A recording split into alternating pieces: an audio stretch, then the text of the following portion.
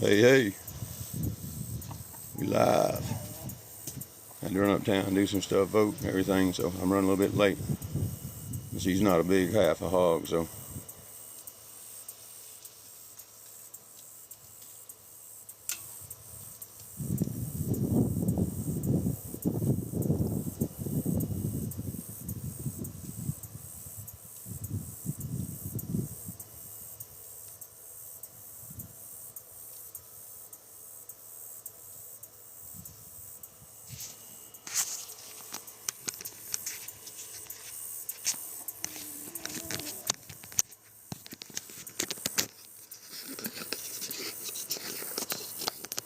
See how y'all looking at the fire. Shit, y'all looking at trees. Let's turn this camera around. I got to put this hog on and then I can sit down and talk to y'all.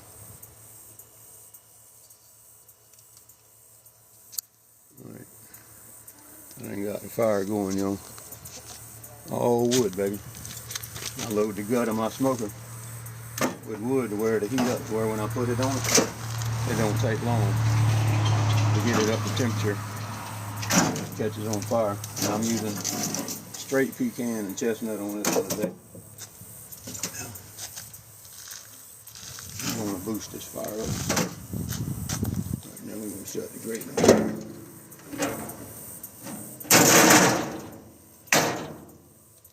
Let that get a little hot.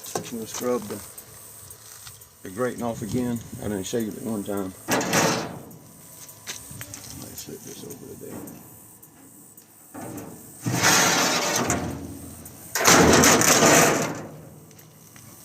Ow, shit, that bitch is hot.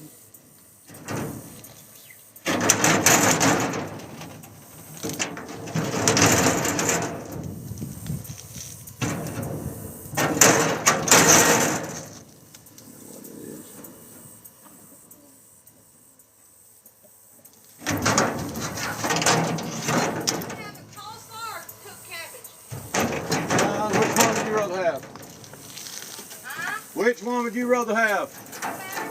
Don't matter to me. Coleslaw. Coleslaw? Yeah. That's fine. Can't make it, it won't go in. Make it go in. Put some grease on it. Hot toy.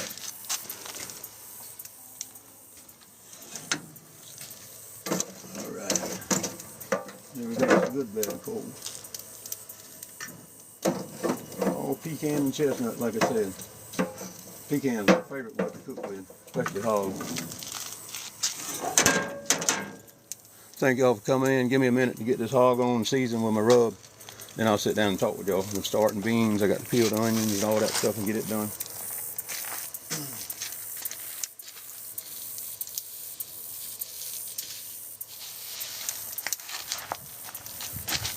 It's not a real big hog, y'all. It's about 60 pounds total. 30, so it won't take all day to do this. We're gonna roll this joker 400 or so. My son's daddy, little daddy, called me and said he had a hog. Brought it to the processor. Brought it down yesterday. Been in the cooler for a couple of days. Spray my hands. Get some of this junk off of it.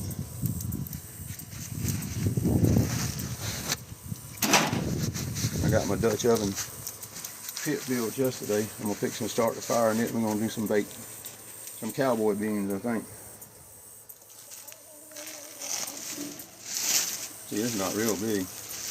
I told him I didn't want nothing over about 120 pounds. The dress is out at 60, about 60. The bone and all. Let's see if I can get this.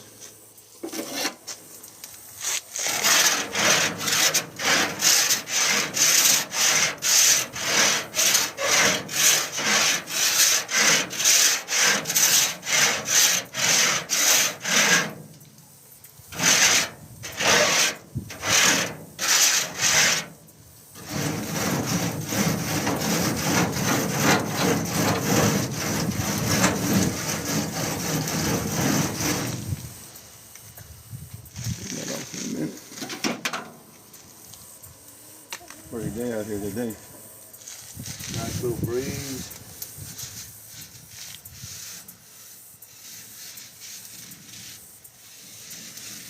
That fire's done got hot. That'll be for future fire. Right, we're gonna set this one. That's a hind quarter and a piece of pork tenderloin.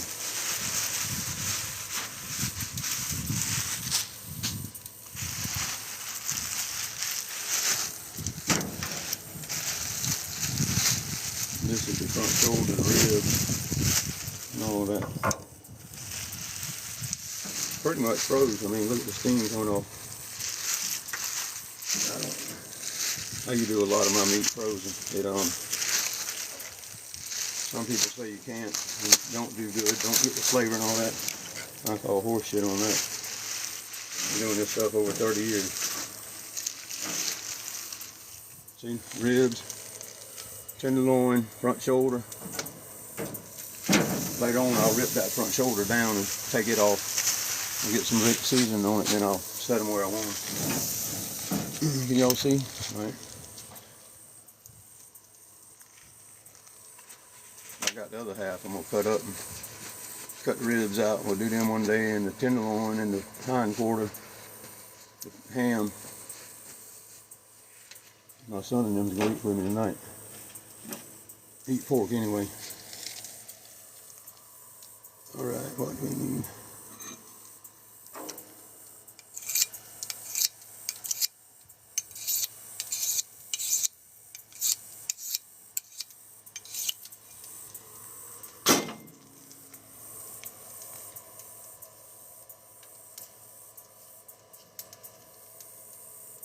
Some of these unlevel parts. Fat off of here.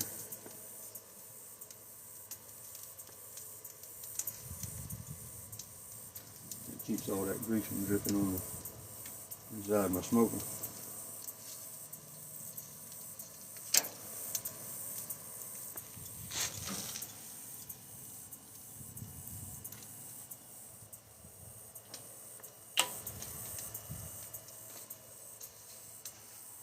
Alright.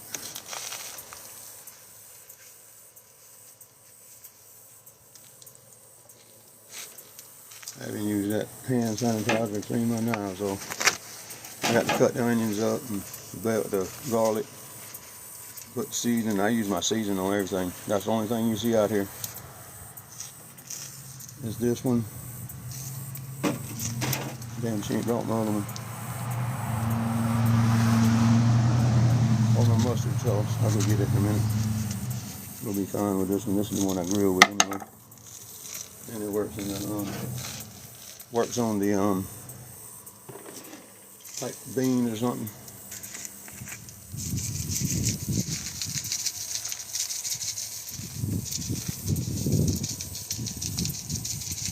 I don't do a lot of, and I don't cover my stuff up with seasonings. I like smoked meat. I don't like covered meat with any rubs and stuff on it. I like to taste the meat. Then you add my sauce on top of it with the smoke. This is my second swamp dust. This has a little bit of sugar in it and a few other spices in the first one. First one you can fry with it, you can bring it to the smoker. Either one doesn't here. Burn a little bit if you get up over past 350 in a frying pan. But on the smoker it don't caramelize it.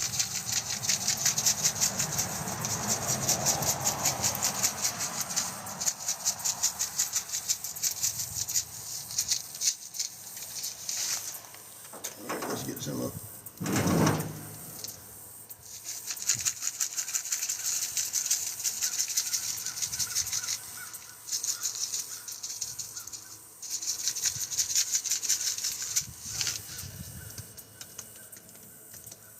Pat her in.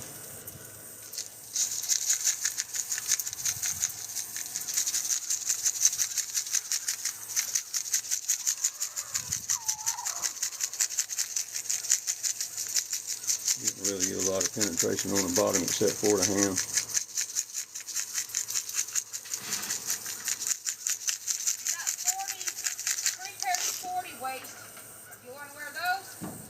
Maybe I can. I have to wear a belt and tuck them in if I wear 40s. 34, 36 is what I wear.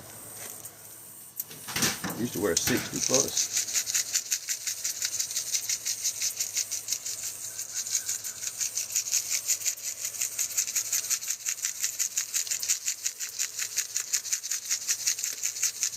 Everybody hollers about this membrane. I don't worry about it. It holds the ribs together when they're good and tender.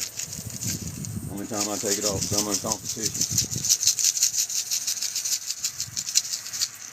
I've been able to do that in a few years. He's back. I'm back. Alright, y'all see that's as much as I'm gonna put on it. Give that a minute for this salt to sink in. Now sea salt that I use, I don't use no table salt. After I had that surgery, I try to do everything as healthy as I can. Alright, lay her down right here. That thick part right outside the fire. And this right here outside the fire.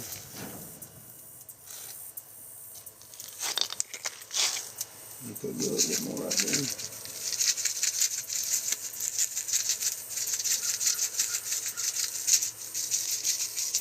Alright, go to sleep, baby doll. We'll see you in an hour or so. You see, that's my second rub. It'll do in the frying pan, like I said, or cast Dutch oven, whatever. Just don't go over 350 with it. So that little bit of sugar in it will stick to the bottom of the pan. Now my first one, shit, you can roll it. That's what I did on them ribs in the Dutch oven last night. She went to take them out. I had to lay down. I'd come out here and I showed you this area I cleaned up and got a rock down and raked under this magnolia tree. This is going to be we planted this thing when I was a boy. Now I'm building me a 50-foot radius around it for a cooking area. Got my pit over there to go out here at night and build a fire in that. Got this open pit here for the cast iron Dutch ovens, the cast iron frying pans. I love the old school cooking. I love to cook with fire, wood. Don't mess with charcoal too much. I've always wondered why. Let's see when I taste it anymore.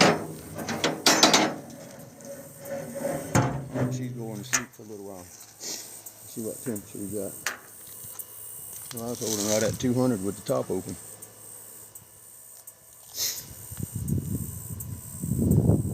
Open the door and let it start cooling a little bit. Oh yeah. Put this old big chunk on there.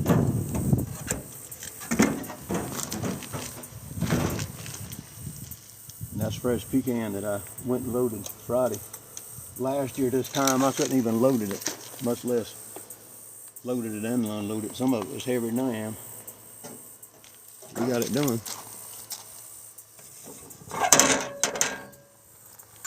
Let's see what tent we're building.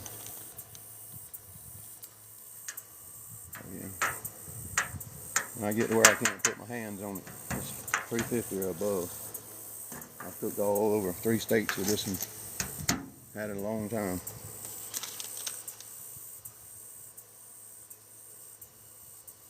Usually, if it was a bigger hog, I'd like this end, that end, and the middle. And it swirls in the drum and then them cook through that. Where the smoke's swirling, it cooks through like a microwave from both ends. I can make meat fall off the bone with it, if I want to. I don't like mine falling off the bone. I like mine when you get that bite, it's like competition. Got some peppers over here we're going to do after a while. As a matter of fact, I'll get a few of them and put in this. Let me spin y'all around a little bit. Let's see if I can leave a comment or two.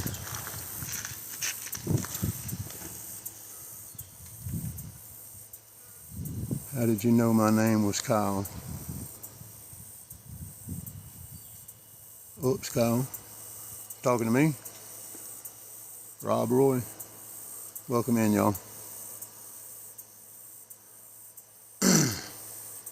I've been down for a few days with my voice.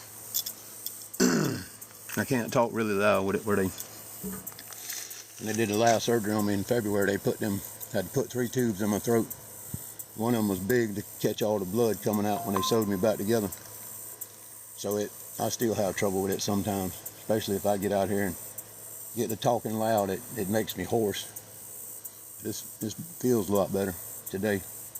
Last few days has been, that's why I did the videos yesterday with just the pictures. It was hurting to talk after I talked a little while. It was like I was choking, but that's fine. And I got my mop out here, and I got mustard, just a mustard sauce, Island Blast, cherry pineapple, one I just made. I'm testing it today the first time. Pineapple mango. I hadn't even made the label for this one, but this has got a little, well, it's got some heat to it. But I shut that heat off after you get the bite. You taste it. The heat comes. It don't make you sweat. It comes, and then it dwindles out, and you taste the smoke and the, the sweetness of the fruits. Pretty cool. Island Blast. It's doing good well.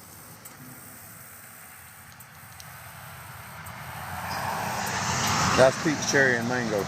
That's test one. Nobody hadn't really tasted this one here. It's thick, but it's got a little heat to it too.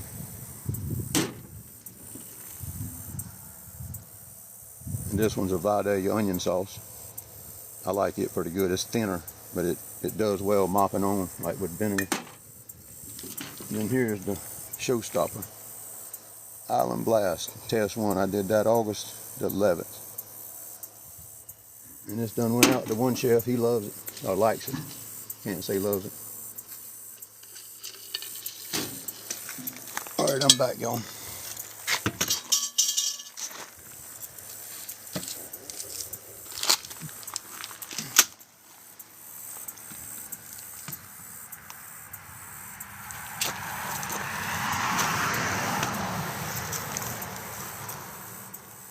Let me get this ready and I'll sit down and talk to y'all.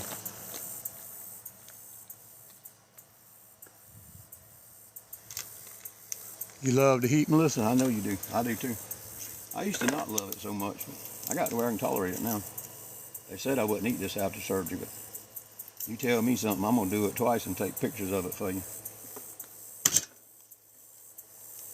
That's just the way I am. I'm still recovering all from that surgery. I can tell, like yesterday. I got here pulling these rocks up where I made this cast iron thing, and they've been in the ground probably 40 years. I made this flower bed for Mama way back when I was landscaping. Had my landscaping business. They've been here a long, long time. But I had to pull them out. They were stuck in the dirt, roots around them on the bottoms. This big magnolia tree. I got it up, got them up. I didn't quit till I got it in. Sharon's like, damn, you went a long time. I said, I'm getting it done today. Tired of talking about it. Got it done. That's what I like about having chickens around here. I can throw these scraps down, they eat them, and what they don't goes into the garden. Right across the smoker right there, I got basil and tomatoes and okra, and I got peas actually growing. I looked on there yesterday, I got just about enough to make a mess of peas. I have to keep the chickens out, and this is a Vidalia onion. There ain't nothing no finer than an onion to me is a Vidalia. I'm gonna put it on with the pork. Got a yellow one out here. That's what I like to season with, my yellow one. See what I do with my scraps? Right over in the garden. I couldn't get in the big garden. Well, I did and planted it, and the damn deer eat everything I had. Which we fix and take care of that problem too. That crossbow works miracles. They don't want me shooting them big ones around, the big guns around here. I got some right at your windows at the end of the road. Well, my brother does. I don't. Mine got lost in a duck hunting accident.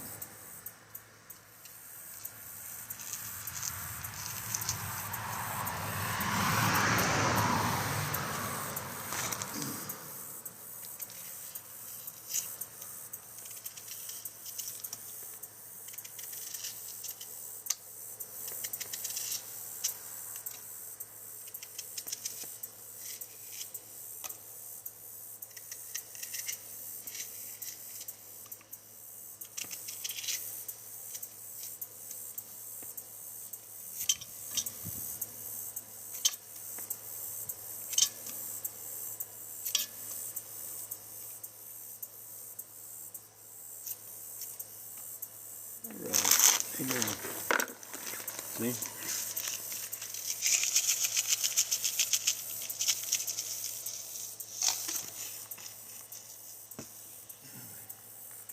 Little shot of vinegar.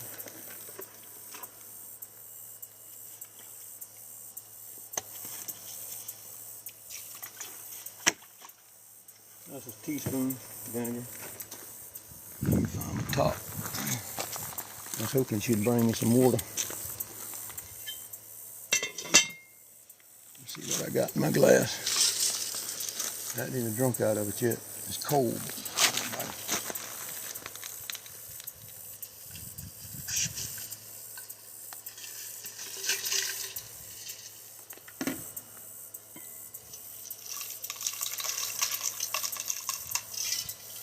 Buddy was supposed to come help me this morning, but hadn't seen him.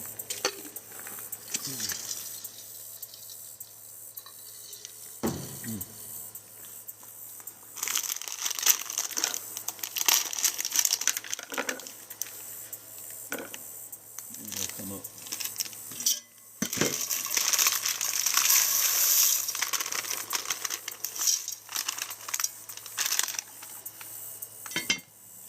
Get this hot. I got to get this fire going over here under this thing. I got I'm doing this well.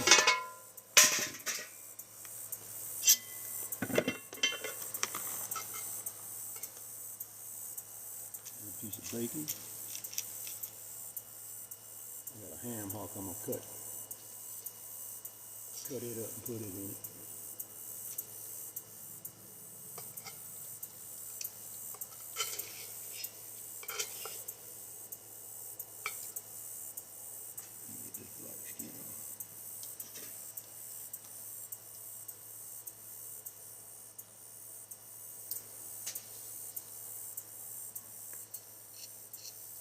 I love the skin. I don't know why. Me and my sister used to fight over it. My mama would make stuff with the skin on it. She would, I want the skin. And me and her, we'd actually fuss with each other about who was getting the most skin. I miss her though. That was one of my best cheerleaders. Her and my mom.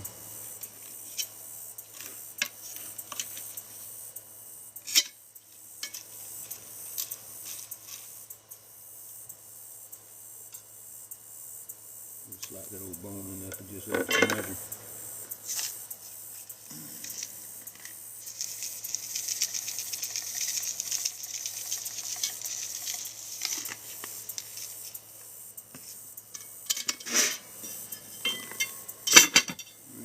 Sit right there a minute. Put the top on this big pan. I'm gonna do sweet potatoes here in a few minutes. No use to put them on right now because they'll be done for everything else.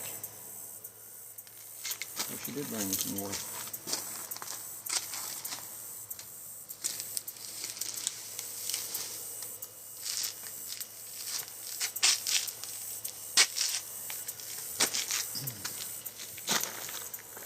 Fill mine back up with that.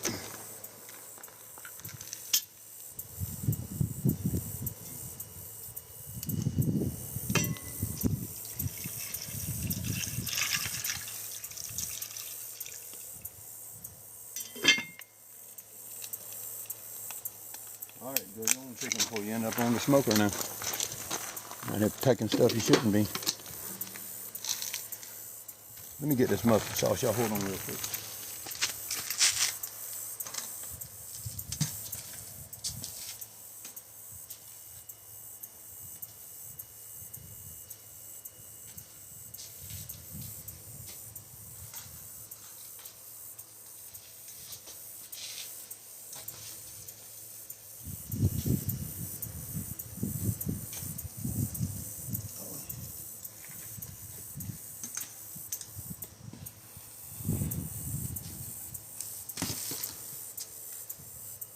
Water hose down. Here's the other sauce. Just a mustard sauce. We're going to try that one out today. And then the other one I got for Taylor's the brown one. I was going to send that one, but anyway, hadn't sent it yet. Money's been tight, boy. We lost 2 freezers after the storm. 2 refrigerators full of stuff. Catching back up though.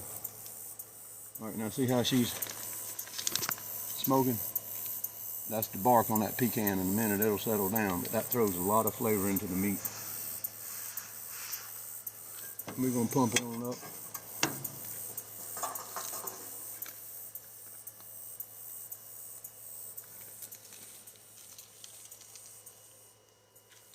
I must have broke this smoker, this temperature gauge the last time. Which I don't need it anyway. I very seldom use them unless I know when meat's done.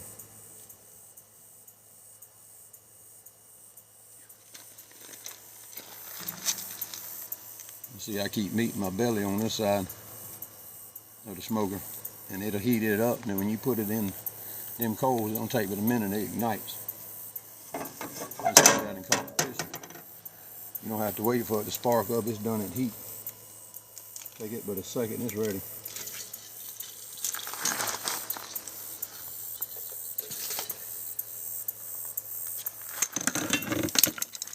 Damn.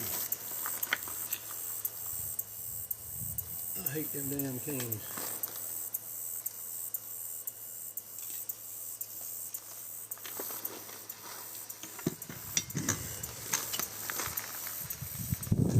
Got a good breeze out here today. It was hot yesterday, hot and muggy. Clean the blade off. Then I'll sit down and talk to y'all for a few. Take me probably 3 hours, 4 hours.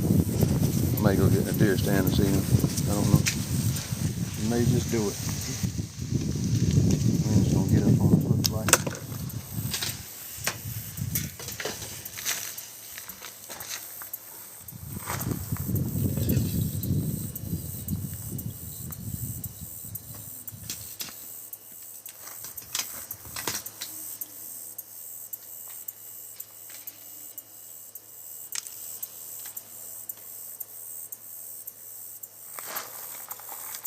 Alright, let's look in here and see what we look like. Just let it see what it's doing. See where I'm gonna gauge it working. Might have hit it with that gauge. She done turning.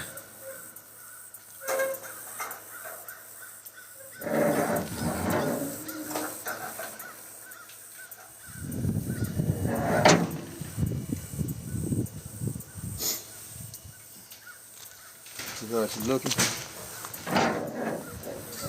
It's starting to get a little color to it. Meat that, I mean that piece there is going to get really hot. So I'm going to start back just a tad.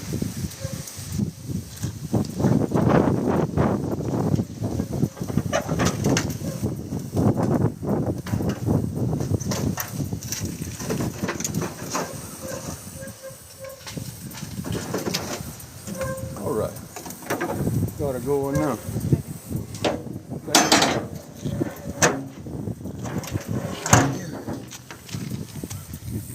These jeans right here, I believe you. If you think I'll wear them, keep them. There are 40. They're the ones that's got the. Where did them come off of my dresser? Dresser? I wear them. They're the Ozod. Okay. I have to put a belt on, but them and the other ones that I used to call them the skinny jeans. They're not skinny now. They fit good. What about They were tight one time. these here? Are 42s? If it's 42s, that's too big. These pants I got on, shorts I got on right now. These are 40s. They look big. They are. These are 42s here. I'd rather them get. I can go buy me another pair. Them people in North. I want to keep them Ozards. People in North, move them from off my table now. I am. In my cooking area. People in North Carolina need them worse than I do.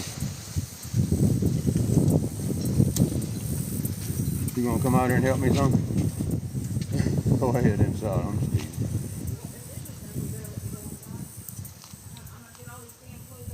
If you want me to do them sweet potatoes when you come back out, bring them. I'm not in a hurry, but I'm gonna start making this fire in the chimney funder there for the Dutch oven. I'll make it big enough for 2. There's a little stainless steel pot under the sink. It's small. It's in that strainer, that metal strainer I bought. You'll bring it. I'll put the sweet potatoes in it and not let them touch the bottom of this cast pan. Still have that iron taste, but that way they not stick. You know what I mean? I still got to get it hot a couple times.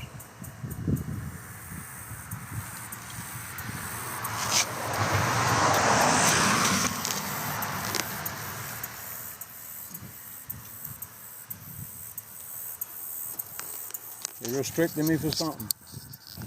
Some bitches.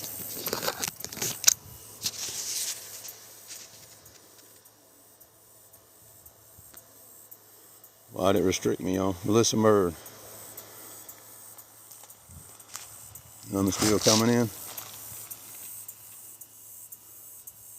Like I got smut on my nose. Might be why they're restricting me. See my little pit thing I built, y'all? I dug down an old flower bed out there. This way just going around.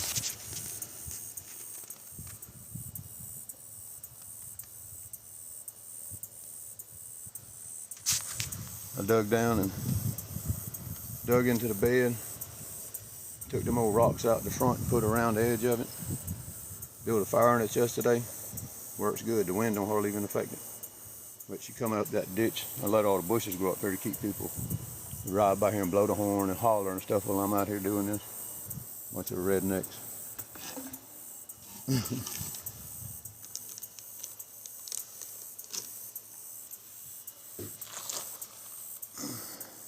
So how's everybody doing today? It does smell good. I love the smell of barbecue, Melissa. I did it for a long time on the road. Traveling, meeting the bands, cooking for them. I have to open that belly on that beast and let her catch that last piece I put in there. It's real seasoned, so. A few minutes that dirty smoke will go out as it's coming out straight out and rolling up and coming right out the stacks.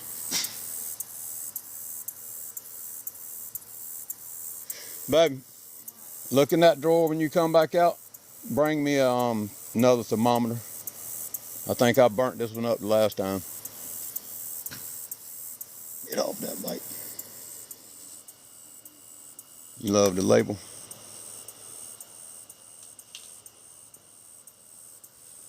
You did 133 pounds yesterday. This one was, I think it was 120 pounds on the hoof. It dressed out about 60. I don't want one. I'll take one 100 dressed out, but any more than that, it's so much fat and bone and everything. That's like a young deer. I'd rather have a young deer than I would an old one. It's just better eating to me. I try to eat all the protein I can, so after that surgery I have to. But I've been doing great. I gained 6 pounds. I had to eat to do that, I'm gonna tell you. You have that switch done, you can't hold much at a time, so you have to just steady eat every hour, every 2 hours. I'll get her to bring me a milk in a little while because I hadn't eaten no lunch. I went and voted and come home. I was kind of waiting on Keith, but hadn't seen him. That's fine. I don't let the monkey stop my show no more. One monkey don't stop my show. And then I got all these. That's a Bradford pear. That's them beeberry bushes. Birds love it. Then I got over here on the other side of the smoker, I got my little garden. Then I got lantana there and up by the house. Butterflies and bumblebees love it. See our leaves starting to change here on that tree right there. When I went in the house, 2019, that tree wasn't but about 20 foot tall. Just a sapling. Now it gives me my evening shade under the tree here. How'd your hog turn out, Justin?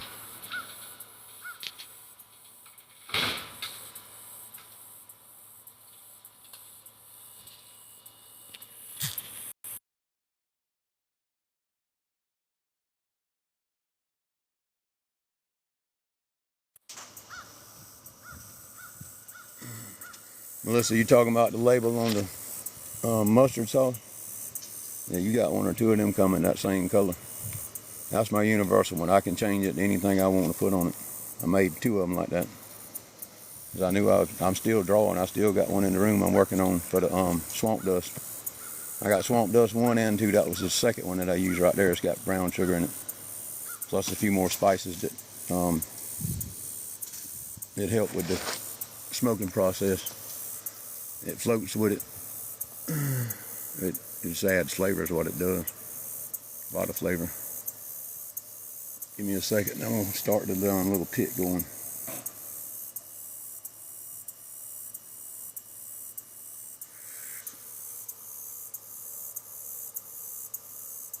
Yeah, that's one of the universal labels I did, because I knew there was going to be some sauces I wouldn't get the labels made in time, fast enough.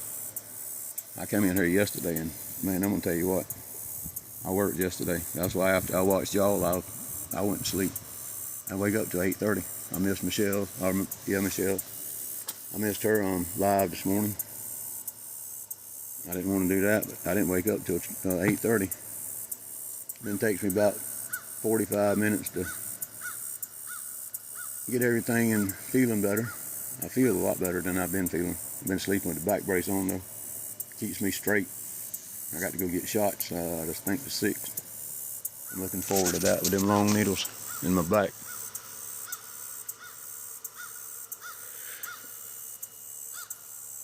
But yeah, the neighbors down here, they know when I'm smoking because it's blowing to the houses. Some of them stop by, especially friends, you know. They'll stop by when they see me smoking. I got to break my big one out. I got to get over there and wash it. I hadn't used it since 2020. That's the big mama. She'll hold 1,000 pounds of meat easy, and 6 sides. It's a smoker, big smoker. I do the Dutch ovens in it too. Nothing like baked beans cooked over open fire, cowboy beans.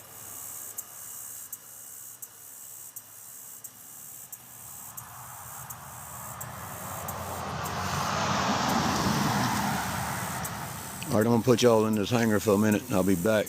Today is Michelle's husband. Yeah, I wish Paul a happy birthday. Was it yesterday? The day before when he said something about it? They were sitting in the car. I like Paul. I'll meet him here soon. We'll meet a bunch of y'all here soon. I'm looking forward to next year. I get to go to Oklahoma for a TikTok creator event I've been invited to. I talked to Bear the other day about it. He's the one putting it on. He's a pretty cool guy. About my same age.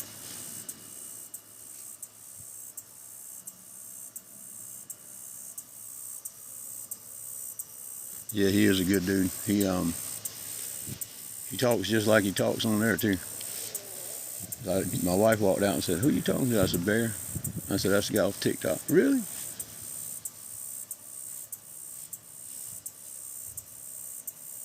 I asked him, was stale cracker coming? He said no.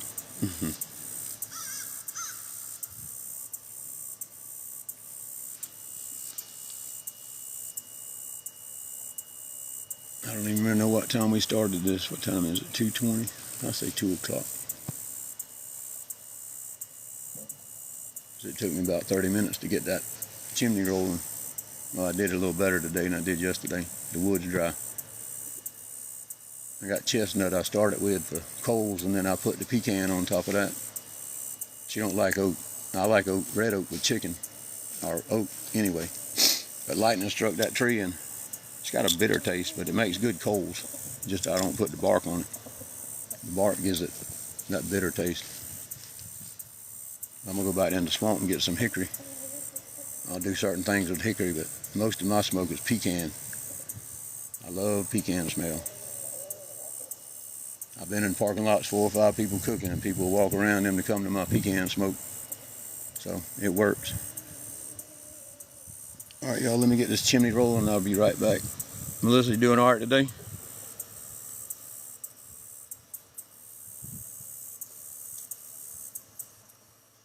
Y'all do go live tonight, right? Last night was the drawing, so y'all will be live tonight. I'll be there. Like usual, I just sit back and don't say much most of the time. drawing labels or writing a recipe or looking at recipes. Or God, I got so many sweets to do for y'all. It's getting close to Christmas. I'll start doing Mama's fudge. I'll start doing the fruit cakes.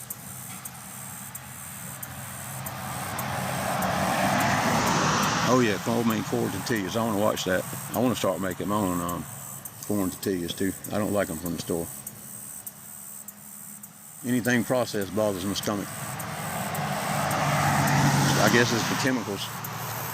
I was talking on live this morning, another guy, he was 715 pounds. He's down to 400 and something. Or he's lost 400 and something. He's still at 350, I think. Anyway, I was telling him about what I'd been through with the surgery and how to keep your blood pressure up and all that good stuff. I wrote all that down. So that was one thing the guy was asking, said, how do y'all keep your blood pressure up? Set them right there, baby, now. See my potatoes? Some big old sweet potatoes, aren't they? We're going to do these a little different today. I'm going to peel them and put them in that big Dutch oven in this. You come back out in a little while, bring the brown sugar and stuff. You ain't got to right now. It'll be a while before I'm ready. You want to do scalloped potatoes? Oh, yeah. Well, I'd rather do scalloped potatoes. Anyway, you can't fight with Mama. 6 Central, that's 7 my time. But y'all, I love this Dutch. That's one of my old ones there. I got I don't know, it must be 25 gallons up on the porch with Daddy's. I got a wood water heater that was put in this house 50 some odd years ago. It was real heavy. That'll be the one I take when I'm traveling. I'm gonna fix it where I can put it in the back of the car, back of the truck. I can take the legs off of it, and then my fish cooker, I can take the legs off it. That's about all I need. Pots and pans, a smoker, and a steamer. I can take a steamer, man. I can make meat half the time, but you do it on a smoker in a situation like that, and it still jam up. I got to do hash. People starting to call for that. Fruit cakes. I do the old-timey fruit cakes, like Mama showed me.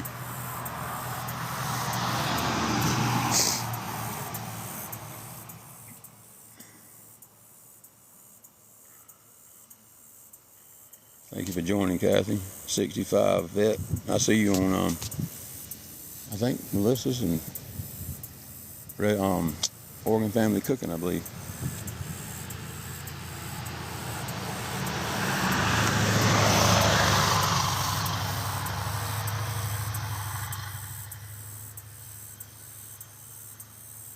That pecan makes a lot of white smoke. It's not dirty. It just makes a lot of white smoke until it gets cold. And then I can put a piece on it, it won't make no smoke.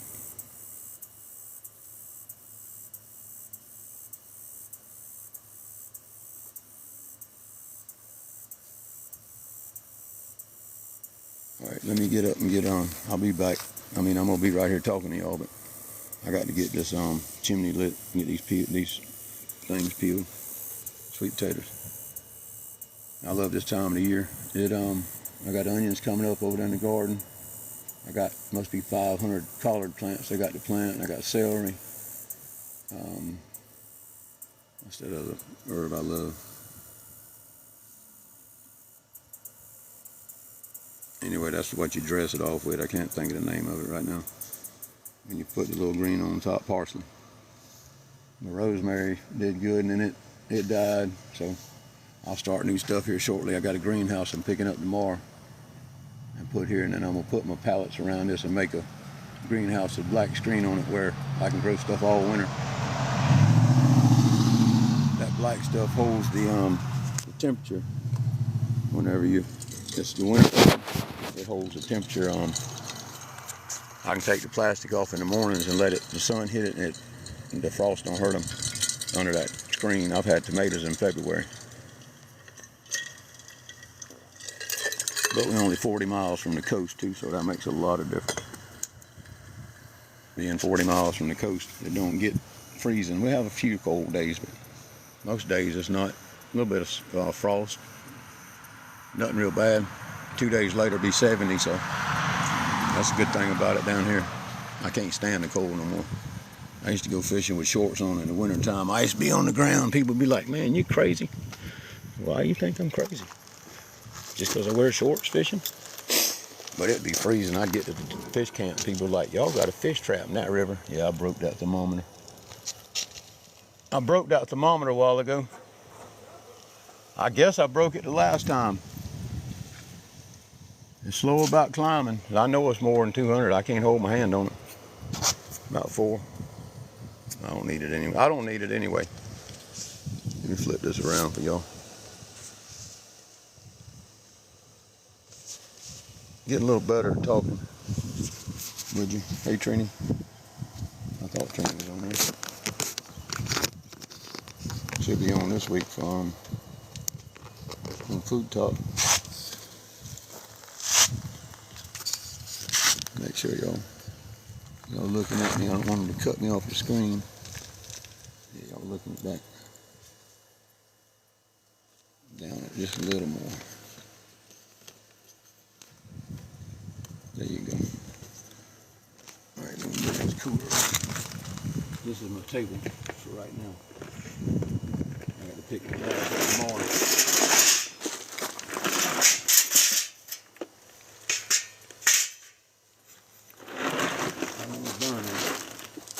More than like a Yeti.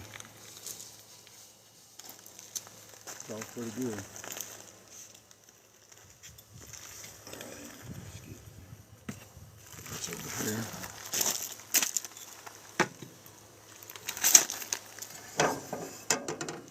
And get me some little twigs.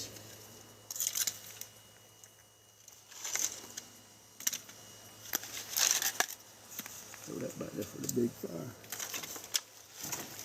I keep my wood up under my smoker to build my fires with. That way the rain don't get them. Because it'll run off just flat and it'll drop straight down. Don't get on my wood. I seen Country chopping wood the other day, or doing wood the other day with a splitter. I'd like to get me one, but I still do mine with that as long as I can. And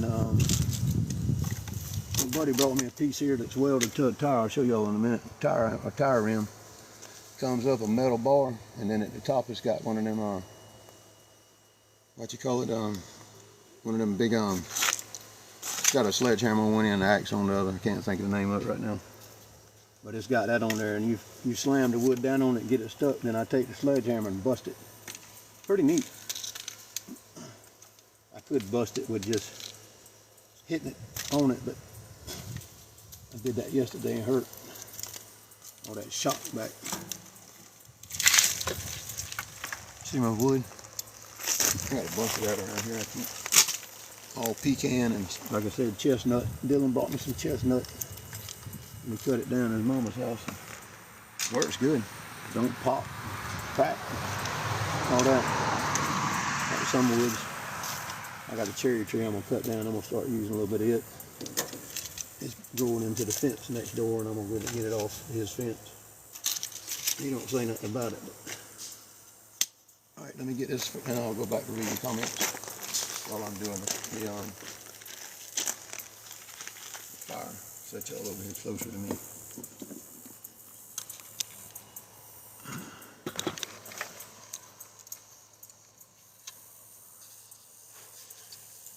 Y'all see the pit? I don't know why this damn thing wants to lean. And I say damn or shit, so if you hear that, you'll hear that.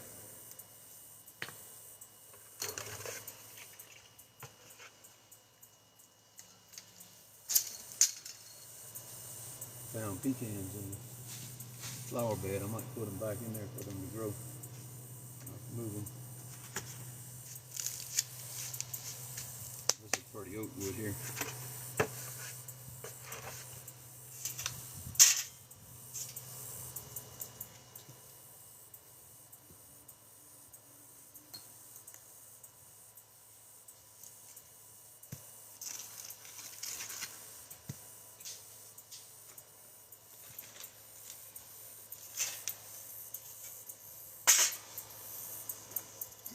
piece of newspaper, a couple paper towels.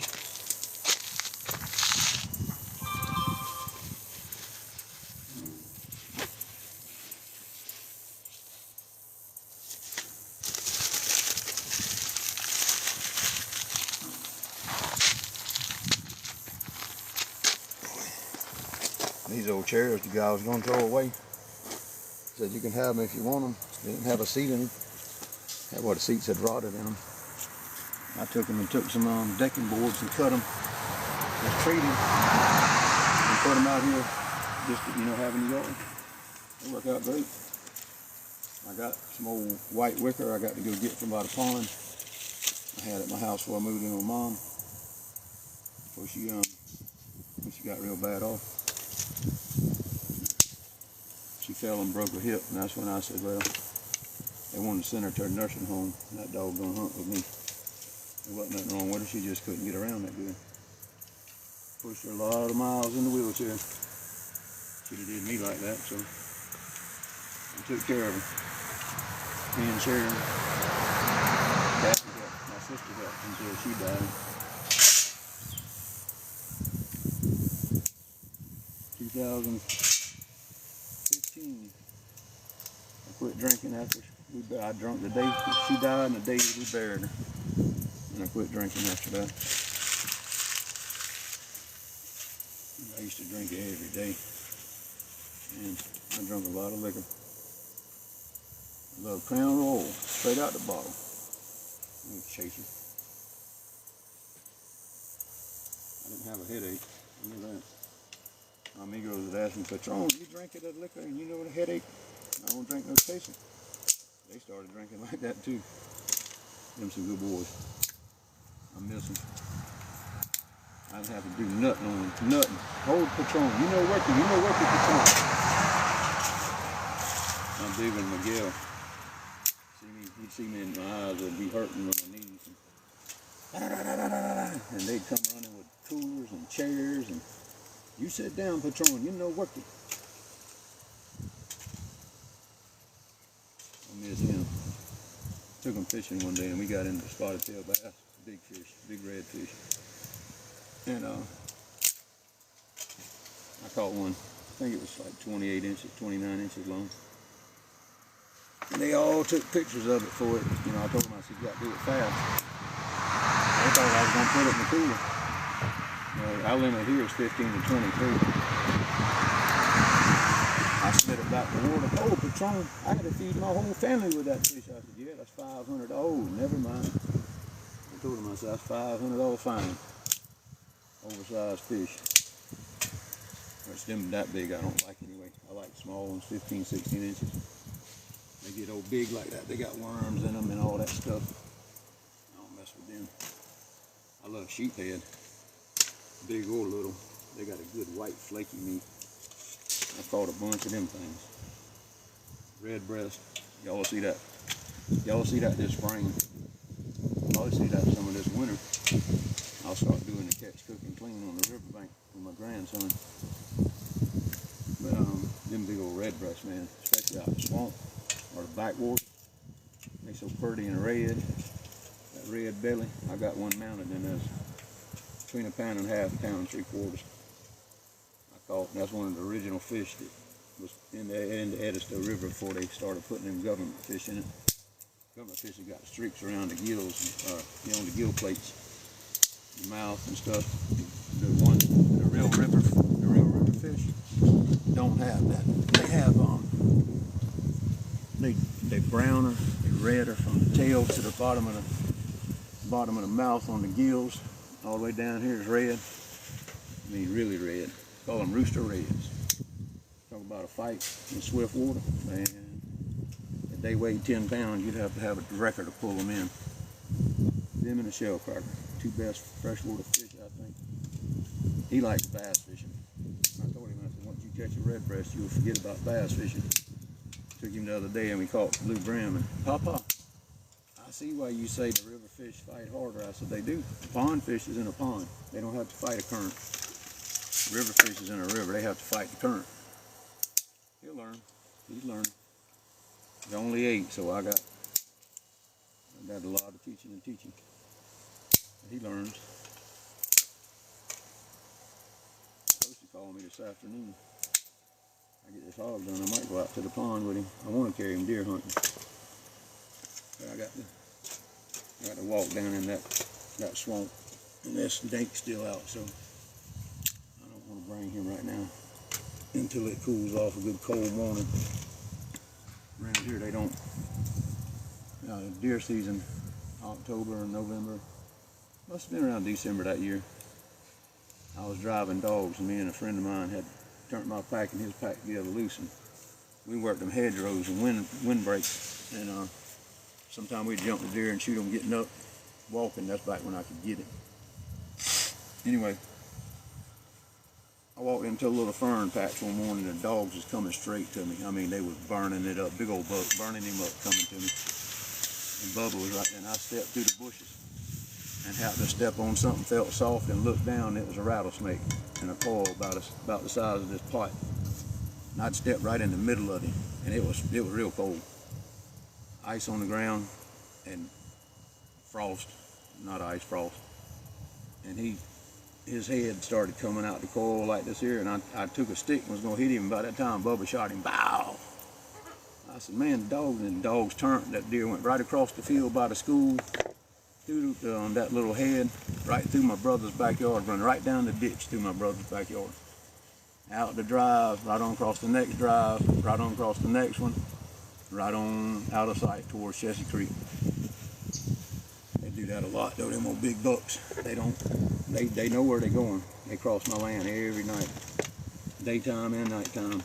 People, I come by your house the other day, there's a deer crossing your garden. It's a big power line. They've always, since I've been a boy. But it was here before I moved here, and I know they've been crossing it for a long, long time. I could plant my yard in ryegrass and shoot deer right here in the yard at night if I wanted to. They come right up on the other side of the shed there. I got a light back there. They don't mind any old doe. A doe and a yearling's doe's got yearlings here. I think she got 2 of them. She kind of stays around here. She don't bother me no more. Used to. I'd done shot her. I made a deal with God 25 years ago. I met a good woman. I'd quit hunting for 25 years. My time's up now, so it's time to deer hunt. I stuck to my word. I was tired of running them old bars and drinking and go to work. I had a construction company. I say, well, I ain't gonna go out tonight. Shit, the next thing you know, we was out at the bar, drink, go to Waffle House, come home, get a couple hours sleep, go to work. I'd get on the machine, run it all day, swearing I'm not going out tonight. 3 o'clock, people start calling, yeah, I'll meet you at the bar, we'll shoot some pool. Shit, I did the same damn thing that same night. Did it 7 days a week for a long time when I was divorced. Mama get on me about it. You paying TD's light bill.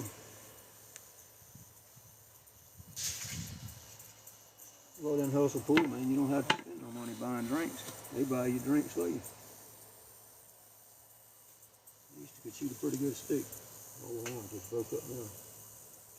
Well, not broke up, just I still can do all right. I'm not gonna bet no $100 no more. Win 5 or 6 games, they get mad with you and they want to fight and all that. You wanted to play. But that's how I start. Y'all see I broke all the sticks. That's how I start my fires. Very seldom do I use charcoal. If it's wet, I will, but very seldom do I use charcoal. I use straight wood.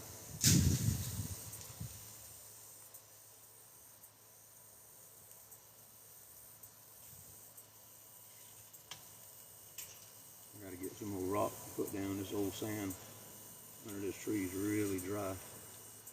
I usually wet it down and stuff before I come out here, but I didn't today. I still want to put this rock, then I'll wet it and it'll seed it. It'll stay.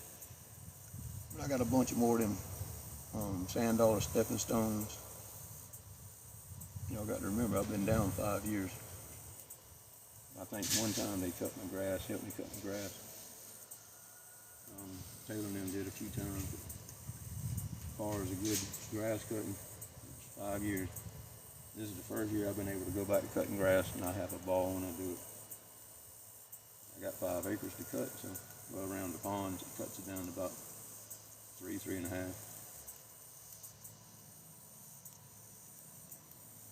I dug them ponds, designed the bottom of them, stumps and stuff for fish to hang around, canals through it where the deep water where they can get down in the cold weather.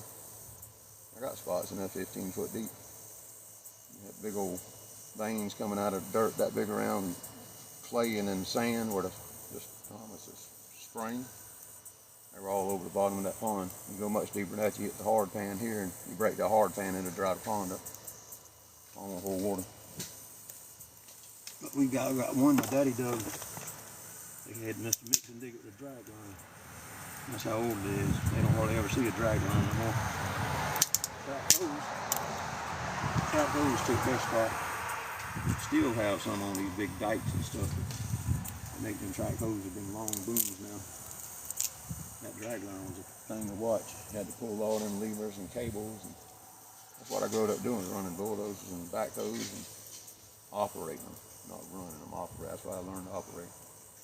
They put me on one day, I was about 9. Daddy said, don't you scratch no trees. You underbrush this lot. My brother's right there close. Another machine. And I learned how to operate. My brother taught me how to drive a truck, 3-speed truck. I drive to work, go to work with him. My job was to pick sticks up, fuel up, grease the tractor, clean out from under the tracks. If he got in the yellow jackets, drive him home. That was my job. And, man, I rode many, many miles on the side of that bulldozer. Could be something what's wrong with my back, because that steel toolbox. One side that was on the steel and one side was on the little armrest. And I'd put one leg on the bars of the dozer that come up on the sides, the cylinders. And that's how I rode it. A lot of days I had to pick it up so a snake being tangled up in the tracks. I hate this damn thing.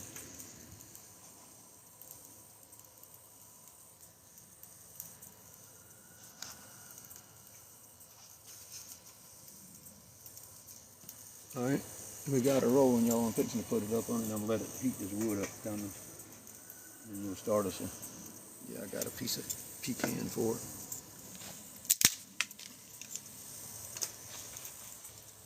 Pretty pecan.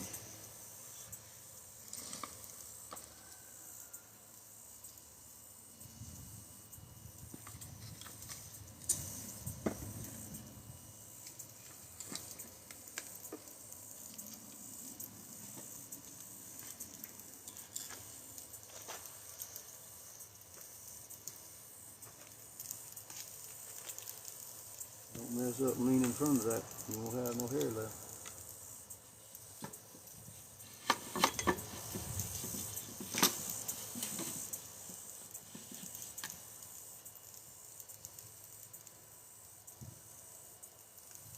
Oh yeah, she's getting it now.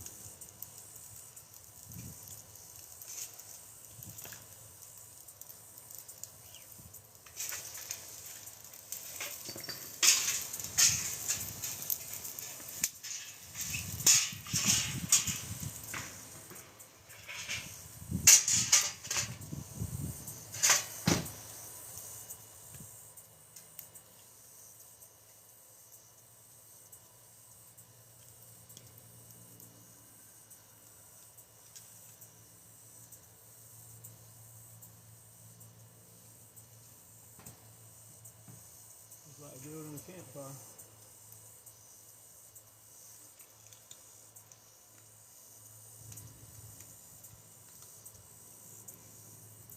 I'm not gonna put that, that's too solid.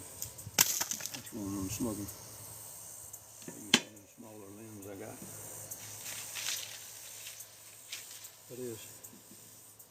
Oh yeah, she's ready.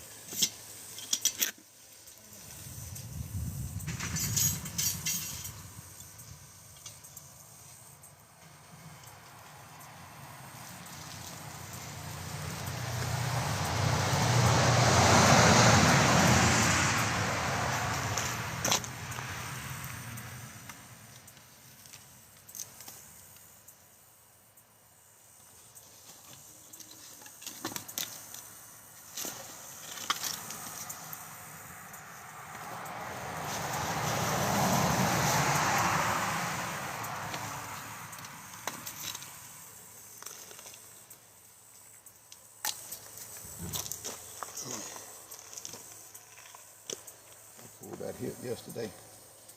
Out here messing around, picking up these big old rocks. It's fine. Just makes it stronger every time.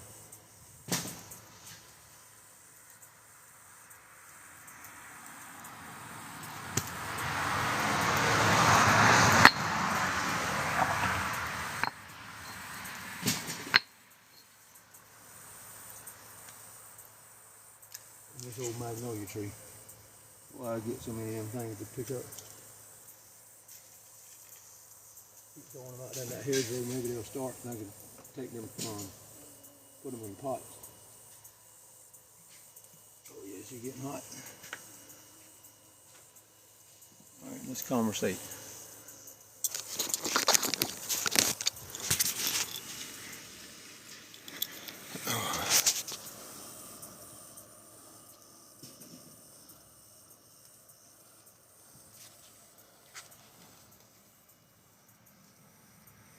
Hey Trini, welcome in. You still here? Man, done 6,000 something view. See my little fire in here? Let me switch y'all around, y'all. I'm getting used to this. Roku is a little different. You mess up, you can come back and correct it. Hell, I mess up, everybody does, so. See? But that flower bed, like I said, I made that for Mama years ago. Had that bird bath in it. Vines growed up around it and got lilies and stuff coming back up, so I didn't bother all of it. All them me and her planted, so they come up different times of the year. She's still around. I feel it when I'm cooking inside using her stuff. I can tell. You're a mess. You won't follow a recipe, Kyle. That was one of her favorite words. You won't follow a recipe. I don't, Mom. How do you think I made this stuff? I didn't follow a recipe. I took her hash and redid it. From Brundrick stew, I made a hash out of it, but I'm planning on filling out the papers and cooking that in January for Brundrick stew championship in Georgia. They wanted me to cook November the 2nd at the big pig jig. I don't think I'll make that. I don't think I'm able to stay out there 2 days.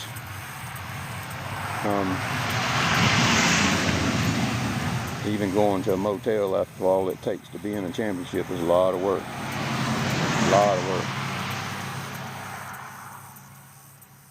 A lot of places won't let you cook like I cook with the wood and stuff. So my man told me, Barry, he said, you can cook on the ground, you can cook in a smoker, you can cook however you want to cook. That's my kind of cooking.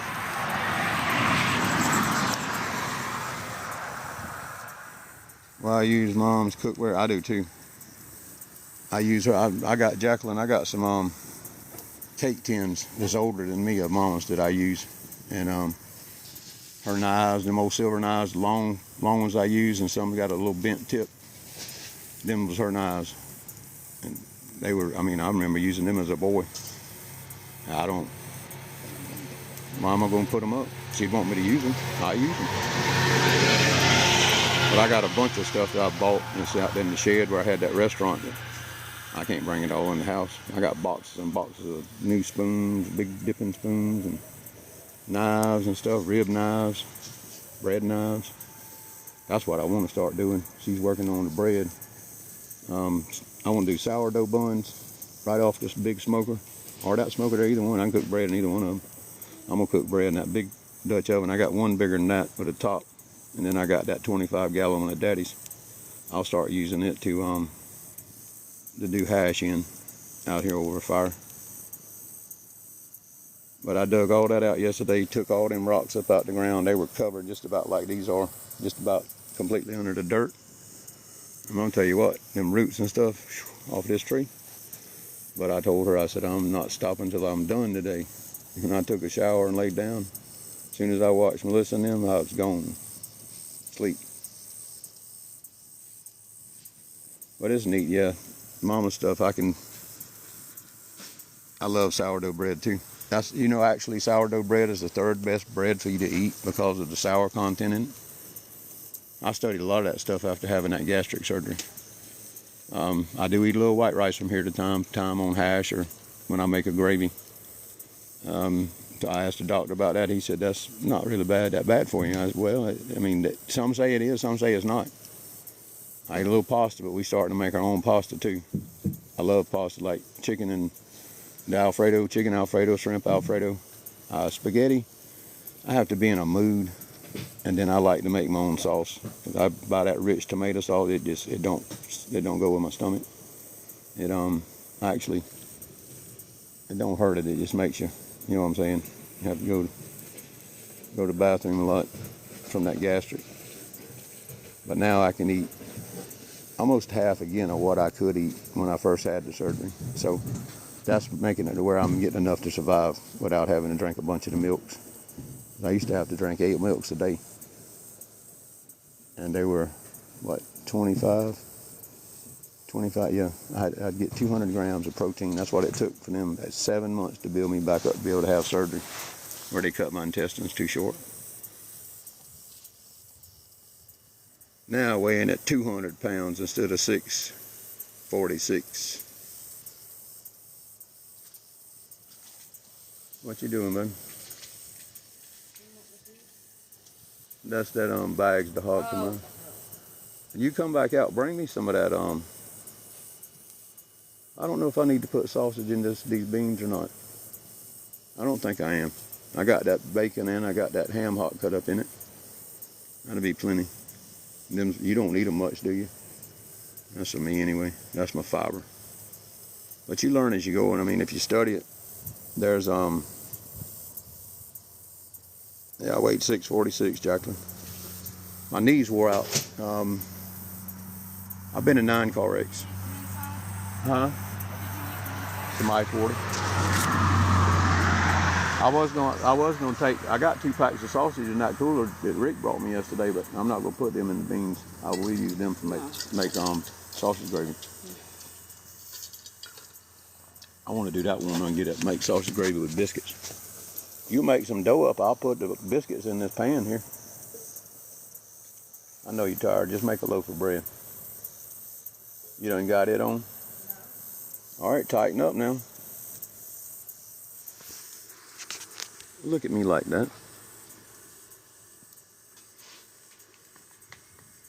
She's been with me 30 years, y'all.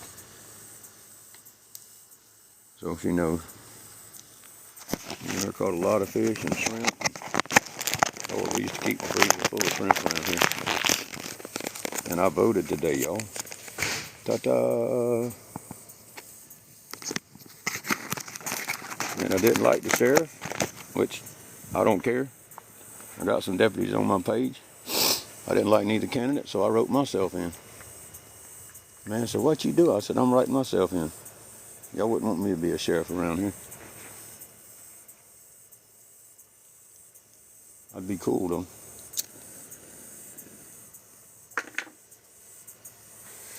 So much is anywhere you go, small towns, in big towns, to corruption and all that good shit. Anyway, I wrote myself in. I went to, before I quit drinking, I was at the Christmas parade, and they come by, and oh, you weighed 320, Melissa? Yeah, go on, baby. Sharon she's losing now. She started listening to me about drinking all that tea, and I do have to eat sweets. All right, Barney, go on now. I do eat a piece of cake. My dogs love pound cake. I do too. But I get maybe 2 bites. She'll quarter the cake. She'll take a quarter to her room, and I'll quarter to my room. Well, I get maybe a slice, and the puppies get the rest. I got Chihuahua and Jack Russell mix, and I had the old man that started all this, him and the woman, the dog, female dog. I had him 15 years. He'd go to work with me, he'd go fishing with me, he'd go sit in the truck at church until I came out if it was cold. And all I had to do was lay my coat down. He'd get right on my coat and go to sleep. He'd go fishing with me in the boat at nighttime, catfishing. Be out here, he'd be laying right here by me. He was my taste tester. Man, I cried when that little fella died. 15 years I had him. Pictures of him toting fish around the boat, flipping them up in the air. He was a little barbecue buddy. Now I got his son. I got to start letting him out, but these people fly by here so much. It's 35-mile-an-hour speed zone. If they not hitting 70 when they come by here, sometime they ain't running a mile. Now I done told them, you hit one of my dogs, you hit a kid. That ain't a need for the cops to come. It ain't gonna be good. I had 35 ducks when I went inside. I got 2 ducks left. They were killed in this road. Didn't even slow down for them. Just hit them. Poof. Drive right on by. That's fine. Payback's hell.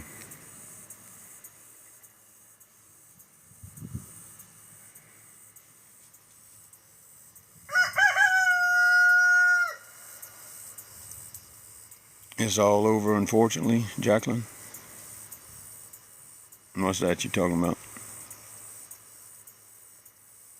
Hey Pam, how you doing? See the fire's coming down. Let's check this pipe real quick. I got to get some more wood on it and check my hog. Boy, the knees can tell I overdid it yesterday too. I got out here and I burned it. I like cooking on open fire.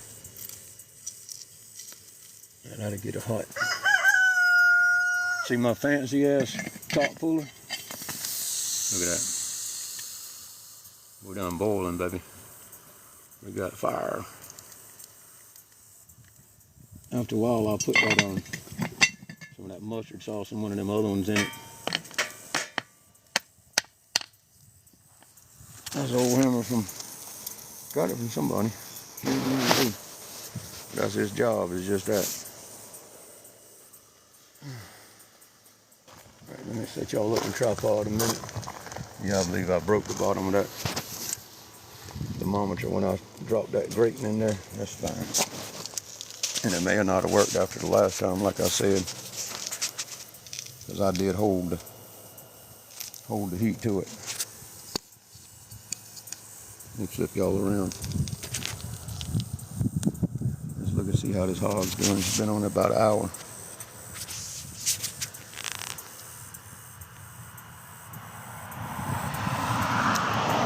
Yeah, I have to eat my beans, Jacqueline. That's where I get my fiber, and then there's a lot of protein in them, you know that. I love them and eggs. I lived on eggs for about 4 months after I got home, after they sewed me back together. Look. See how pretty it is? Starting to get that color. Can y'all see it? Shit, I turned y'all the wrong way, didn't I? Y'all looking up in the tree. Is y'all drinking or something? There you go. Look. Done starting to turn.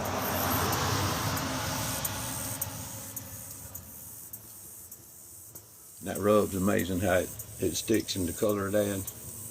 And that pecan wood isn't no joke. We're going to let it roll open for a few minutes.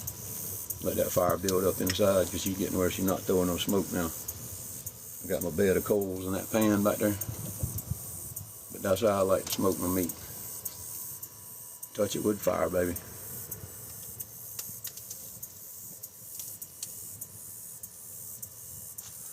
Let me take my little probing stick. Hope I didn't burn it. I know I didn't. I don't just remember where I put it at. I got one right here work. But I season them sticks. I put them in here and season them. Where they be hard. And I try to keep them. I got several sitting right over here that I bring wherever I go in case I need to pop the lid up, the grating up or whatever. Let's see the fire.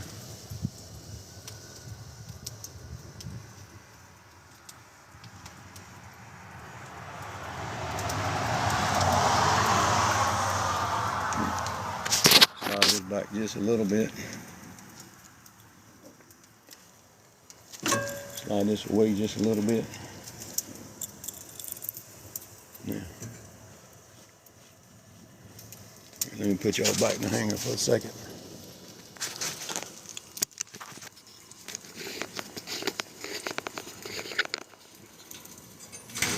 A little bit more.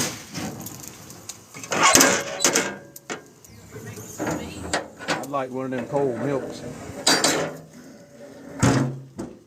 I don't want nothing. If I'm gonna eat this tonight, I'm gonna eat beans and barbecue.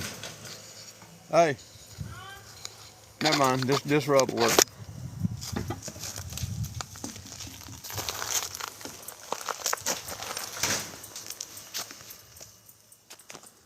So what my plan is, y'all, can y'all see? Right here, I'm gonna build me a rocket stove, which is made out of brick. It comes up, it's got a hollow, you know, like a chimney in it. I can set Dutch ovens, whatever on top of it, and the hole at the bottom, you feed it wood. And then over here, I'm doing a brick paver right in front of the tree on that side. I'm gonna put that outdoor, whatever the hell you call it. You can build your fire in it. It's supposed to keep it from, people have to use it when they got HOA. I don't have HOA. Well, we do, but we don't. There's people that's nosy as hell around here. And then where I burnt them leaves, I'm gonna sort through all that and get the rocks out from the driveway. And all that'll go out here and then just to feed all this here. The ashes is amazing what it'll do to them. But this thing was what, 6 inches deep or so with leaves out here. Magnolia leaves when we started cleaning up. All out here. All around this tree and all where I'd been inside. I want to plant over that. Them damn chickens keep digging holes. Sloughing in the mud. You want to get it on camera? Hello.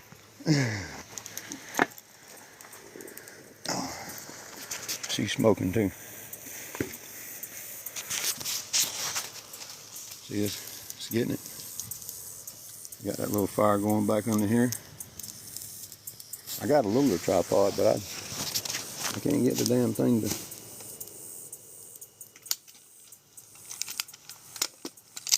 stand up straight. And I know it's just me being ignorant sometimes. Somehow it flips over. I had one, I don't know where it went. Then I got my big camera. I was gonna bring it out today, but Keith ain't here, so I don't know what happened to him. Kind of helps when you're doing 2, 3 of them.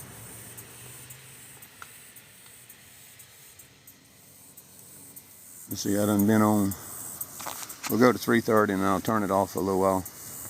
Then I'll come back when I might just straight tape hell. I'm supposed to do 3 hours of food talk. FTTV, I mean. So I may just sit here and talk to y'all. Probably what I'll do. Keep from getting bored. Keep y'all on the fire. Check them beans again here in a few minutes. Let's see, the wind is blowing here. You see the bushes and all moving. But it's not really blowing that fire. Coming straight up. Now I got some more of these schoolhouse blocks. They're real thick, heavy. I'll get them from down there by the pond and bring, and I'm gonna put like 2 here and have the sides. That'll be 1 stall, 2 stalls, 3 stalls, and I can run one through the middle, and that'll give me 6 bays. I can put 6 pots on here when I get it done. It's not done right now. It's just I've got it propped up.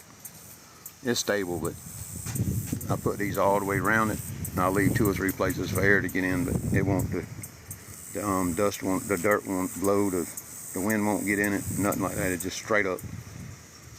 I got fire bricks. I can make the walls. I'm gonna put fire bricks in that rocket stove, because I'm gonna probably 2-layer brick it around it. Come up around outside with brick, and then the inside I'll bring up, you know, with them standing up soldier style. I laid brick and block, so soldier style to hold that heat. They give it a soft heat. It can get really hot and it don't crack and blow up. I've seen cement just big old holes pop in it. But these old granite rocks here, you can get them hot. They won't blow up. But that's not enough heat being in the middle to even affect them.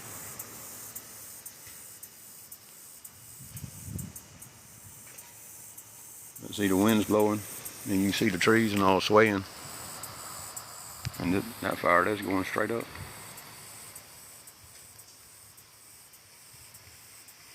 When the colder it is, the more I love it. I can light everything around me. I stay warm. I've been around them in the music events, and people would come up there and stand by the smoker. Why are you so close to it, Mr. B? Man, I'm freezing. I stay right there by that big smoker, 400 degrees. I didn't get cold. But I like to see them artists when they bite into the food, taste it. They're like, oh my goodness. Appalachian Don. He's a cool guy. Gotti, he popped in the other day. Last time I was out here cooking. Shotgun Shane.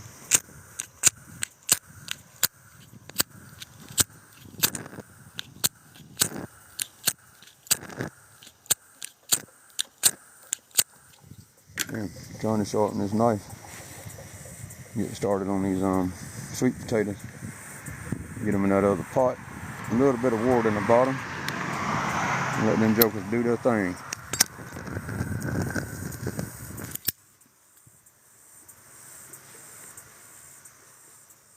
But once I finish this, it'll be pretty nice. I got a gate to go up there between me and the shed down there. I'm gonna put in the ground just whenever I go somewhere I can pull the chain through it and lock it. But I got family. My brother-in-law lives there and my niece lives there. And then my buddy over here, he's a paramedic. And then Gerald and them's on the other side of me and my son's behind me. So you don't mess with nothing around here much. You do, you might not drink water no more.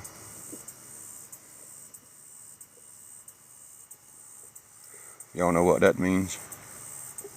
When I was down, I couldn't get up, man. A lot of my concrete tools walked off. Tools, hand tools, bull floats, sledgehammers, picks. Got legs and left, axes. Got legs and left. I see that steam, that Dutch oven starting to spit out some steam. She's getting right. I got about the right height. But I'm gonna put me a piece of rebar on that side and a piece of rebar on this side, and then one across. And then that way, if I have to adjust my height of my pots, and then if I need to, I'm gonna fix it where I can put a piece of tin around it if it was really get bad, and bring it up about 2 foot around the outside of this, up. And that'll block all your wind.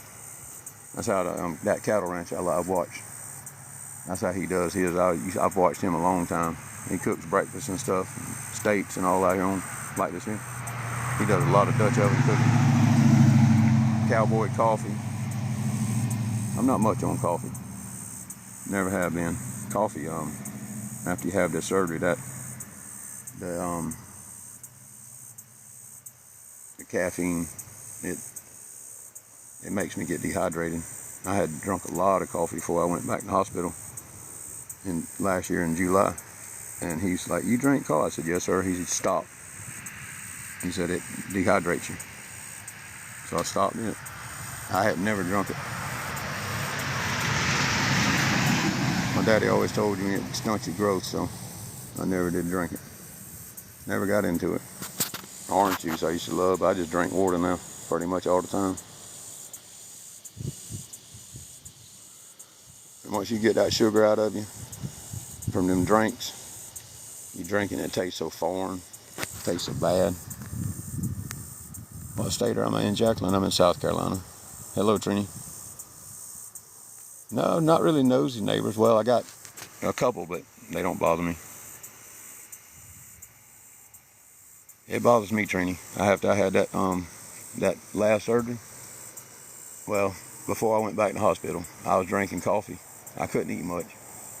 And like I said, they only left me 8 inches of intestine in 22. Exactly a year later, I went back to the hospital in June, 4 days, and they should have put that feeding tube in me then. They sent me back home. Well, I went back in July to have my gallbladder taken out. I couldn't even pick my head up. I fell in the floorboard of the truck getting in, and my feet, I wear 14 shoes, size 14s. They got trapped between the door and the seat, and man, it was hell getting out. I had to get the paramedics to come help and get me out of there. I didn't weigh much, but just the way I was laying. Get to the hospital, and he's like, man, I don't know if you're going to make it or not. And that's something really to tell somebody. I told him, I said, I'm not done yet. God's not finished. I promised my mama. I don't have time to die right now. What did you say? I said, I don't have time to die right now. And I'm in it. I've been live 90 minutes. Well, Trini, I wish I could drink coffee. I love that with the, You add it to it. It's a creamer. Shit. It's really good. I'll think of French vanilla and caramel. I love them, but man, you talk about catching a buzz after you drink it. Ooh. I love the buzz, but I don't love how it does me. But I don't need nothing really to. I sleep good. I'm ready to roll.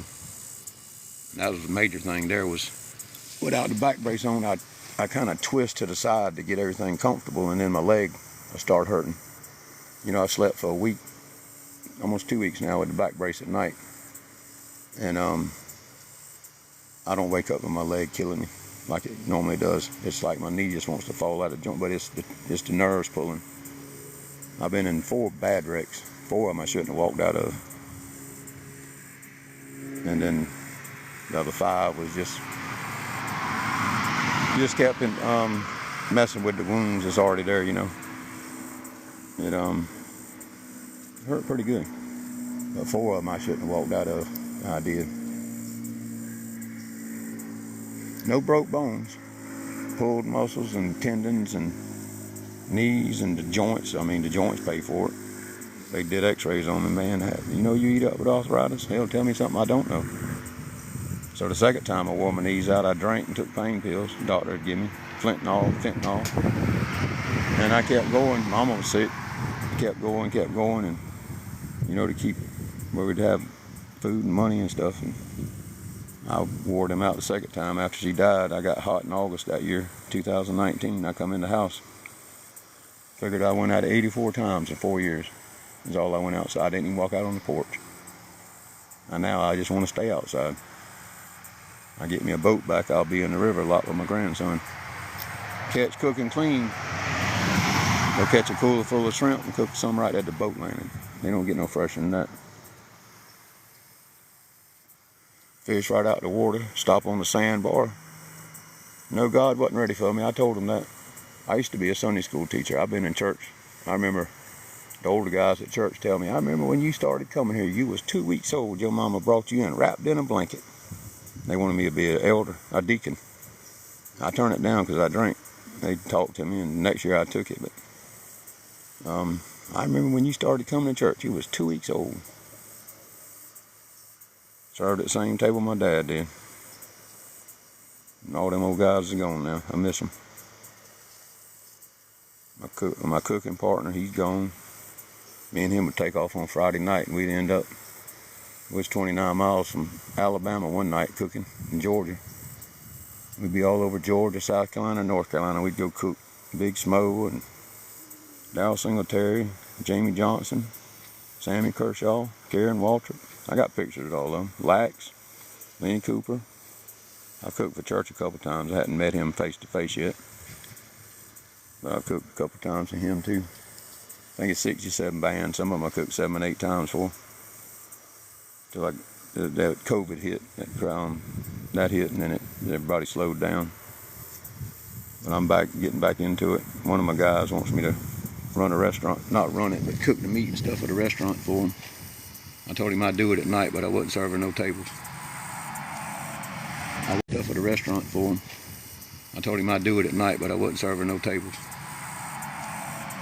I would stuff at a restaurant for him. I told him I'd do it at night, but I wasn't serving no tables. I would stuff at a restaurant for him. I told him I'd do it at night, but I wasn't serving no tables. I hold down if I don't. When I'm hurting, I limp. I lean to the left side because them disc is rubbing. He said I got 3 flat tires, so that means the disc is flat. He pumped them up. It lasted 5 years, so I'm ready to pump them up again. Swimming, I'm fine, but boy, God, I hurt a couple hours after I get out. Lord have mercy. But you know, there's a lot of heat coming up under that pot. I'm fixing to jack it on up. See the fire? We burned a lot of trash when I was a youngin'. Well, in construction, we'd burn the trash piles and we'd clear lots and stuff. And I love the smell of that oak burning and the pecan. And that other pot, when I open that smoker back, I'm gonna stick it in there with a little bit of wort in it, just let it steam. I'm still seasoning it. I'll cooking it some, but still seasoning it.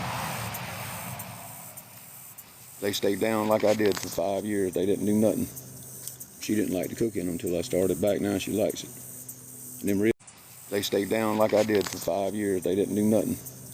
She didn't like to cook in them until I started back. Now she likes it. And them they stayed down like I did for 5 years. They didn't do nothing. She didn't like to cook in them until I started back. Now she likes it. And them they stayed down like I did for 5 years. They didn't do nothing. She didn't like to cook in them until I started back. Now she likes it. And them and then it starts messing with my vision. And so if I'm ever typing and there's a letter wrong or something, that's because I can't see. My vision gets blurry. But I can eat 25 minutes or so, 15 minutes or so. My vision comes back. That's where I'm gonna starve to death. I know what it feels like to starve. Cause I'd eat. I can eat a little bitty can of pork and beans, beanie weenies, and I'd be full. But you're not getting, 7 grams of protein. You gotta eat a lot of them to get 150 grams of protein.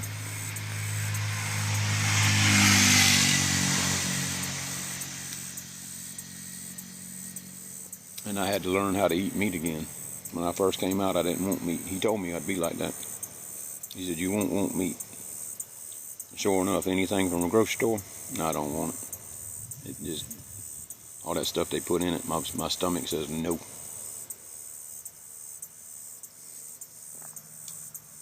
So I go to the farm and get our meat. It's a lot better. The chicken, it don't look like store chicken. Store chicken got old grainy meat. I don't know, I'm not eating that.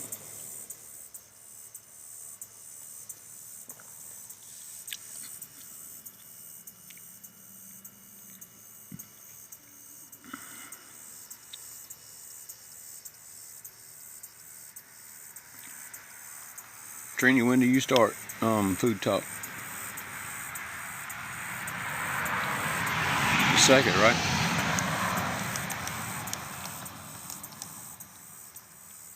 I got to get off my butt and do that video for him. I don't know what I want to do. Barbecue, I'd have to do, if I did barbecue, I'd have to do 2. You know, like Jesse did, 1 slab of ribs and then another slab putting on, show you how to fix them after the other ones are done, almost cooked. And a hog, that takes a while. I'll do that on my YouTube. He's supposed to get me another one. I'm gonna ask him for one about 100 pounds dressed out this time. I'll go pick it up. I want to bring it home and put it in a drum and do it old-fashioned, pull the hair off. I like the skin, pull the hair off of it. I got a couple friends that got hogs. I'm gonna see about buying one about 100 pounds dressed out.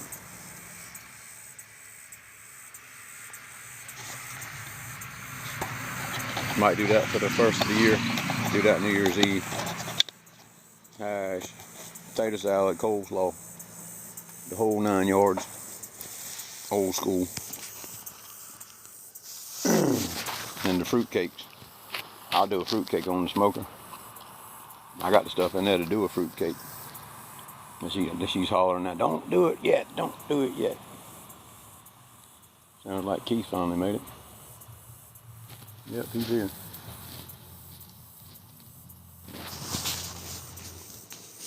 Now I got somebody hold the phone and read the messages for me.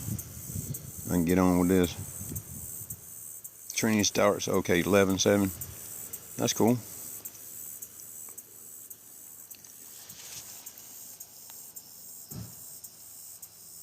What's up?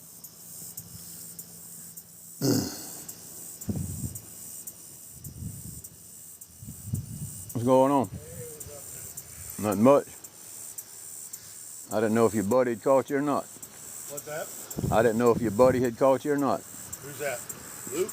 No, the dude up there that sits across from your house. Oh, no, he hasn't bothered me for a little while. What you up to? You filming? Mm-hmm.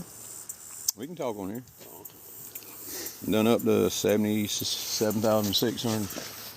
Hold it for me, let me boost this. Okay. 7,600 likes. Dang, that's great. This building, he's got to put time in, man. Yep. I'm gonna do that. See how I dug my pit yesterday? Yeah, I seen that. That looked great. I'll tell you one thing, the wind don't bother. I got more bricks like this right here. I got to get some down there by the pond, and I'm gonna put them inside of the stone. And then I'm gonna run 2 chambers and one across, and then I have 6 places I can put a pot. Damn, that'll be nice. But this here's done on.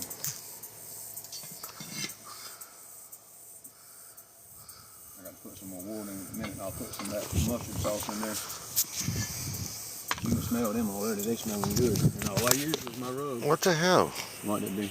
They come up live gift. Yeah, somebody sent a gift. Oh, okay. Okay. I was like, what? What's going on here? Okay, yeah, I see. Look at this. I started it, I think it's 2 o'clock. Okay. Oh, wow. Man. Get that fire pick back up and I'm gonna put another piece of wood on it. Oh, that looks awesome. We started it too. We went and voted. Oh, did you vote? Oh yeah. Did they bother you? Bothered me about, well, I wrote myself in for sheriff. No. No. The people when I went to vote had clipboards and was coming by asking you who you was voting for. No, they better not do nothing. And I said, "What is? It's none of your business who I'm voting for." They better not to hand me no shit like that. Yeah.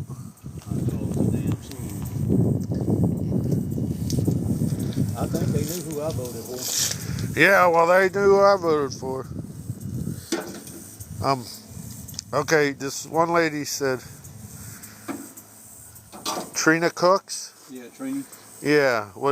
She says, "Wow. You got to do what's best for you." And she sent somebody sent a gift. That's Jacqueline. I don't know, probably Melissa or Trina one. Might have been Jacqueline. I had a bunch of people on here at one time, but they scroll through like we do, and then they'll come back to you. Get out a minute to pick it back up. Show them the fire in there. Damn it! Somebody sent something else. Yeah, they start doing it. Okay. Well, I don't know how to get that off, Cal, but it's still filming. That looks awesome. How do you get when they send you something? How do you take that? Oh, okay. Let's see how it's picking back up now. God sure is it ready for you? That's straight pecan. Okay, and then this other lady, Babs, just joined in. Yeah, Babs is one of the Okay. She said, "Hello, everyone." How? Food talk creators. All right. Can they hear us? Oh, yeah. Okay. Babs is one of the big dogs of food talk. Okay. I'm gonna tell you what, this chestnut works good too. Okay, she sent a baseball to you. Okay. And 2 gift badges. Wow, that's pretty cool. That looks awesome, though. Yeah. It's done starting to get that. And all I did was use that number 2 rub with the sugar Yeah. and shook it. That's where he shot it. But I'm not worried about that. No, I'm just filming them. Because I'll eat more of this than I will of this. That's the rib part, ain't That's it? the ribs. Okay. In a little bit, I'll take that yellow knife and cut that shoulder off. With that neck, I need to spin it around with that neck to get a little heat. See, that's the tenderloin. It's Yeah. not really big. This hog weighs about 120 pounds on the hoof. You got 8.8 thousand people or likes already. Yeah. That is awesome. A lot of the stuff they send, you can take and, like when you're watching somebody, you can send them a gift from that. Stuff like that. Okay. It's pretty neat. And then PayPal, I got my card and all sprayed on it, so I can go now and I'm gonna take me a break. Edge liked your live. Yeah, Edge, I talk with her every morning. She's on that live, but I can't show this here. She's on, Edge is on every morning with the Trump thing. Yeah, okay. Hello, Babs. I'm Keith. Babs is always on. Yeah, I'm reading for Cal. He's giving me a break, Babs. Yeah, I'm giving him a break. I'm doing some filming for him and talking.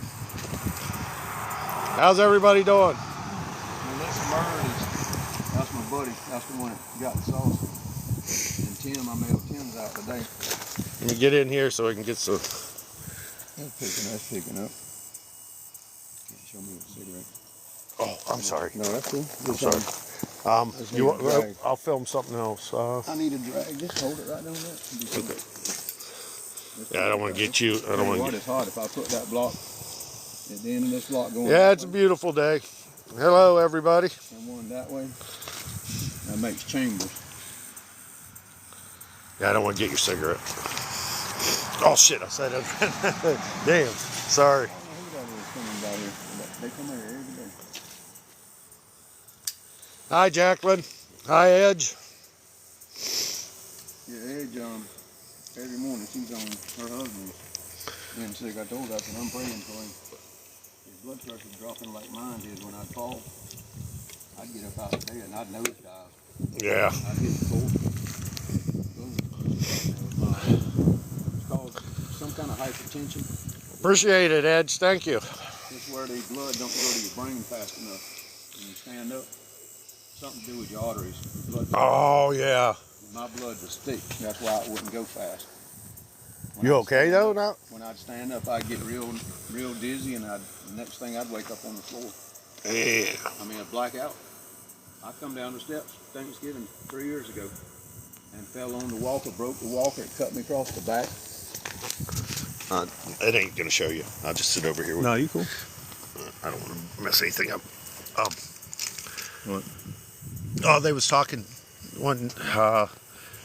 This is what you call home cooked, fire pit and all. Yeah. Measurements. I like. They can't see my comments. They've been blocking people a lot lately.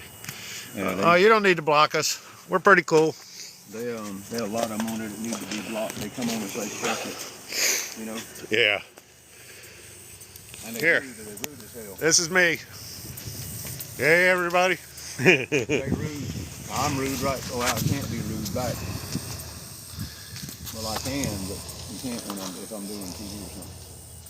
I don't get off on it. Some of them just plain mean, and some of them just plain ignorant. So Hello, Melissa Murd. I'm sorry if I pronounce your name wrong. no, it's Melissa Murdoch. But it's Okay, Melissa Murd. I'm sorry. Hi. You got the shell stuff down.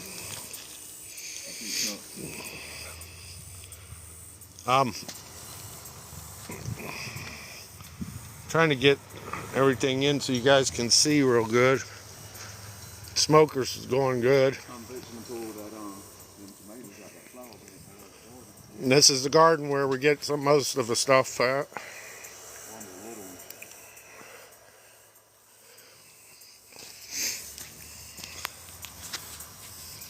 See that fire's coming back now.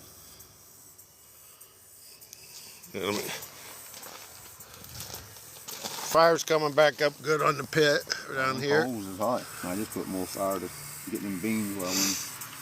What are they? I'm sorry, what are they? Beans and- Yeah, them beans. They're gonna be cowboy baked beans. We're making cowboy baked beans. I'm fixing to do these sweet potatoes. Yeah, Jacqueline, you can come over and get a plate. Where you at? I'll send it to you. I want you to tell me how to get that straightened out when you get. Okay. Oh shoot. Sorry, I put my hand in front of the camera. Oh, sorry about that. Let me wash your hand and I'm gonna peel these sweet potatoes. The last time I peeled potatoes, they was like, damn, I don't use them the scrapers. I got them, but I'd rather peel them with a knife. It's a lot more fun to me. We're gonna peel some sweet potatoes. I'm gonna put them in the pot and make them old school. Melissa Murd, yeah, if you want a plate, come and get it. I'm coming to see Melissa Murray. Kyle said he's come to see you. It'll probably be after. Kentucky, Jacqueline. I'm moving there like November 7th. I bought a house up there. What was the name? Goose Rock, Kentucky.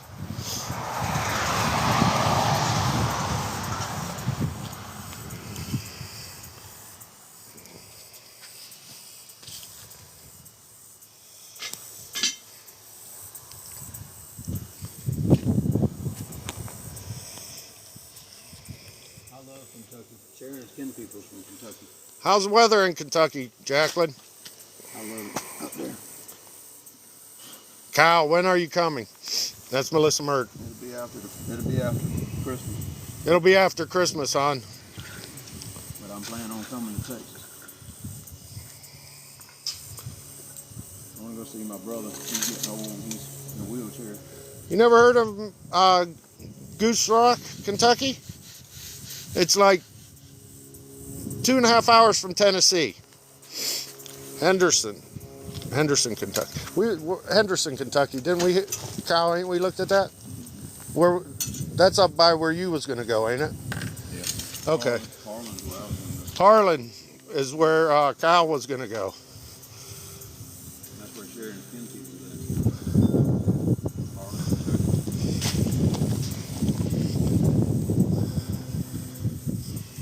Kentucky. All the weather's very nice. That's good. You get a lot of snow up that way? Jacqueline, I'm sorry.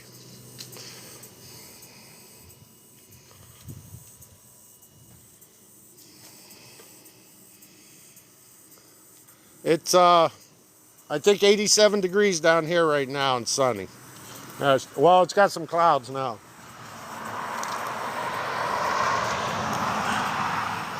Sun is hot.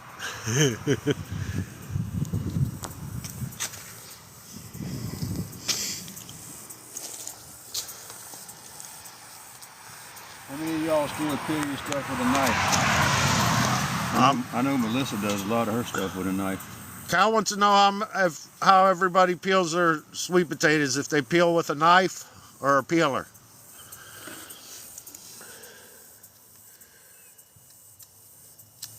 Wow, Jacqueline, that's good. 81. Knife. Okay, knife.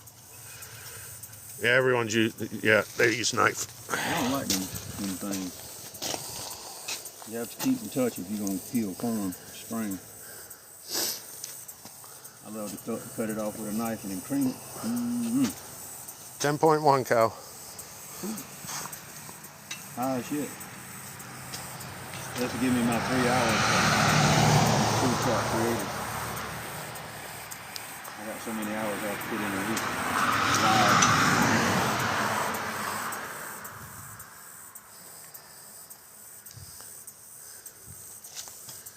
Does it snow a lot up there, Jacqueline?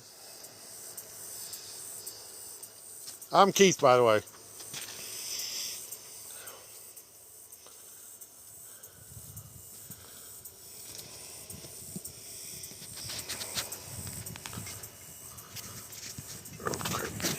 Sorry, people. I bent down to grab my beer and the camera shook a little bit. Oh, I'm not, but Cal. That's why, I got you on there, not me. They'll crazy shit I've ever seen. You can be on there half naked, but you can't show a beer or a cigarette. No, I wouldn't do that to you, Cal. I'm just saying that. Yeah. Crazy. You know, I might take these just sort of put them in that oven right now. I might put them on that tin foil. Okay. And do them just like a baked potato. Cause I did the ones last night, and I did them in the I put them in a Dutch oven with a little bit of water, and they turned out all right, but it didn't turn out like I like them. I like them firm. I guess that's a big old potato right there. Well, I was looking forward to some snow up there in Kentucky. Oh, it snowed.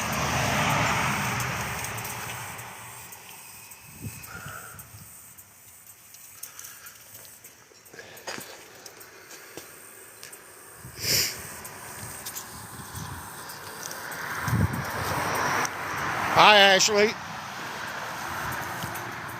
How you doing?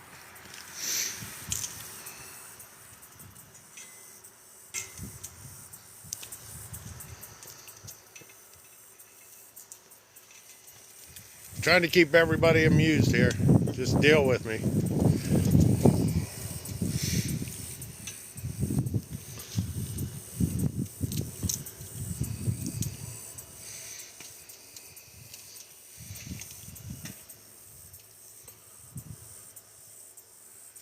Ashley, say hi.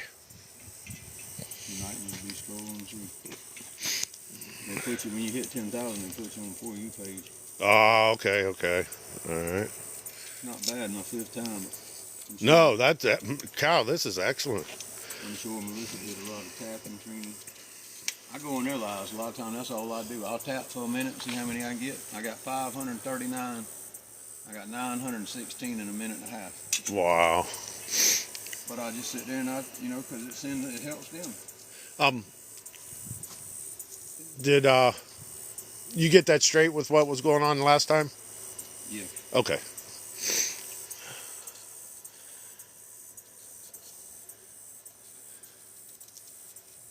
I can peel stuff so thin, y'all, you can see through the skin sometimes. All right, enjoy your soap opera, Babs. Thanks for joining. Thank you, Babs. Kyle said thank you. Yep.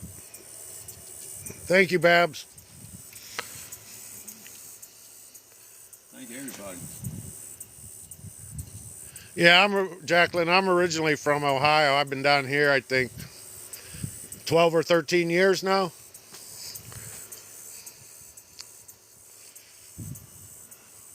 Run across this old redneck. Yeah, I met Kyle. He's a pretty good guy. I like him.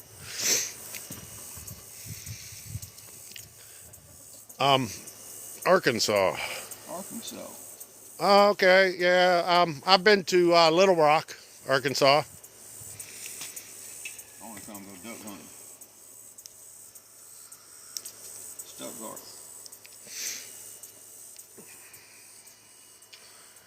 Smoker's going good. Yeah, I got to check it here in another 10 minutes. I believe I burnt my thermometer up last time. Well, I changed that grate around in it too, and I think I hit it and broke the bottom of it, which I don't need one anyway. Okay, Kyle. Is that the cowboy beans right there? Oh, and that. Okay.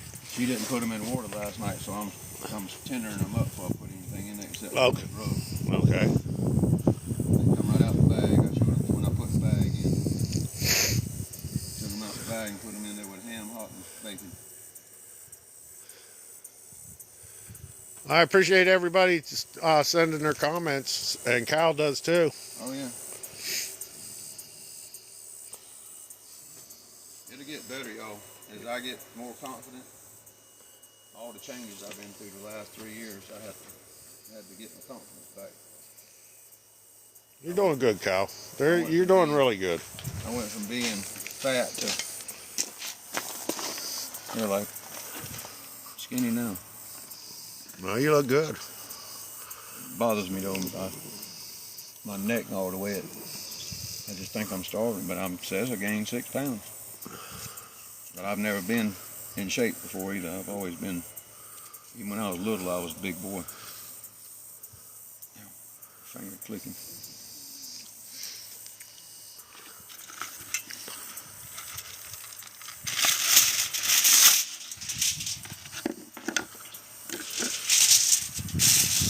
Yeah, Jacqueline, he does appreciate you sending that, and he does like his cooking. His cooking is great. Best cook down here in South Carolina. Just need to get him going. Hello, Lisa McCod. I hope I pronounced that right. I'm gonna get back into competition cooking here shortly. Barbecue.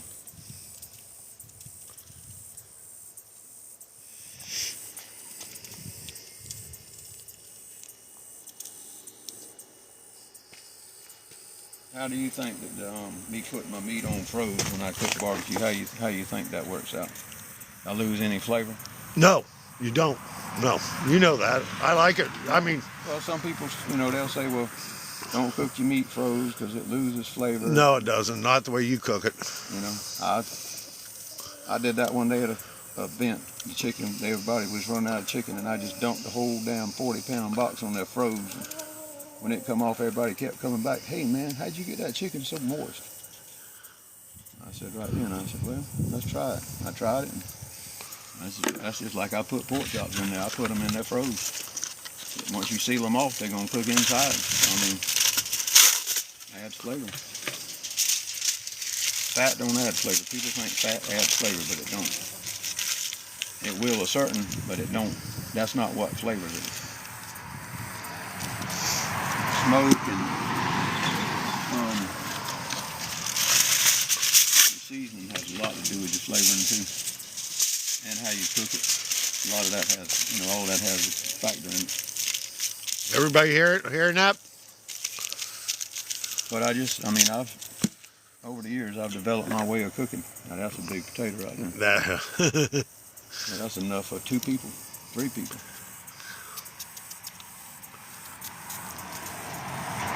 Now, what kind of knife is that, Cal? Ocean Art. Sharon bought these from somewhere. I got a set of Pioneer in the house. A Pioneer woman. That one's pretty cool. I like this. I keep this one in my bag. Now, when you give me, I keep it in my drawer in the bedroom. If I go somewhere and I think I might need it, I keep it with me in my bag. Well, you never know, man. Yeah, yeah. Around, like fishing, if you get out of a boat or something around a boat landing, there's always string and fishing line and stuff. I told Jackson that the other day. I said, see how we hanging up? Yeah. I said, you ever come down here swimming without me? I said, always keep a knife in your pocket because you're going to tangle up in this. When I was diving up in the swamp hooking all that cypress wood, besides the snakes, I kept a knife in my pocket. I got tangled up in it one day and the water wasn't about chest deep. My dog was sitting on my shoulder. When I'd go down to hook the log with the chain, I'd have to dig under it and put the chain on it. He'd swim around in circles on top. When I'd come back up, he'd get back on my shoulder. Well, got tangled up in the fishing line at the boat landing. And man, I ended up cutting loose a pipe of water fishing line like that. That'll kill you. If the water had been deeper, Yeah. and gets tangled around your feet and you can't come up, Yep. I mean, you figure. So the logs you pulled out, was they the ones that you used for like on that? Cypress. Yeah, cypress. A furniture man bought them. Okay. Fellas on both sides of the swamp. Oh, okay. Both sides of the swamp told me. He said, I want them damn logs. I'm tired of tearing my motor up when I put in. I said, what you want me to do about it? He said, I want you to get the damn things out of there. They pulled 47. Wow. Most of them were axe cut. And we found some of the old bridge that was built back when Sherman come through and burnt it. Some of the pilings I still got out there around the pond. Pieces about that long was burnt, where it burnt down to the water and stopped. And when they put the concrete bridge, they knocked them over and just left them right there.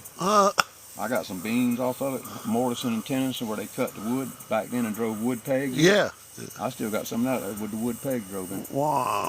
I found, around here we have rice fields. You have trunk docks. And the trunk dock will have a gate that comes down with 2 arms. When the water's coming out the rice field, it'll push it open and the water go out in the river. And then you can block it open. When the water gets really high, the water will come in into the rice field, and then you shut the gate over there and it blocks the water in the rice field. That's called trunk docks. Okay. And they did that to raise rice. You could lower the levels of your rice in the rice fields. We was going down the river one day and my nephew was in my scout.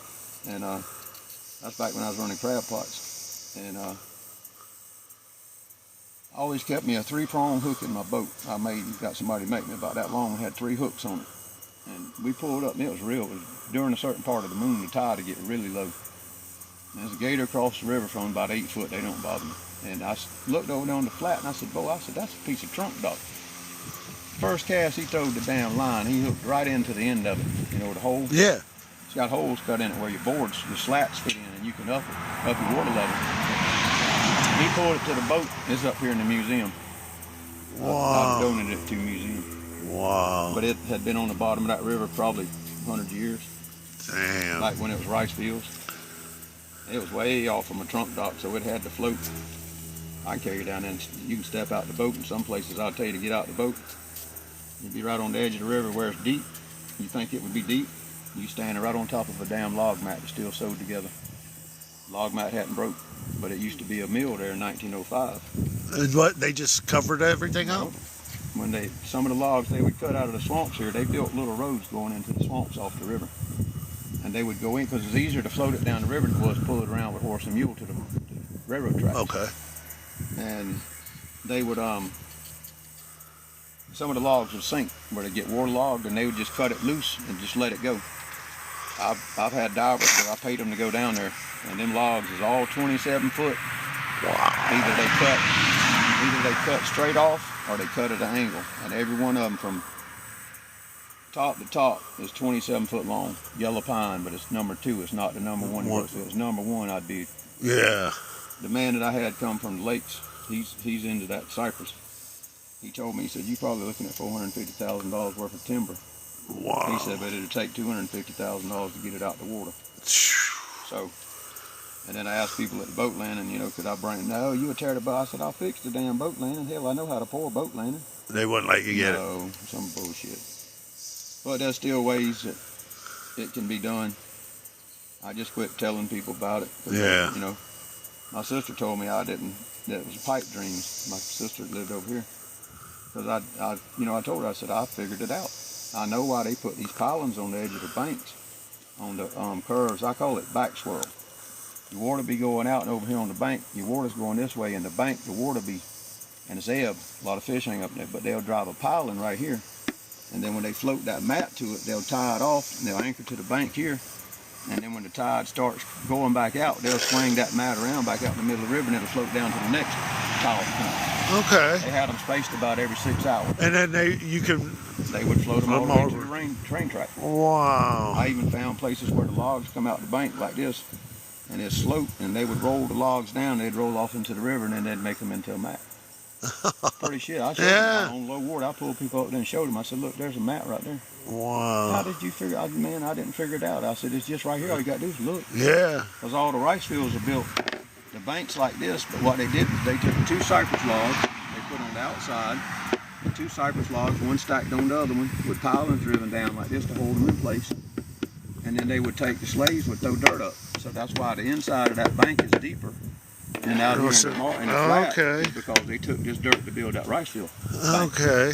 That's all it is. It's only about that much higher than your river, but that's enough to whenever the water gets up high, sometime it'll cover them banks. That's how they would build them trunk docks, and they would flood the rice fields.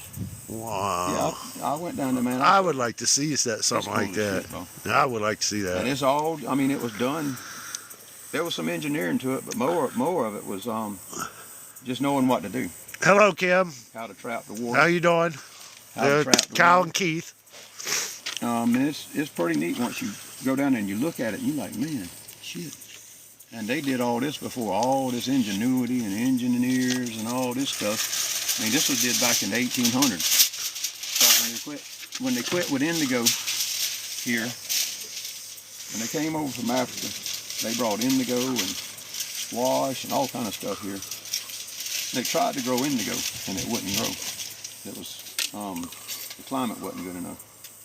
Well, in 1905, they started, right before that, they started hauling the timber, and they would send it up north to build houses. And they would go in these swamps and cut cypress and pine. And that's how, there's one train track that a lot of people have forgot about. It's 11 miles from the boat landing. And it's the original first railroad track. It's the first one. And there's even cars down at the bottom of it. Train cars? Yeah. On the bottom. Wow. It's pretty neat, man. I'd like to see something like that. But now, where it's at, you won't catch my fat ass in the water because it's bull sharks. Oh, okay. It's too close to salt water for me to get in the mountain. That water's murky too. No way you're going to get me in there. Yeah. Now up here at this other one, I wouldn't mind it so much, but the way it comes in and the way them logs, they said it looks like pixie sticks on the bottom. All the logs broke loose from the mill. When they would pull the logs up to the mill, and the logs would be, in a mat. And if one was sagging down, full of water, whatever, they'd cut it loose and it just dropped to the bottom.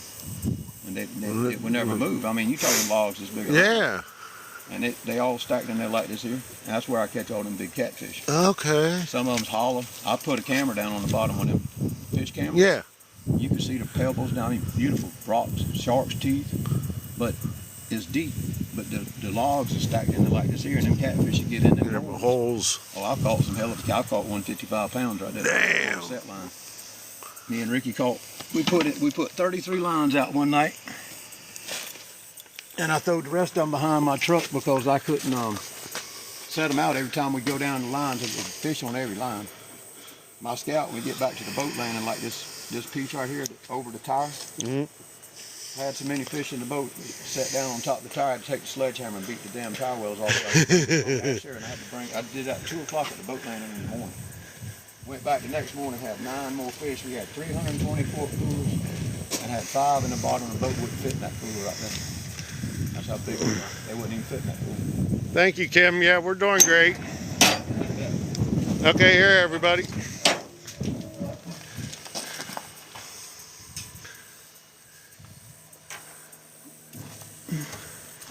And this is how we're gonna do the sweet potatoes. Then I'm gonna make a, it'll be like candy jams when it's done. Putting the sweet potatoes on now. All it is cooking old school, just like they used to cook, you know, back when our great grandmama and them was alive. That's all it is, cooking with fire. Let's see how I put my wood in the belly, and it heats that wood up and it tempers it. If I don't use it this time, the next time I'll use that and put more in there, but that wood will heat up, and when I put it in there, it don't take but a minute for it to ignite again. It's on fire. Kim, how do I encourage more viewers to share? If you could tell us. Ask them to share it.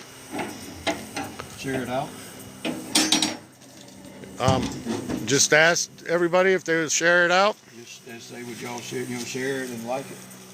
Okay. I do that every night. I go on there, I share the people that I go on their pages.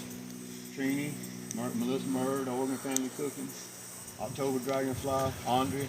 All right, thank you, Kim. I try to share and tap, but I'll sit there and tap a whole minute, and then I'll rest for, you know, not really rest, just give it time, and then I'll tap another minute.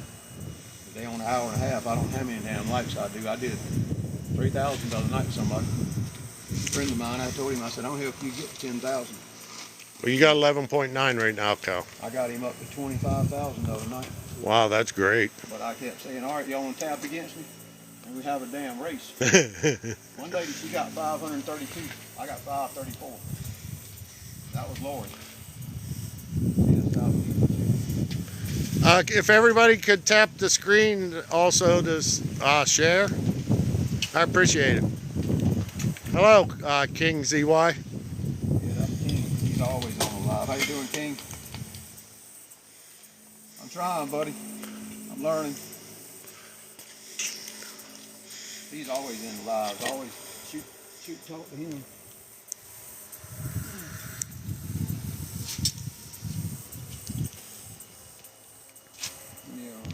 I'm gonna put some vinegar in this here.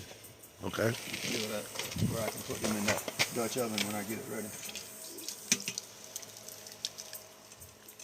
And that helps the flies too. It makes them jokers leave the country. They can't stand vinegar. You ever catering and you need to get the flies away or the ants? Take you some rags, paper towels, put some vinegar on it and place it around your table. Wipe the front of your table, the edge of your table, the flies will leave you alone. They bad down here in South Carolina. Yeah, we're in Walterboro, South Carolina right now. 45 miles from Edison, 40 miles from Charleston. Everybody hear that?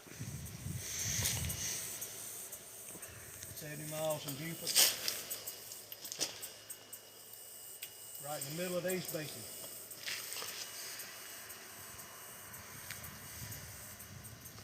There's a great history museum down here too. Oh, there's a lot of history. Yeah, there's a lot of history down here in South Carolina. A lot of history.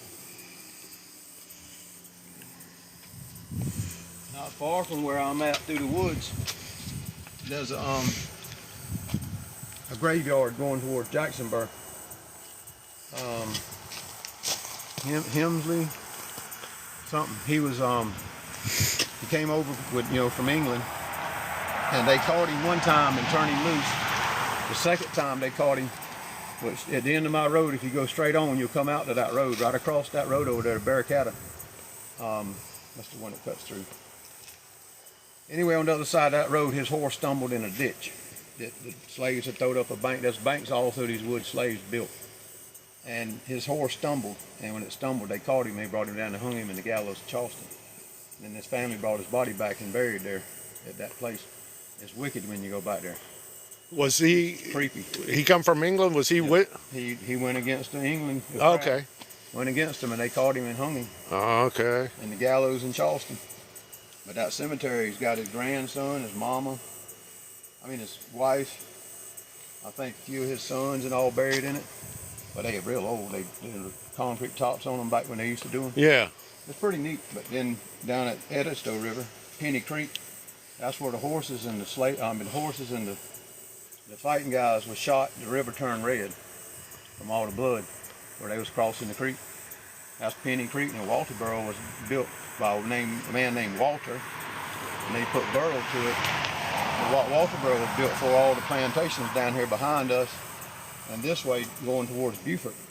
All the people that own the plantations, that same guy I'm talking about, own most of them on this side of the river. They say he walks the banks on Ivanhoe Creek. I've been in there at night. Wow. Anyway, they've come to Walterboro to get away from the mosquitoes, from malaria. During the summertime, they come here, and then the wintertime they go back to plantations. That's how Walterboro, and it was based right around up here. If you go like you go into the nursing home, Right. There's a spring comes out the side. Yeah, I've seen that. Yeah. Yeah. That's the spring. Okay. See, back then they didn't have pumps and stuff. They had, I didn't know. they Yeah. come right out the side of the hill. It's still right there. Yeah, I've seen that. Me and Charles dug in that spring actually for Ted. He was an insurance salesman. We used to do a lot of work for him. We dug that spring out, and he put bass in it. Boy, he had bass in that thing like this. Wow. But it drains out and goes into Ireland Creek, and it runs out the Ashepoo River. Hey, Kim, how did your chicken and ribs and pork chops turn out?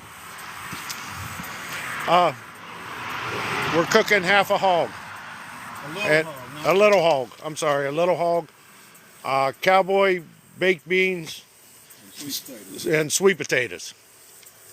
We in the South. Yeah, we're in the South. As soon as he opens the smoker, I'll show everybody again.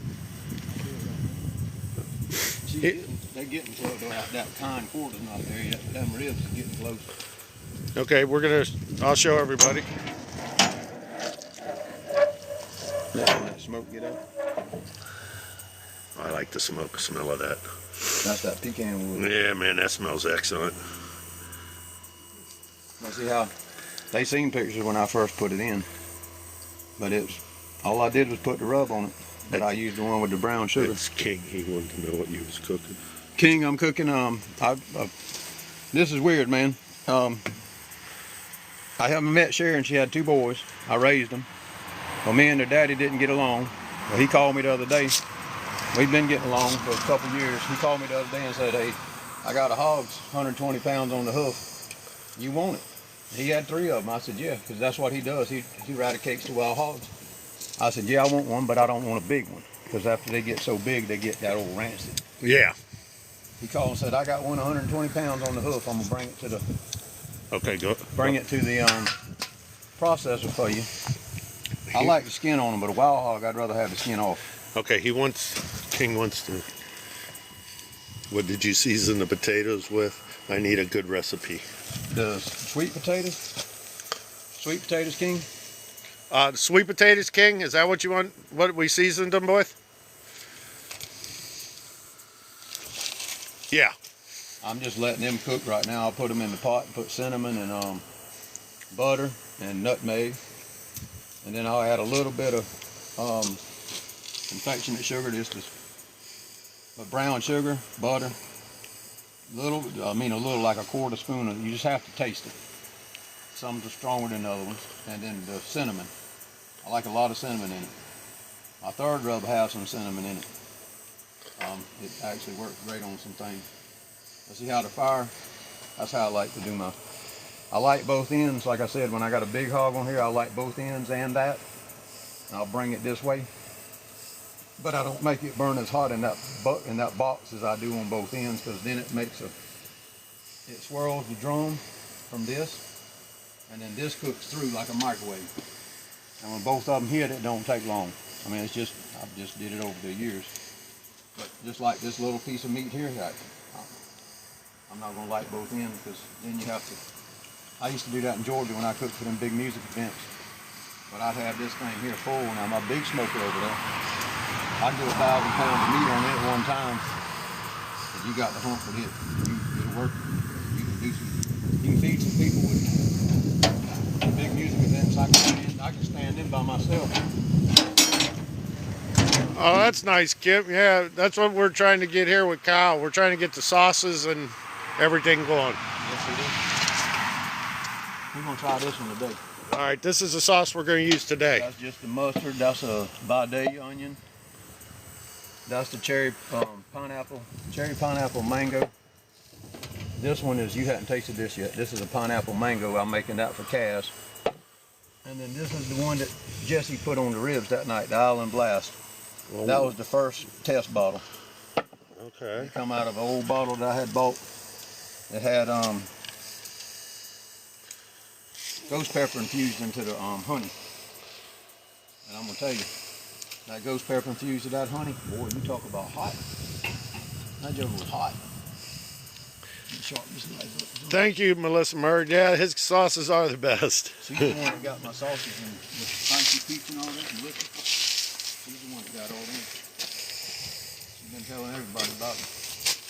That's why I want to go see her and Mark. I like them. Trini, I like her. I like all of them. I mean, you know, we kind of struck a bond up, I guess you could say. And then King, he has something to do with food truck. Hey, King, did you get all that about the sweet potatoes? Hi, Henry Gonzalez.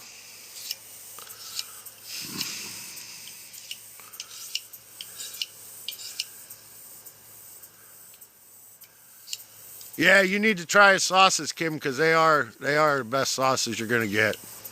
They're really good. Tell her, I mean, when my partner died, we was doing the sauce together. I was having the gastric surgery, and I came inside, and the D-Heck called me one day and said, you know, Nick's dead. What you gonna do? I said, look, I got the heal. Let's just stop, just close it down until I get better. Well, I'm better now, so they got the LLC. Now we're working on the website. I talked to the big plant. Realistically, I can't get anything until the first of the year because they got Bessinger's, Maurice's, all them they do. And he told me, he said, right now, he said, we backed up. He said, but, you know, we can put you in the first of the year, and once you get in, then you in. We run yours every time you need it then. I was at the big plant before, but when Nick died, I couldn't walk. I couldn't get out to put it in the stores and stuff like that. So we were in Ingalls, and then that's a long story there. His sister with her mouth. Anyway, I ended up taking it out, and that's when I took the high fructose and the MSG and all that out of it. And I took it out for my mom, but I took all that out after we came out, and then he died on me. He took the jab. And then my cooking partner took the jab, and he died too. I run him out my damn room. I said, y'all can leave. The next morning, they sent me home after they cut my guts out with the gastric. 8 hours after I had surgery, I came home. I told them, I don't have to stay in this hospital. I can go to the damn house. I got up and called Sharon, and I said, come get me. I walked out the hospital. I rolled out the wheelchair the first time. I told him, I said, y'all not sticking That's on. you was down when I met you down at MUFC when I had the blood clots in my leg. yeah, yep. My leg, y'all, my leg got that big around. That's when I was 646 pounds. People tell you. My leg got that big around when I got to the hospital. They were scared to even touch it. They said, it looks like it's going to explode. And look how long my feet are. I had that much of my foot that showed. That's how big my leg had got. My toes, that's all it showed on me was that right there. Wow. That much of my foot. The rest of it was swole up. It was about to blow up. I remember. But it was from my groin to here. The blood clot went from the middle of my groin to here. They went in this vein on this side, that big vein. Went in with a little tool that had teeth on it. They would grab them blood clots and pull them out. It took them 9 hours to clean me out from here. Wow. And when I got out, felt like somebody cranked like one of them chop saws you cut concrete with. Yeah. And cut me. Oh. I got back in there and the lady said, I said, ma'am, I'm just killing me. She said, hold on a minute. She was on the phone with somebody. Hold on a minute, talking about me. She said, hold on a minute. She mashed a little button. I got happy. I said, can I bring some of that shit home with me? She went laughing. She said, you a trip. I said, well, you can either be happy or sad. I'd rather be happy. Hey Kim, could you send me a picture of everything you made, if you don't mind? And if you have it, I'm sorry. But I got to go to the farm Friday. I want to get one of them eye rounds. I want to do the Hawaiian bun sliders, but I think we're gonna make the bread. I don't mind the Hawaiian. If it's made in a bakery or something close, I don't mind it. But this processed bread that don't even get mold on, I don't eat it anymore. King, did you get that recipe for the sweet potatoes? It's just like cooking old-timey yams. I mean, I'm putting them on the smoker instead of boiling them. You boil them, it makes them get too soft for me. I don't like that. I did them last night. I put them in a little bit of water, and when she took them out, the water seeped back out of them, and it made them mushy. Made a pie out of it. It was good. But I like mine like old school. Put the brown sugar on it. It's sort of like you're making a syrup, and you put them in it, and it wraps around them. Cinnamon, nutmeg. Your cinnamon, do your taste. A quarter tablespoon of nutmeg. If you put more of that nutmeg, it's nutmeg strong. You know that. You have to just kind of taste it. Fresh butter, Amish butter is what I use. If I get butter from the store, I can, but it bothers my stomach a little. But Amish butter, the nutmeg, the cinnamon, brown sugar, and then every now and then I'll sprinkle a little bit of Dixie. I try to stay away from it as much as I can. But I put honey in the ones last night and molasses. And all them's old sweeteners. Honey's been found in the tombs 3,000 years old and it's still good. But that's a natural sweetener. Back in the day with the what you call them, the pioneers, whatever. King said he just put some potatoes on the grill for what you did. That's with his recipe, your recipe. Just King, when they get to where you can cut them up soft, you can either slice them and put that stuff over them, and that's just like candy jams, or you can mash them up and make you a pie out of it.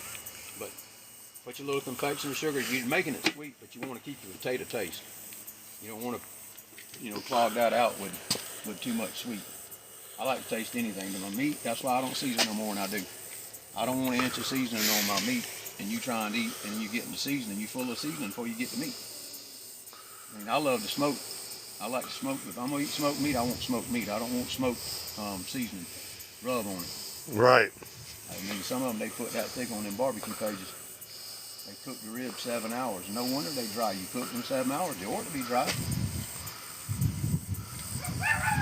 All right, everybody. We're doing another one on my phone. Excuse me for 1 second, everyone.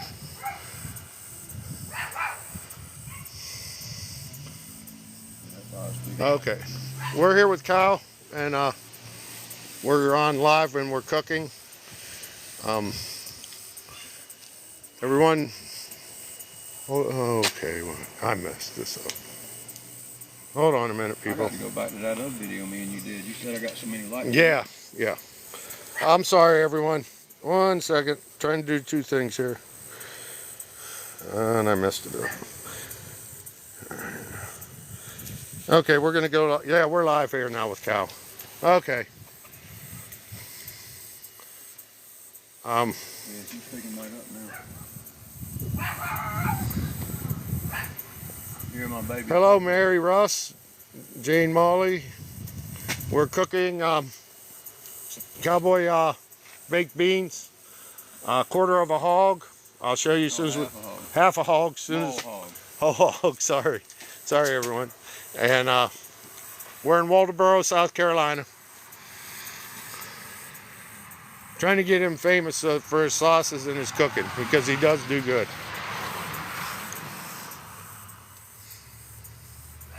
Mama taught me all the southern stuff and the sweets, most of them, barbecue and the salsa and all that.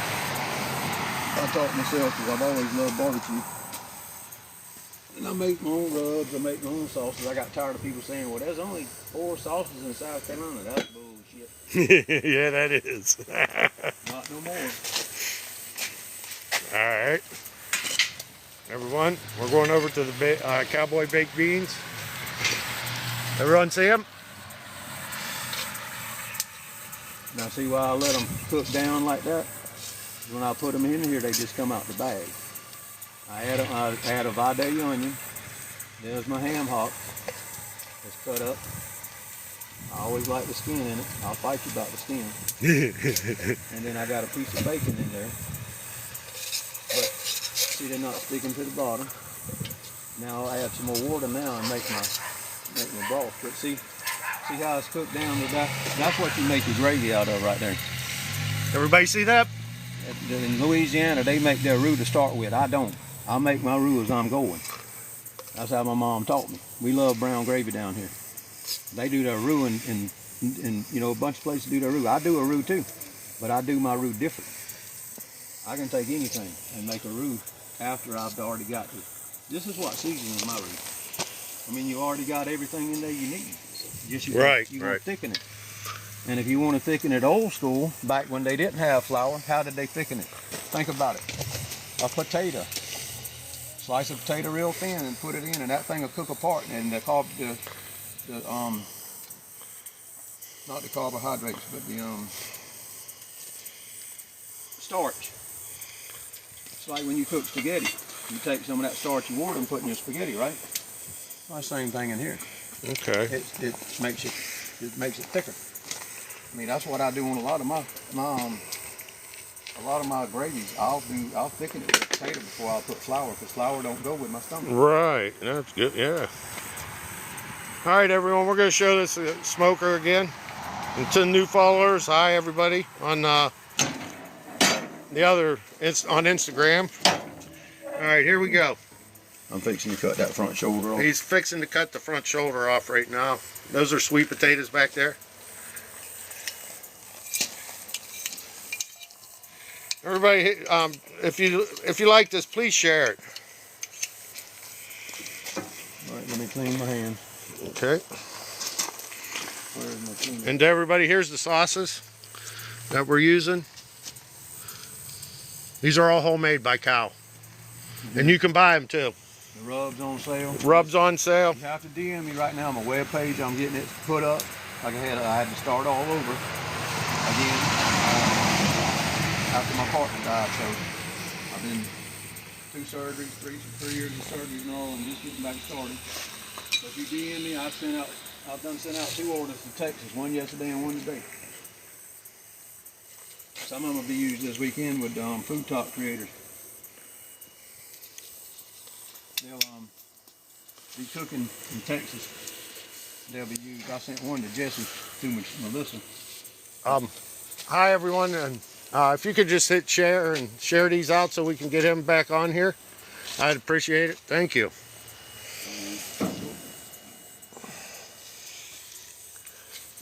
All right, we're cutting the shoulder.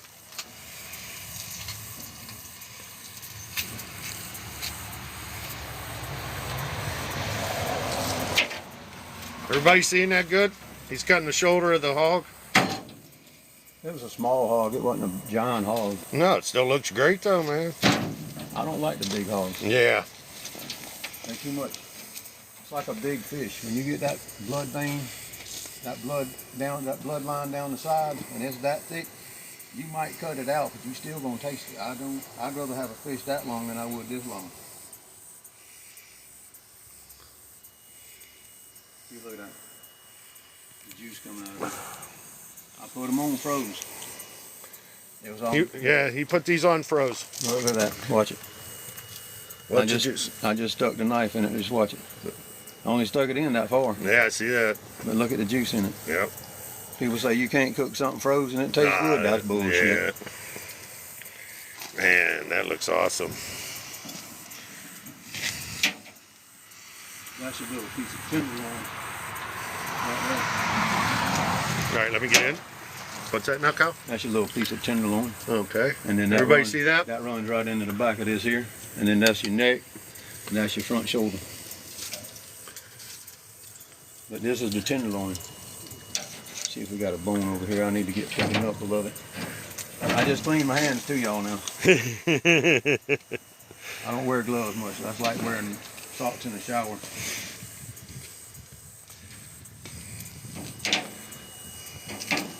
There you go. Here we go.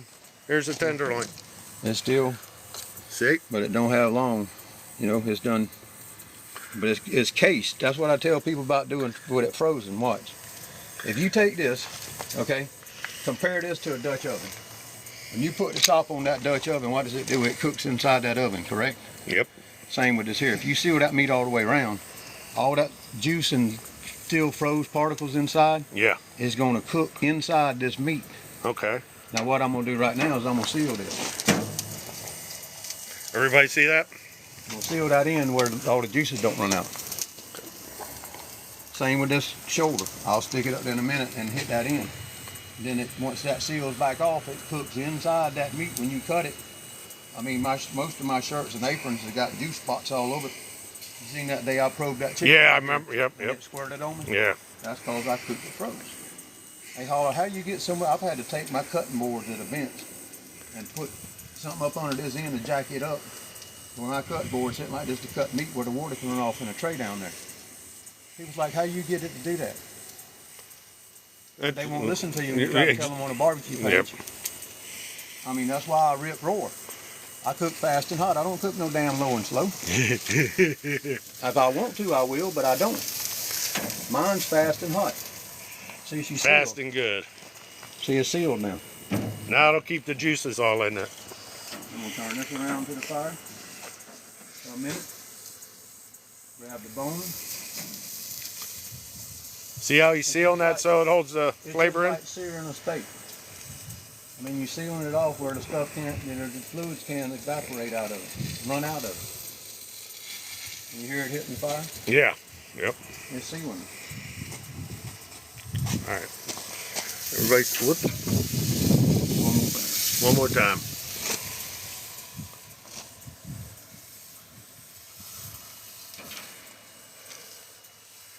And that's not really burnt. That's where this here grating is.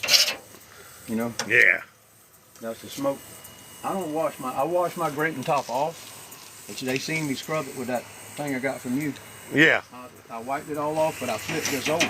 See, this is Oh, okay. Yeah. where it had got low in the middle there. See, it's still humped up. Yeah. Where I was putting the Dutch oven. Right. See how it's high now? I flipped this on, but that's what broke this.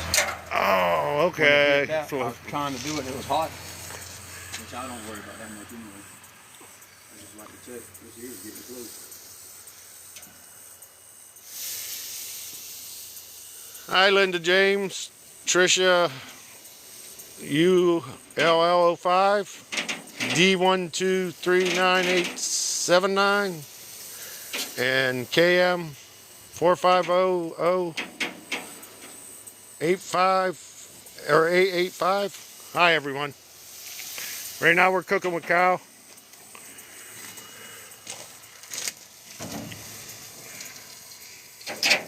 And you can do that, it's getting close. Everyone see that? When you can cut the rib and break it, the backbone, so you're getting, got a little bit more to go. A lot of it's right here. When I cut that shoulder off, Yep. put it like that for a minute. I don't want it to burn, because that's your tender. Yeah.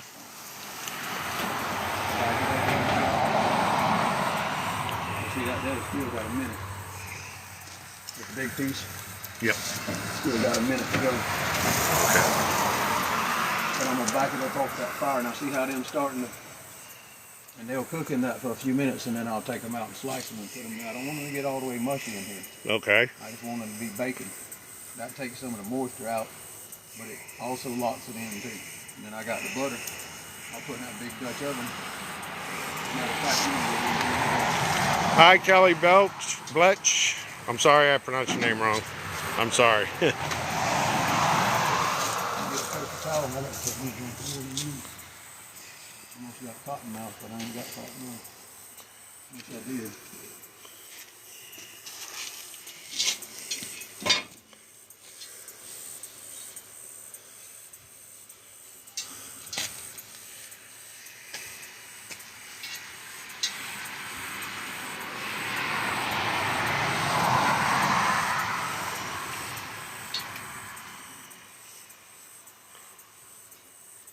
Hello, Zilla Poppy. I hope I pronounced that one right. Tell you what I'm gonna do. Okay. Let's see if I got what I got in my bag of tricks. Bag of tricks. I'm supposed to have a pair of tongs in here, but I don't think she left them. We're gonna change this up a little game, y'all. Okay. This is what a Dutch oven is good for. All right, we're putting the sweet potatoes in the Dutch oven now. For the big ones, I'm gonna leave the little ones in there. Yeah, the big ones. The little ones will stay on the grill. Man. Stuff is hot.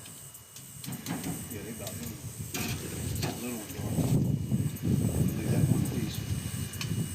Throw in the water. Hi, Chelsea. S. Jessica. And this is like a steam effect right here. Just a little bit of water in it is all you need. And then this top goes back on. And it goes right there. Okay. And it acts as an oven. As soon as they get done, I'll take them off and cut this and put it in there. But it even got the smoke flavor, see? You see everything, Chelsea? Hello. Hey, shit.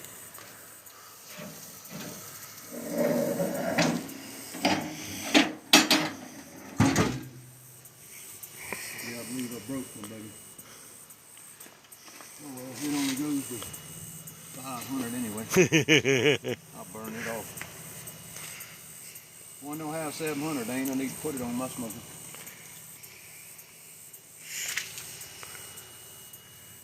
But I love these little knives. We got a whole set of them. She don't like me to bring the big ones outside. So I got mine in my bag there. I keep all of them in that bag. Matter of fact, I can't short one while we're sitting out here. Again, here's all the sauces we're selling. I got 5 more in the house. And 5 more in the house we're going to show. I had the 5 that's in that wood crate pack sitting in there. She didn't bring them out. Her legs hurting her today. Is she okay? Oh yeah. She got out here and helped me in the yard yesterday. I cleaned all that, cleaned all this, did all this, cut the wood, busted the wood on that thing right there. There's the chickens I'm going to grab one day and put on that grill. No. You have to shoot her. I wouldn't do that to you. I I wouldn't do that. You better get your ass on the way. You end up on the damn grill today. I'm going to tell you something though, that chicken, and you can take my word or whatever you want. If you don't, you take your chicken breast. I get mine from the farm, like I said. And they froze. You cut them out the pack, put them on that smoker at 400, let them sit 5 minutes, come back and put that rub on them, flip them over, rub the bottom, shut that top, 45 minutes to an hour, take them off. When you cut them, you poke into them, it's going to shoot juice on you because they'll be, all that juice is locked inside that piece of meat. Hello, Julia Rose. Same with pork, it's locked inside that piece of meat. Beef ribs, locked in that side piece of meat. Everybody hearing that? Hello, Gregory Mazik. Yeah, Greg. Hello, Mr. Crown Royal. That's my buddy. That's Mr. Crown. Oh, that's Jesse. That's the other one that got myself. Cal says hi. That's Jesse. Hi, Jesse. I'm Keith. Friend of mine, Jesse. See all my bag, I got can opener. I got a knife. I mean a little spatula case I decide I want a cake. I cook them on the damn smoker. Pies. This is my little, Sharon calls it my survival bag. My mama's spoon. That's one of my mom's spoons. I always keep that with me for luck. And then I got hand sanitizer, gloves. I don't very use gloves unless I'm catering. I'm cooking for me. I wash my hands, so I know I did. But this is my little one. That's when my fingers hurt. I use this one, but I got one in the house that's 7 pounds. And it comes down, it comes And I got these. I got some pretty nice knives in the house. These are the ones I carry in case somebody decides they know more than I do. And they've done that before at events, walk by and pick my knives up and walk off. Oh, no, Janet, he was showing what he carries in his survival bag. My little bag when I cook. His little bag when he cooks, that's all. It stays by me, and most of the time it's got my hole puncher in it. We're making cowboy homemade baked beans, half a hog, which we'll show again here shortly, and sweet potatoes, Jesse. Did he get to see it? That's he just asked what you was making. Jesse? Yeah. I told him to ask him if he wants to see the hog. You want to see the hog, Jesse? I haven't been rolling it since 2 o'clock. Hi, Starry Bandit. Janet Bush, hi. Hey, he's another one from Food Talk. Yes, he wants to see it, Cal. We're going to open it up and show you. Jesse, all I use is my number 2 rub. It's got a little sugar in it. It's got a few more spices than the number 1. I don't recommend frying with it unless you fry on a low temperature, but on the smoker, that joke is bad. Okay, let me let the smoke clear a little bit. Last year, I couldn't even pick that thing up. This thing weighs about 200 pounds. Oh, That top. you got it, Jesse? Watch this. And I didn't put a real thick layer of rub on. See, I'm flipping that over because that's where he was shot. I won't eat that piece. I'll give that to the dogs. But the front shoulder, the hind quarter, and I got the tenderloin in the back, and I got sweet potatoes in there and sweet potatoes over here. And then my beans over here, I'm fixing to put some of this sauce that Taylor had. I'm gonna try her sauce, one of her sauces out. I know the guy that makes them. Oh my Lord. Wild hog. I know the guy that makes these sauces, so I can use them. This is one of the keys to a good bean, is a Vidalia onion. A good Hello, Nicely. Thank you for the comment. If you guys could share this, so I'd appreciate it.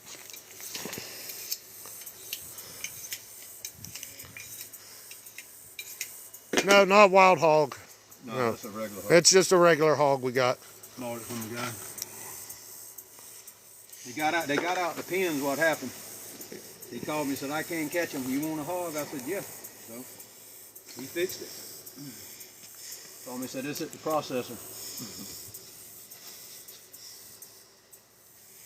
Gotta get some of this grease off my hands. Hey Kyle, you want to take a break for a few seconds? I gotta pee. I got it. I can hold it.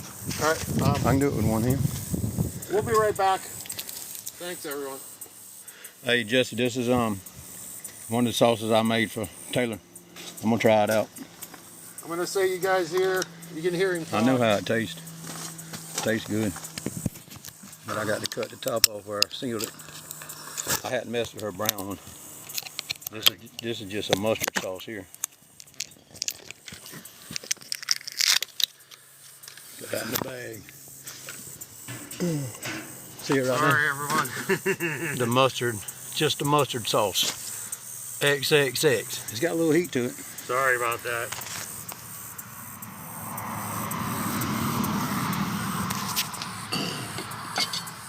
All right, we'll be right back. You hold that water right there, Keith. Yeah, I'll put a little bit more in here.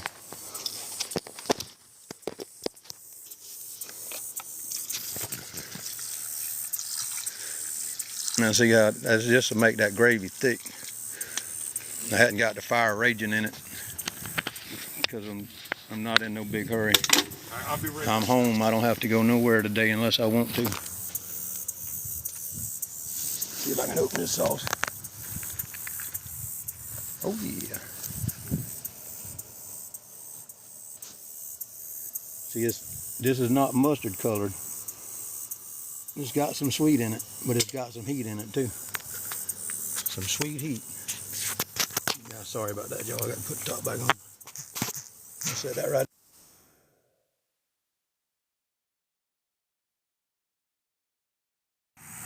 You cook it on the riverbank. This is how you cook.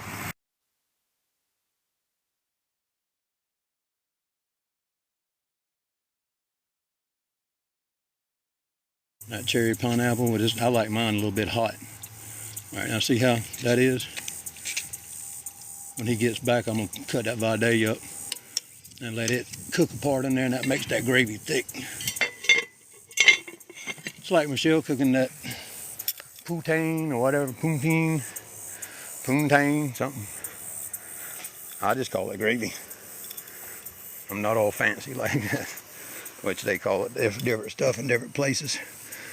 Louisiana, they call it fricassee, alligator, pecan, and all that. I call it gravy.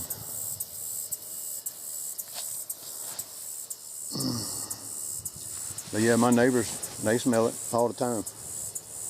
It's blowing about 3 or 4 houses over there. I know they smell it. My next door neighbor, that Jody, he gets meat, hash and stuff, sauce. I buy my honey from him. His uncle does the honey, local honey. That's all I eat when she makes fresh bread.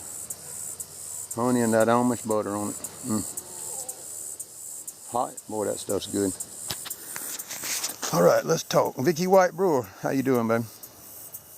Mr. Crown Royal Light Alive. Thank you, Jesse. Do they just drop when they cook? They live right, you know, next door. They're not real, like the housing subdivisions, they can't hear you when you walk out on the porch and stuff like that. But yeah, they stop in. Some of them down the road, they'll come by and see the smoke, or they'll be coming home from work. They'll smell the smoke because I'm right here by the road. They'll come back sit around, bull. That's why I'm making this cooking area under this tree. This cooking area will be about a 50-foot circle with the tree in the middle. But what I want to do is put a little tin roof here above me without taking any more limbs. I done took the lower limbs down. If it's raining or something like that, last time I did a live, it's been a couple months ago, it rained and it dropped my temperature 30 degrees real fast. And I built it back up, but the little tin roof over it would have been, it wouldn't have dropped it any.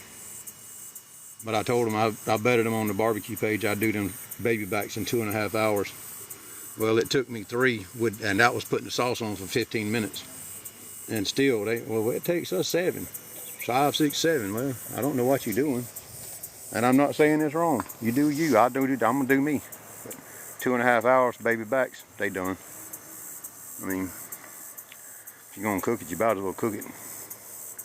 But I've always cooked fast and hot. I never did like low and slow much. I can take a big shoulder or a hog, whole hog, that, you know, the fat caps under the skin like it is.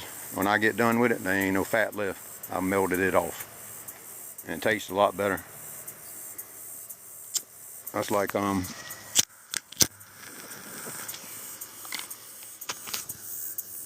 when I do shoulders with skin on it, my skin will come out just about, I mean, you don't even have to fry it. It's just like chickaroons.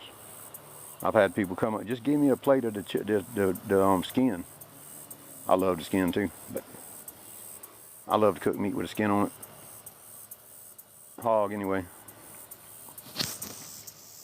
But I got to get into beef because that thing I'm going with the TikTok creators, I'll be in beef country.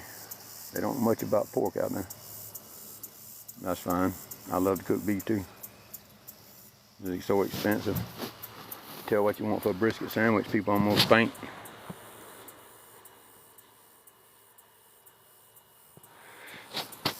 I did a 132-pound side at a gun show, Cowboys, and 8 hours in that big smoker. But it's gas and wood. It has a gas bar that runs across the bottom, and I set my wood on the rack on top of it. It's a metal rack, and it fires the wood up, and man, it'll roll. And it turns the meat pretty. But at 8 hours, and only supposed to be 80 people, so over 200 stayed. I had to pull out 50 pounds of meat out of a cooler I'd cooked for the next day. And told the guy, I said, all right, this is gonna cost you another $500. That wasn't $10 a pound for the meat. I'll send you a check. I'm still waiting to get my check. I told him, I said, I'm not cooking that no more. Met some cool guys though. They paid me, some of them paid me in silver dollars. Gold dollars, I mean, gold dollars. They wouldn't pay me in money. He said, we don't carry that, we carry coins. Cowboys carried coins. I was like, okay. It all spins. I still got them quarters in the put up, or the dollars, gold dollars put up.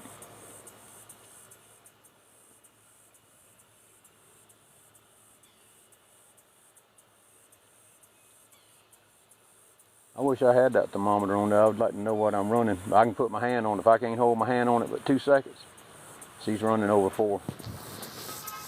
Seeing the smoke like it is, I know it's running over 4.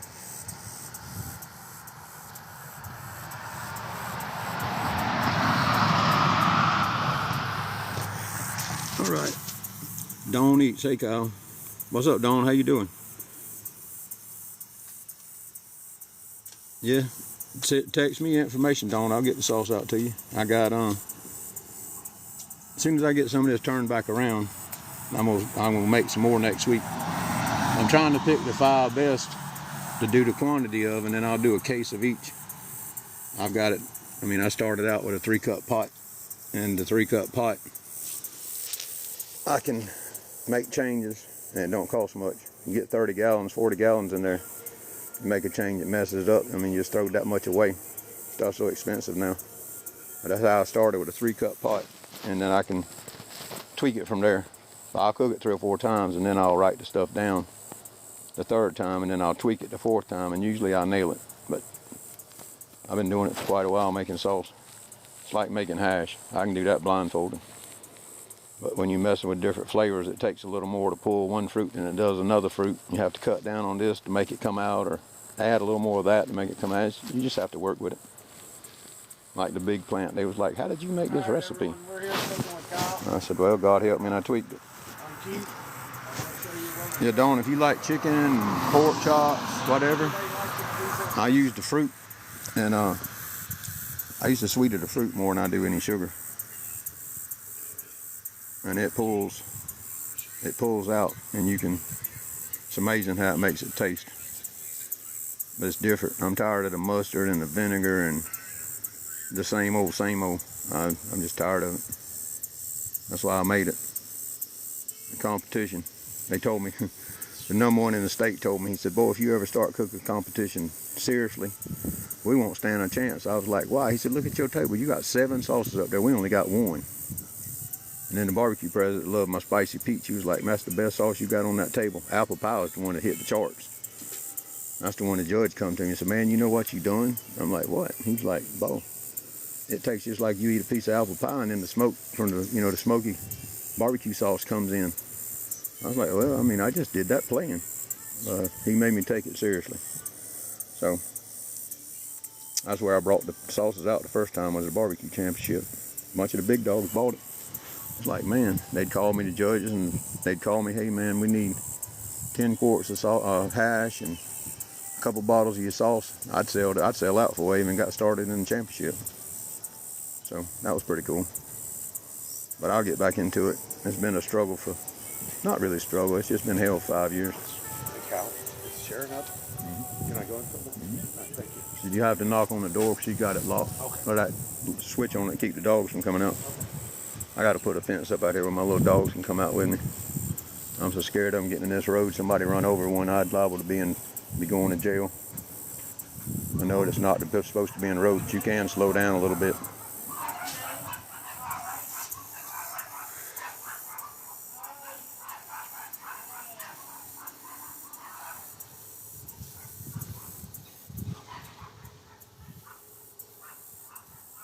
Well, it's a good temperature for smoking, Kingsy. Are you asking Mr. Crown Roll?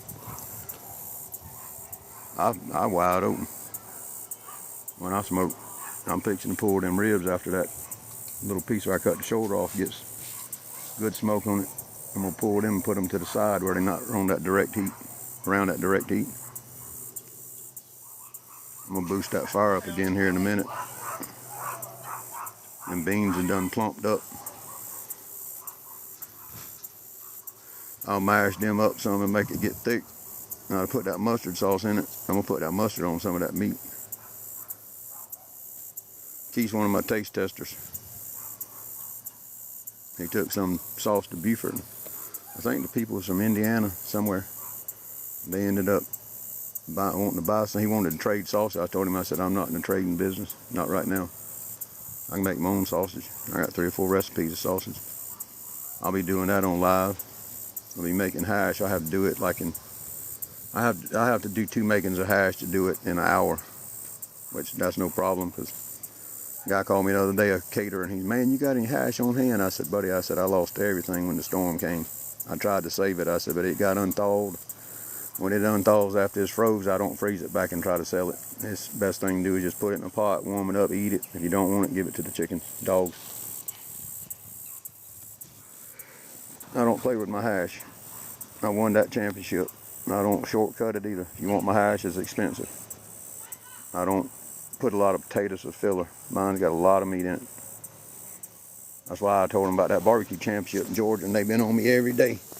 You gonna come cook November the 2nd? Man, hell, that's this weekend.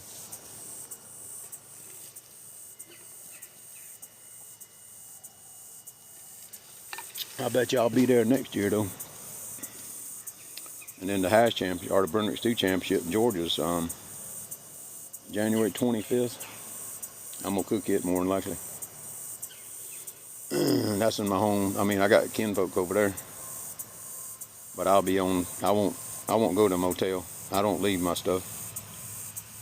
When I'm cooking, I'm cooking. I stay there all night. I don't leave and go to a motel. I'll bring me a cot or something that I can lay down on for a few hours and rest, but I'm right there close to my smoker. I don't leave it. Buy me one of them tents that closes in.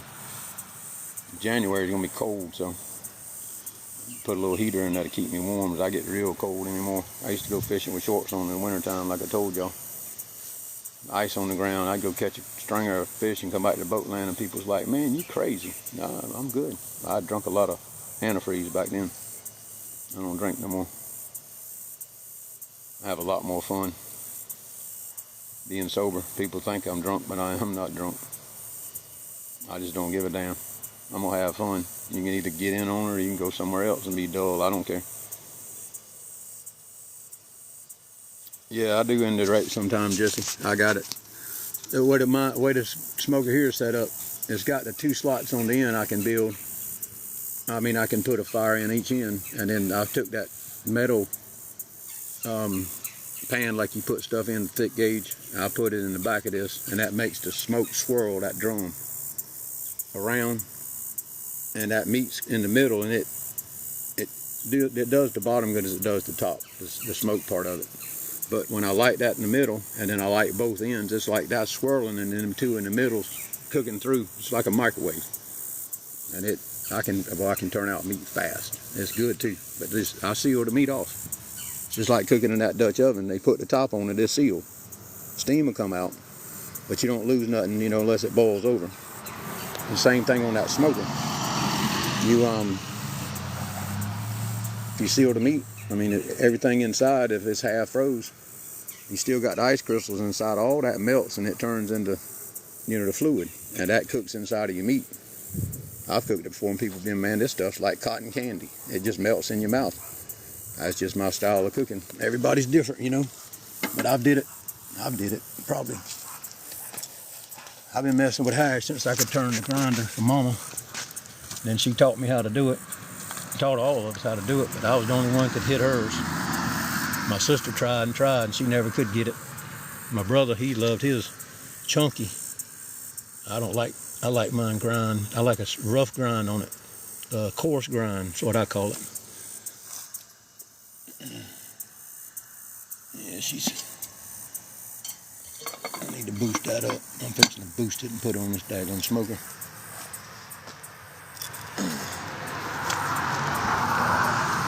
But I got out here yesterday and I dug out that pit, raked all this, because this magnolia tree, it sheds leaves and them cones every day. What did I tell you about being in my garden? Huh? You're gonna keep right on and put you in this smoker bowl. And there was my cabbage. Just right here a minute. I'm gonna boost this fire up in here again.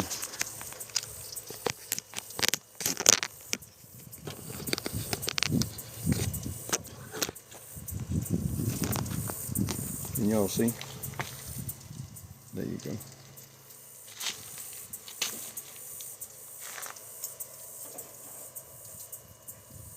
Oh yeah. Now see this rub here? That's from where I flipped this grating over. All that is where I flipped it over. I wiped all that off.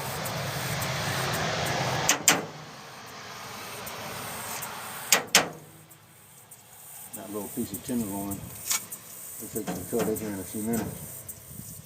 And this piece here, flip it around with the tenderloin, is up close to the fire.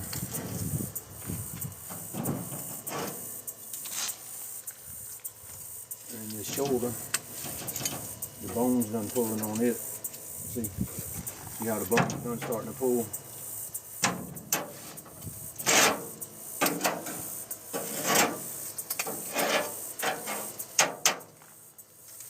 Oh yeah, when they're done, put them over there, they'll cool. All right, let's check the inside of this. This is my dad's old Dutch oven here.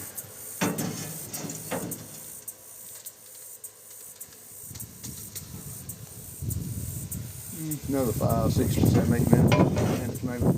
Then we'll be ready to make. And set it kind of off to the side too.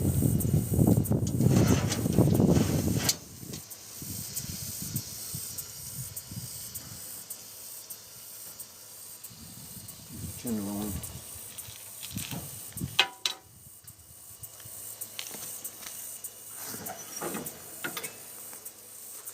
Let's put this other piece of pecan in here.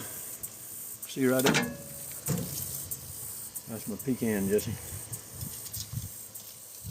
Went and loaded this stuff last Friday. Last year I wouldn't even thought about picking up the stuff I picked up that day. My wife was like, "You gonna hurt yourself?" I said, "Man, get the hell out of the way for a minute. Let me get this stuff loaded." Woke up the next morning, she was like, "You hurting?" I'm like, "No, I'm fine." "Well, I do." Sharon's older than I am. She's worked her life. She worked hard in her life. Helped me get to where I'm at with construction companies that I had built and with the boys. And yesterday, went over to get this hog from their daddy, and me and him had some trouble back when me and her first got together and the boys. And he apologized to me, made me feel good.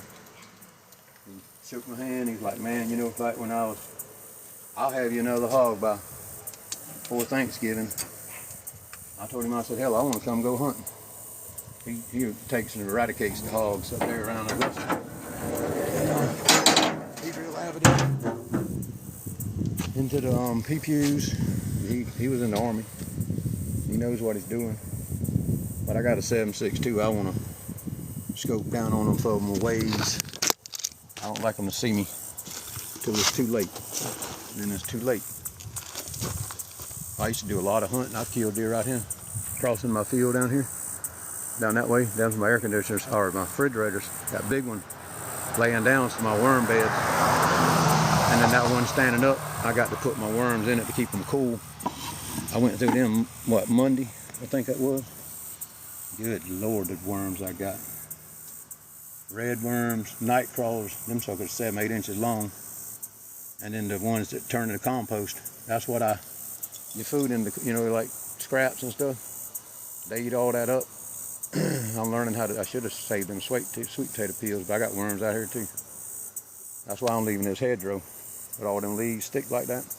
Put me a couple, 2 night crawlers in there for a long way. I get to do is rake the leaves back. But we need some rain, something terrible. Down here, we hadn't had none, and shit. My pond's dropped 3 foot. I seen that yesterday. It's come down 3 foot since the hurricane. We didn't get that much water. We got wind. The rivers finally got back to normal. We got 28 inches before the hurricanes. Before they even thought about it, we got 28 inches 1 week. And the rivers got up and got a skim on top of it where it washed the acid out the woods where the leaves dropped in the swamps. And it's gone now. Last time I was down there, it's pretty and black just like it always been. But I love them rivers. Back when I drank, that's where I stayed. I'd work till Friday about dinner time. I'd get home and pay everybody, and my sons would load the truck up, hook the boat up, get my rods in the boat, get my liquor in the boat. Shit, we'd go to the river and stay all night setting catfish lines and fish the next day and come home about 3 or 4 o'clock on Saturday afternoon and go to church Sunday morning. I love my Crown Royal. I drank a damn half a gallon Friday night and Saturday. And during the week I drank a quart and a half every day. That's what helped with my pain in my legs. If I hadn't did that, I wouldn't have been able to go. But I wore them out twice, the knees. It just hurts. Yeah, you can't buy a drop. I'm telling you what, Melissa. I wanted to cut grass, but hell, I'm scared to. Them people throwed that cigarette out the other day down at the garden, and the wind was up. I went back there fishing with Jackson and came. I said, "Jackson, there's smoke." And went and it burned all the way down the ditch, burned all my pampas grass down there by the garden and everything. I don't care about that, but man, I went and back burned it where it knocked it out before it got away. I did that for many years down there with Roy. Just me. Get on the bulldozer, I'd strike the match, and get it started, back burning it. And it'd burn, I'd stay on that tractor all day long, going around the fire lanes, making sure fire wasn't jumping and stuff. I had a good time. It's freezing up, Dawn.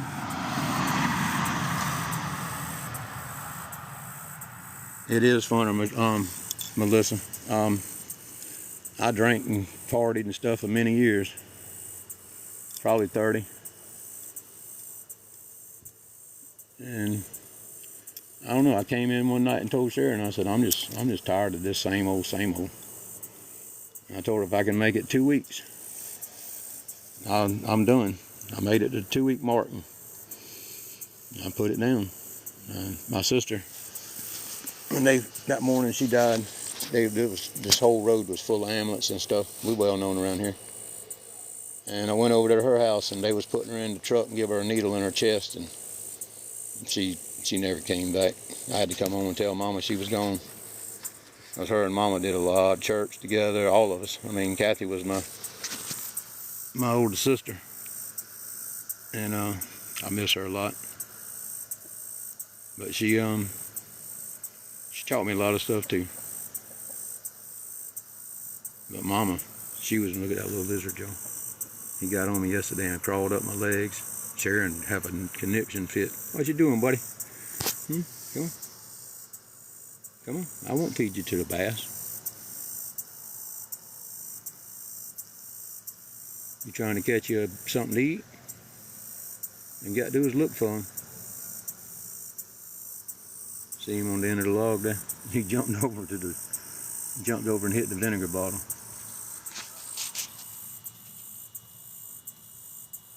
I'm gonna tell you what, Melissa, the more you go, I gained a lot of weight because I was the boss. I mean, I work, but man, some days I'd sit in my truck and figure a set of plans, and I'd get out and stretch and go check, make sure everything was right. But I did a lot of my work on the job. I tried not to bring it home, but I had 35 guys. I mean, I would figure my plans. I'd set a table out and I'd sit under a shade tree and figure plans what they was doing, the foundations or whatever. I had 2 sons out there. My brother was, kind of head over the job. I was just under the tree and doing my plans. And when I got home, when I knocked off of work, I'd get the Crown Royal out the bottle, out of the cooler, and drink it straight out the bottle. And get home, I had a big old porch over there, right on the edge of the pond. And I'd sit on that porch till 10, 11 o'clock at night, go in and eat, and all that turns straight into fat. But I'm gonna tell you, when you quit it for a while, man, everything starts tasting better. Your life gets better. I've been there. I'd knock off of work, and I was dying to have that drink. Just that one, it was just like that first drink just calmed everything down. Now, I don't worry about it. It don't bother me. But I'm gonna tell you, I tried several times. The worst thing I've ever had to do is try to quit smoking a cigarette. I used to smoke 4 packs a day. Back when I was working with Roy and them down there burning, I stayed on the machine all day long, cutting for the fire lanes and cutting logging roads and building logging roads where they could get in and get the timber. And just me, sometimes I'd be 2 or 3 miles from a truck. I'd just bring my cigarettes on the dozer and I'd smoke till either I'd walk back, I'd walk the machine back. Next morning, one of them would bring me down there to the machine and I'd park my truck right there. But I did a lot of stuff in construction. I built them subdivisions by myself. All the rock work, all the pipe work, all the laying out ditching. I got an eye on me. That's what they call it. I didn't never have to use an instrument much. I could take the corner of the blade. I could cut my swells, cut the grade. Once I got a grade point, I didn't need much. I'd angle that blade and roll that dirt. And I'd go back when it was raining. I'd see my high spots and my low spots. And come back and fill them in. And they'd come shoot grade on it. Man, you got the grade perfect. Well, if the water runs damn right, it's perfect. But the state, they're a lot different. They want you all this horse shit. He'd get Jerry and them to come down and shoot the grades. And kept me on a road somewhere, building them. Made me mad. I left, cost him $88,000 to finish 2 weeks of work it would have took me to finish. Should have never pissed me off. That's where I slid the dozer. I went down and loaded it one morning off a 5-foot lowboy. And you just have to DM me your stuff, Jacqueline. I got to get my website up. After my partner died, I had to close it down, and after I had surgery February the 9th, where they sewed me back together inside some, and I'm just getting back up going. I got my LLC and everything, bank accounts open and all, but you have to DM me. I got to get my web page up. I'm talking to one guy, but I don't know if I'm going with him or somebody else. But it'll be 3 generations of us with the sauce. My nephew, my niece, and me. And Sharon, I mean, she's with me, but Billy's the one come up with the name. He said, you know, after Grandmama, we ought to name it this. And I said, you know, that's right. It ain't all about me. I made these things around her. But you just DM me. I mean, I'll write you down in the book, and then whenever if you order again, I got all your information. It's like today I put Tim's in the mail, wrote his information down. I got Melissa's and a couple more of them written down. Hadn't really been advertising, but I mean, it's time to turn around and get some money back where I can keep on rolling with it. The other account, the big account, has got money in it, just I'm not touching it till we start with the big plant. That's what it's for. I talked to them first of the week, like I said, and it'll be January before I could get in right now, because they do a lot for Bessingers, and that Piggy Park just burned up there in Columbia. That's what, 60-something years of, maybe more, of barbecue history. I think they'll reopen, but it just destroyed the whole place. Bessingers, Maurice's, Smoking Bones, Bone Sucking Sauce, all them big dogs, and I'm right on the shelf with them, right there beside them in that factory. And then the man that does all the big cooking, the big dog, he told me one day, he said, Joseph, you know my new favorite sauce? I figured he was going to come up with one of them. He's like, your orange tangerine. I said, why is that? He said, man, it goes on anything. I was like, damn, that's pretty good, being in a plant this big and the man likes your sauce the best. But I mean, I just use my imagination. I get tired of the same old. It's like sex. I mean, I hate to say it like that. A lot of people's good, but to be excellent, you're better than good. I can just make a sauce. I can make a sauce. I don't know where it come from, but I got it. But when I first got into, what, it was the 7th, either 8th wreck. I've been in 9 car wrecks. Like I said, 4 of them I shouldn't have walked out of, but I did. That's one reason I walk kind of the way I do, just wear and tear. Never stopped though. And I started playing with salsa, reading about spices, what they did, what they went with and stuff, and I just started putting things together. Made it around Mom with chronic heart failure. Didn't bother her. Didn't bother my brother with diabetes. So that's what I wanted. They could eat it and not swell up. I think them ribs is about a point I need to set them over on to the side, maybe in a little bit. That one rack, maybe they were thin too. I'd rather have the tenderloin. All right, give me 1 second, Cal, and I'll start filming again. You good? I'm sitting here talking. What's that? I'm sitting here talking to Jacqueline. Okay. All right, Becky. 3 days. I knew it was about 2 weeks for you, Melissa. I'm proud of you. That's a hard thing to do, especially when you've worked all day and then you look forward to that. I just find something else. I mean, that's like cooking. That's where I'm free at. I'm free when I cook. So I always loved them music events. I'd be out in the middle of a field somewhere, starlit night, no light from the cities around you, just dark. Just you and God and a smoker. You know, every now and then one of the artists would come by and sit around and bullshit, and we'd smoke a little and drink a little and all that. You're just free out there. I mean, you're free when you're cooking. You're using your imagination. You know your recipes. I don't very seldom I have a look at a piece of paper, unless it's just something new that once I cook it once, I'm good. But I always change something somewhere after the first time. But I think I got, 150 recipes in there to head and written down, just that I know by heart. You know, Mama used to do a lot of, Mama's old Southern cook. The old Perlo rices and all, I loved all that. That's what I grew up eating, pigtails and rice. I want to get some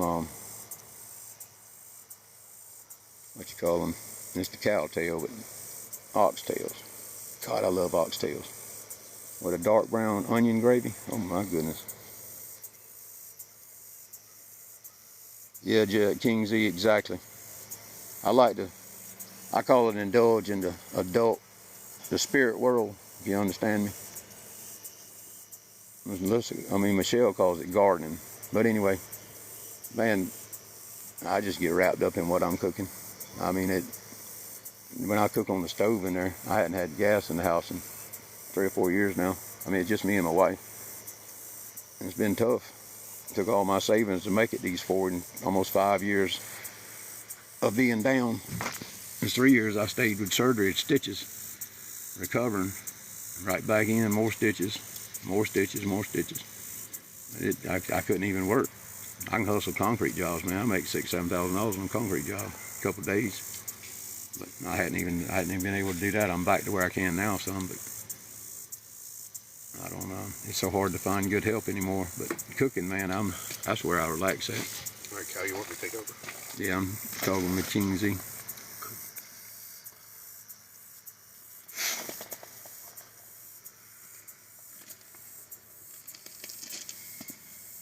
Oh yeah, I know you do, Melissa. I love to watch you cook too. Okay, I guess I'll wait. I guess that's where you me and you kind of alike on a bunch of things. First of all, you say what's on your mind. I don't cut no shit. If you ask me, I'm gonna tell you the truth. If you don't want the truth, don't ask me. Period. I expect that when I talk to somebody. Give me the damn truth. Whether it makes me mad or not, I'd rather have the truth than a lie. That's the way I was with my guys. You need money, tell me. If you're going to go buy drugs with it, I'm not giving it to you. If you need it for your family, I'll give it to you. I mean, that's just the way it is. If you're going to buy drugs, tell me you're going to buy drugs. Don't let me find it out. I'm not promoting that, but, you know, I wouldn't give them the money. And most of them I could tell if it was 11, 12 o'clock at night and you at my house and you sweating bullets, I know you out there doing something you shouldn't be. I bought liquor for the truck. I didn't buy liquor just for me. You worked with me, we had a good time. But we worked. After work, we off work. They respected me too. Big patron. Big boss man. I miss the guys and I miss them days, but I don't miss chasing your money. Have to go chase them about your money. I would like my money at dinner time on Friday. By dinner time on Friday. Because after dinner time, I'm going to pay my guys and I'm going fishing. Sure. Oh, no. Shit. I like that. I'd leave on Friday at 12 o'clock. Sometimes you wouldn't see me till Saturday evening. I'd get me a damn half a gallon of Crown Royal. And the store right up the road there, Lucia sold liquor. Yeah. At dinner time Saturday, if I was out, I'd send them to the store and get me another half gallon. I'd bring half it home. I drink some damn liquor now. I got drunk down there one day and my Scout had that 115 on, that 17-foot Scout. And there's a row of houses you ain't supposed to speed by. Shit, I run into the damn tree, I was so drunk. Nobody called. Lucia said, this is my damn place. You called the game warden, you have to deal with me. Me and him went to school together.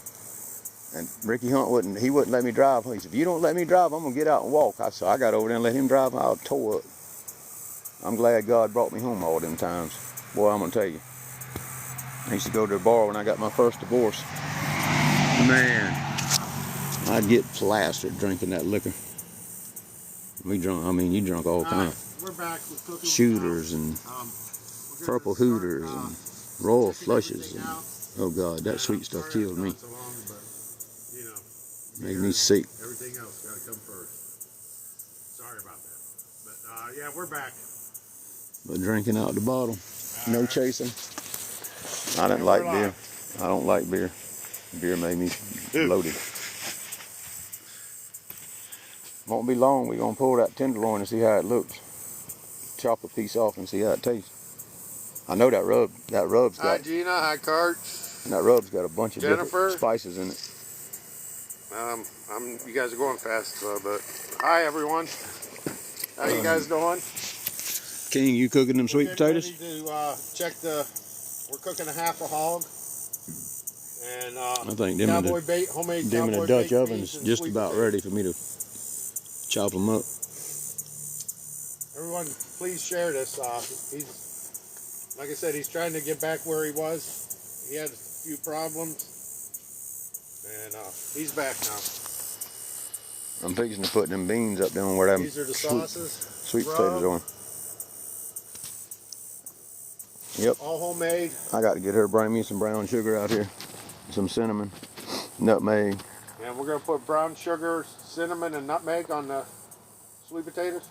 Yeah, I'm gonna slide them back. I'm fixing to slide them out where they'll cool down. I can cut them. I don't want them to mash up. Gina, you have a good day too. Thanks for getting on. Let me tighten this fire up a little bit, y'all. It's not.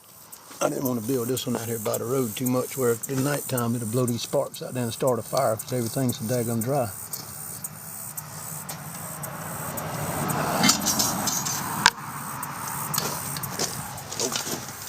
We're going to put this in here on top of the fire.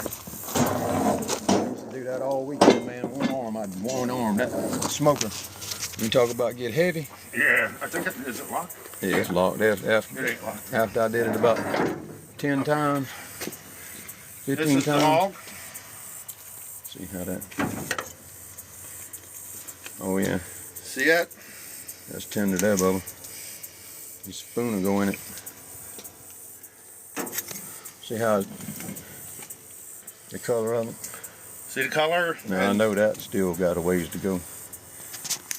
Let's check this. Sweet potatoes.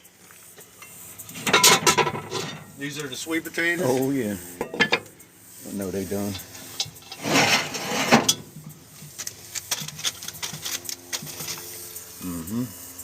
Good old southern cooking. Let that fire get built back up a minute. Here, Cal, give me the phone. I can record both of them. All right, I'm back, everyone. Hi. Set them beans right there.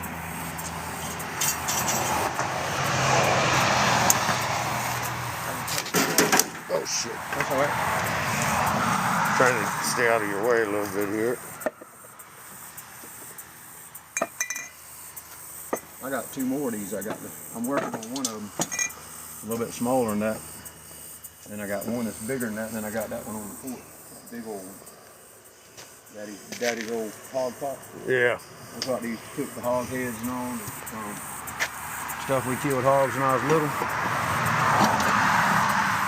Yeah, that's his old pot there. My dad cooked catfish too in that thing. Sorry, everyone.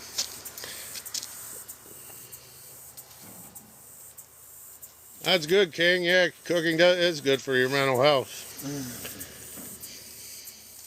If it wasn't for cooking, I don't know what I'd do. Probably go crazy as hell. Yeah.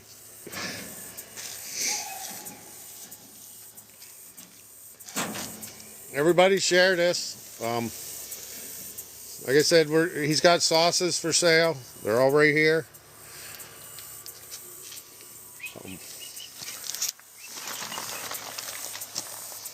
See how I did on sharpening the knife.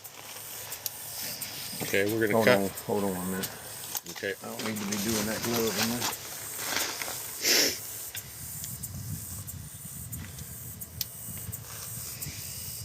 Always keep me a trash bag in case it rains. In my bag. Always keep me a trash bag in my bag. If it rains and something, I have something to put on, or I can cover my phones up with my camera. I had that big camera to bring out here today, but I didn't. Yeah. That's a damn much work for this. I can transfer these to YouTube. I just have to flip them over and lock them, and then I can bring them right on to YouTube. Get that off straight off of that wood tip. All right, that's the piece of the tenderloin, y'all.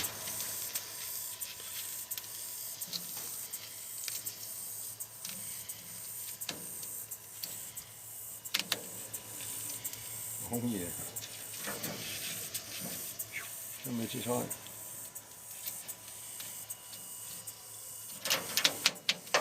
Y'all, this hog wasn't but 120 pounds. It dressed out at 60. I may take that other half and put that damn thing on tomorrow, just shit and giggles.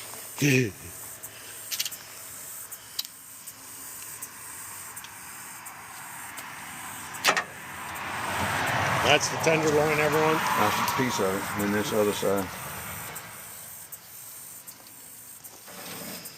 My dog's gonna have fun with this bone.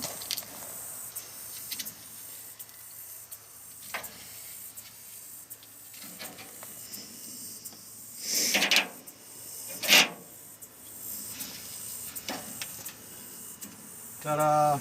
There we go. Put it right there for a minute. I'll tell you what we're gonna do. Put them right there for a minute. We're gonna put sauce on it.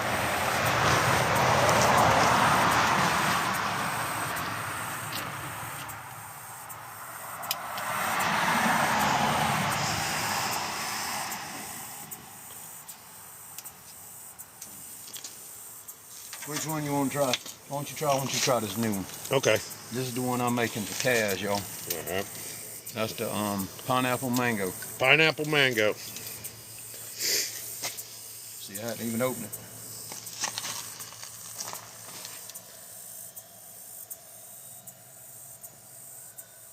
And see what I like about a good sauce? When you put it on, you don't see it running off. It sticks. See? I poured extra and it's still hanging on the side. It run a little bit run off, but not much. Yep. It sticks right to the meat. That looks awesome. That's the pineapple mango. Now the Island Blast, if you look at the difference in the colors, see how that is darker? All my sauces got a different color to them. They're not all the same. Some's lighter like this Valdez onion sauce.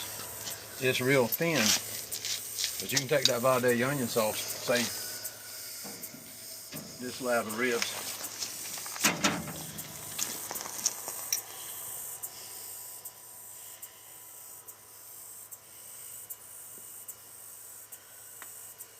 even though it's thin, you don't see it running. Yeah, you don't either. You know? That's what I call a good sauce. If you got one that runs off like water, you're not doing anything. That's a thick sauce.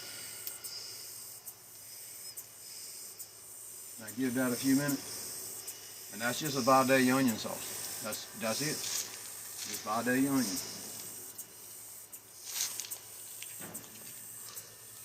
Leave that bone on there. I'm going to spin this on around like that.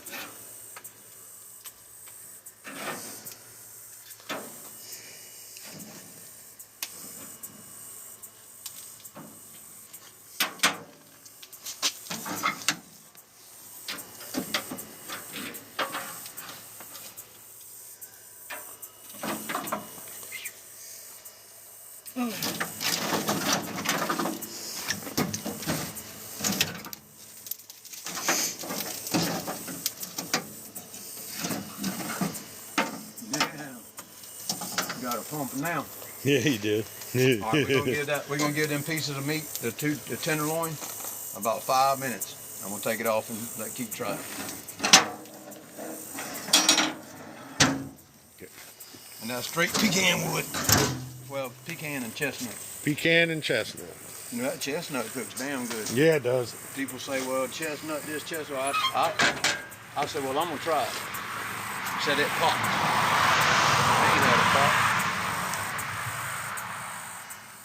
I don't know if I'd get in trouble for swinging that sledgehammer, busting that piece of pecan. Where's it at? I can do it. That's right there. See, I done got it drove down on top of that. See, that's a what you call that piece there that you like an axe? You bust the wood, the heavy piece to bust the wood with. Okay. Under it? Yeah. Chop that up. You're good. No, we can't do that on film. Oh. They say we're gonna show somebody how to get hurt. Oh, okay. I'm sorry. But I wanted to show them what I use. One of the things. There's a sledgehammer with a metal bar welded to it. You don't break your handle.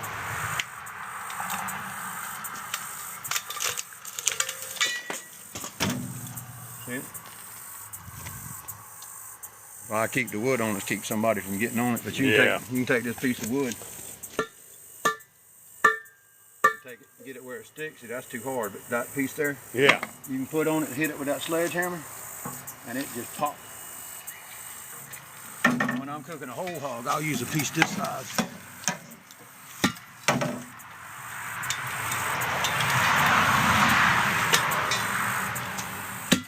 There you go. Damn. and then you just take the sledgehammer and drive it. It pops it. A lot easier on you. I got a double head axe on the porch that I use when I feel good. It's been a long time since I swung it though. I can swing it now. These old pieces I'm gonna break up to put under this thing over here. I didn't get it jacked up like I told him. I didn't want a bunch of sparks out here tonight because we so dry. Yeah. They won't take but a little bit from the flame. We got a fire. They called it down the other day when that fire got out. They had the the fire department. Damn Everything out. And I'm sorry I was gone so long, but now that fire is going pretty good.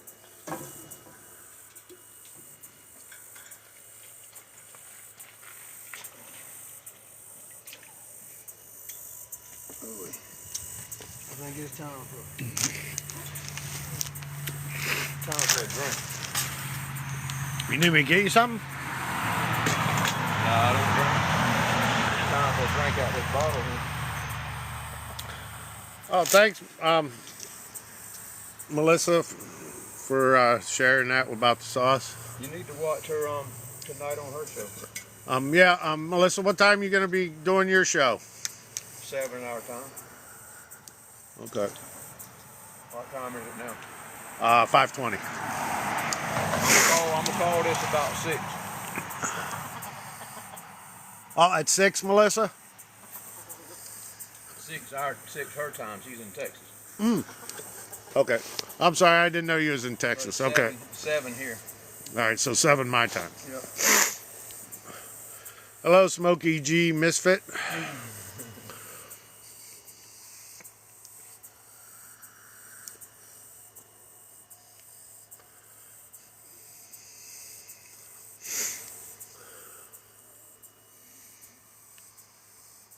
Tell you what I'm gonna do. I'm gonna hook me a string and run it in that window yonder, and then I can pull that string here and ring a bell inside the house. You come and ask for the door.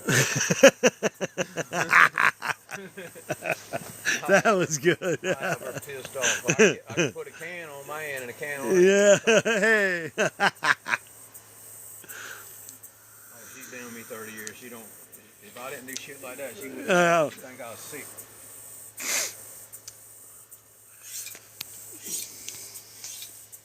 Me and her's had a good marriage though. Yeah. 30 years. Man, she'd go into work at 3:30 in the morning. She'd get off, go pick the kids up from school, come home. I'd be knocked off work. We'd get my boat, hook it up, go to the river, catch a cooler full of shrimp. Get home at 12 o'clock. She'd get back up and go to work at 3:30 every morning. Wow, that's awesome. I'd get up with her. Oh, yeah. We did that for a long time. But I kept their freezers full, my freezer full, Mama's freezer full. You didn't have to look for fish or shrimp. Hello, JCDEUE1L66. Hi. Sorry, I'm not good at getting all that out at one time.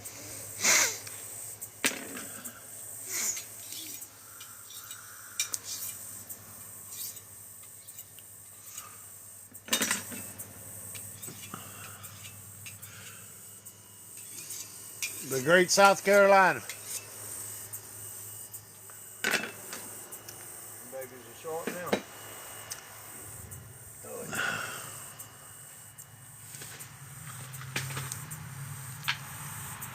Short now. That's one of my mom's swimmers too.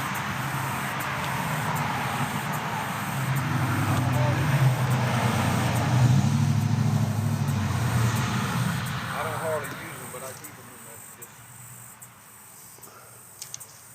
I know where they at. Nobody can't hunt them from them. Well, I mean, I've been in events before and Yeah. and leave your knives and come back and your knife be gone. You know, I don't like that. You want it, ask me for it. Don't take it.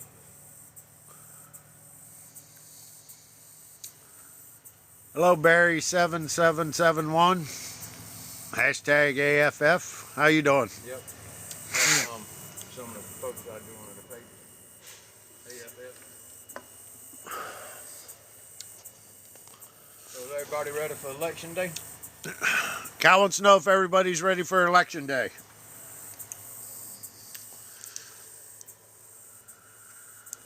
see it's gonna be bullshit already. Yeah. Did you see them? They burned all them ballot boxes. They wasn't supposed to be out there. Yeah, they ain't supposed to be out there like that. That's stupid. Yeah, that's just them cheating. I can't get into politics. Yeah. Yeah, you can't on here. That's right. Never mind, we can't get into politics on TikTok. I know one thing. A bunch of the pages I go on like Edge, they'll throw her off. The ones that's for Biden, they won't throw them off. Yeah. Did you see that one at Fox News where she was drunk? Oh, but that's fine. Yeah, I know. That's all right. But if it was Trump, they'd have a damn connection to it. Yep. The way our world is going, it don't change.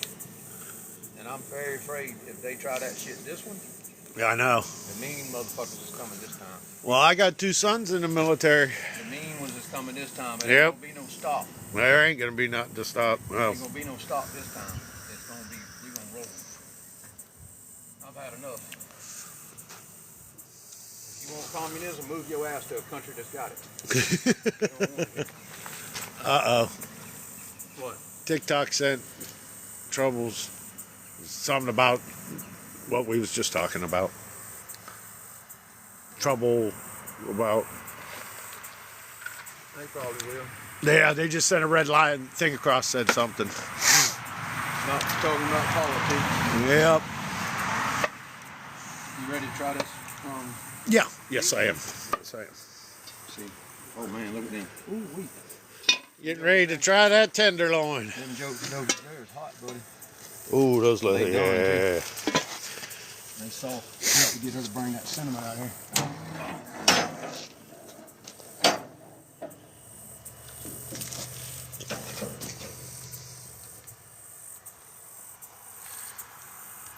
Oh yeah.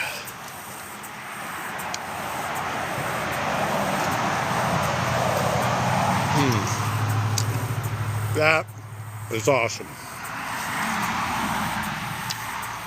Awesome. That's hitting. Oh, Kyle, that is perfect. I can still cook all night with what wood I got left to do. See how tender it is? Oh my God. Look at that. What's up, John? That's the beans. Yep. Hi, John.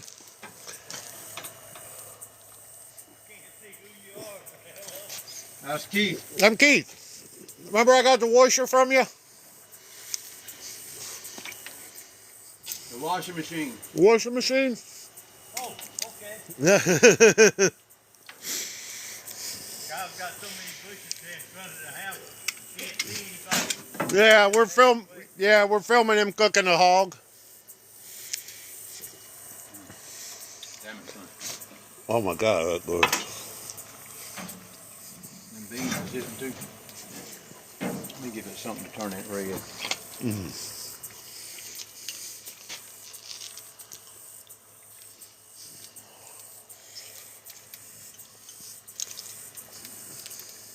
Man, Kyle, that was excellent.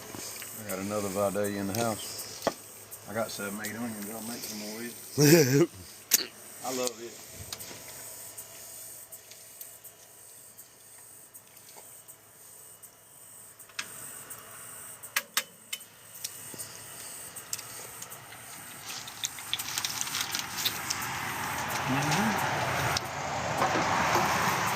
Guys on point.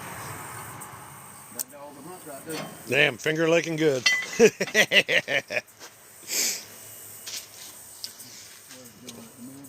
No, he went walk back. He thought I was over here doing something. Oh. He didn't see you.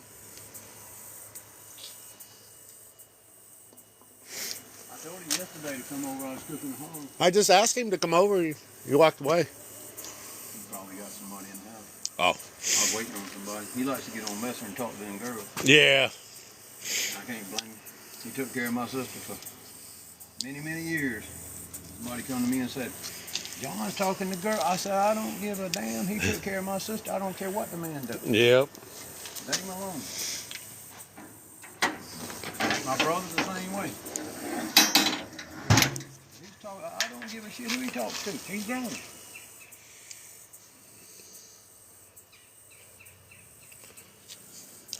Hi, Megan Marie.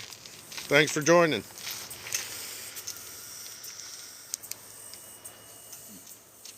I bought that. I love that one.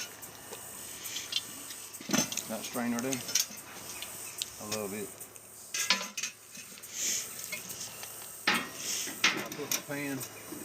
I keep that pan in the smoker now if I need it, whatever. Yeah. Like to tote this meat in. I got 7, 8 of them. King Z, them joker does cook, buddy. Look how soft they are. They're hot as shit.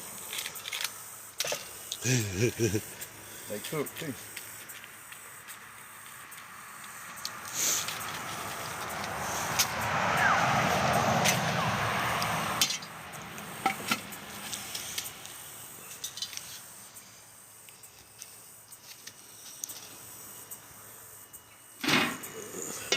Hello, 65 vet.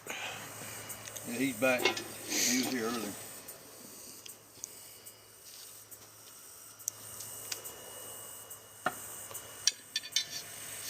Yeah, he's leaving. I told him I had supper. He's going uptown to get something to eat.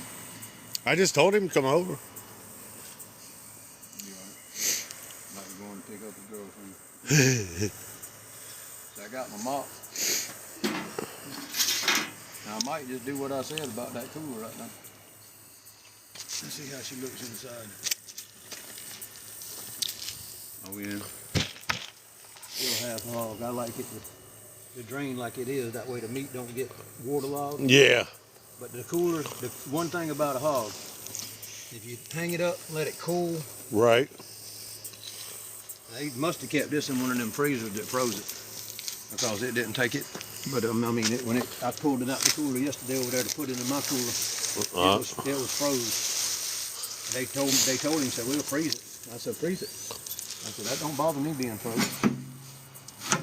Still just 2 packs of sausage in there that he put in there. Okay, there we go. Trying to keep you where you're, when you go like that, where you're still. You okay? Oh yeah. I've been going since I got up. Yeah. Which is good. If I push up on that side of the back though, it helps. That's from that hitting them in them car wrecks and hitting that door. Yeah. It made my ears flop out. No. Oh, yeah. That one up there by Rondo Road? Oh yeah, that one's a rough one. Where he sideswiped me. Yeah. Or T-bone me. Yep. Yeah, that just added more flavor to it. That's all. I ain't see the man coming. When I turned my head, he hit him. Damn.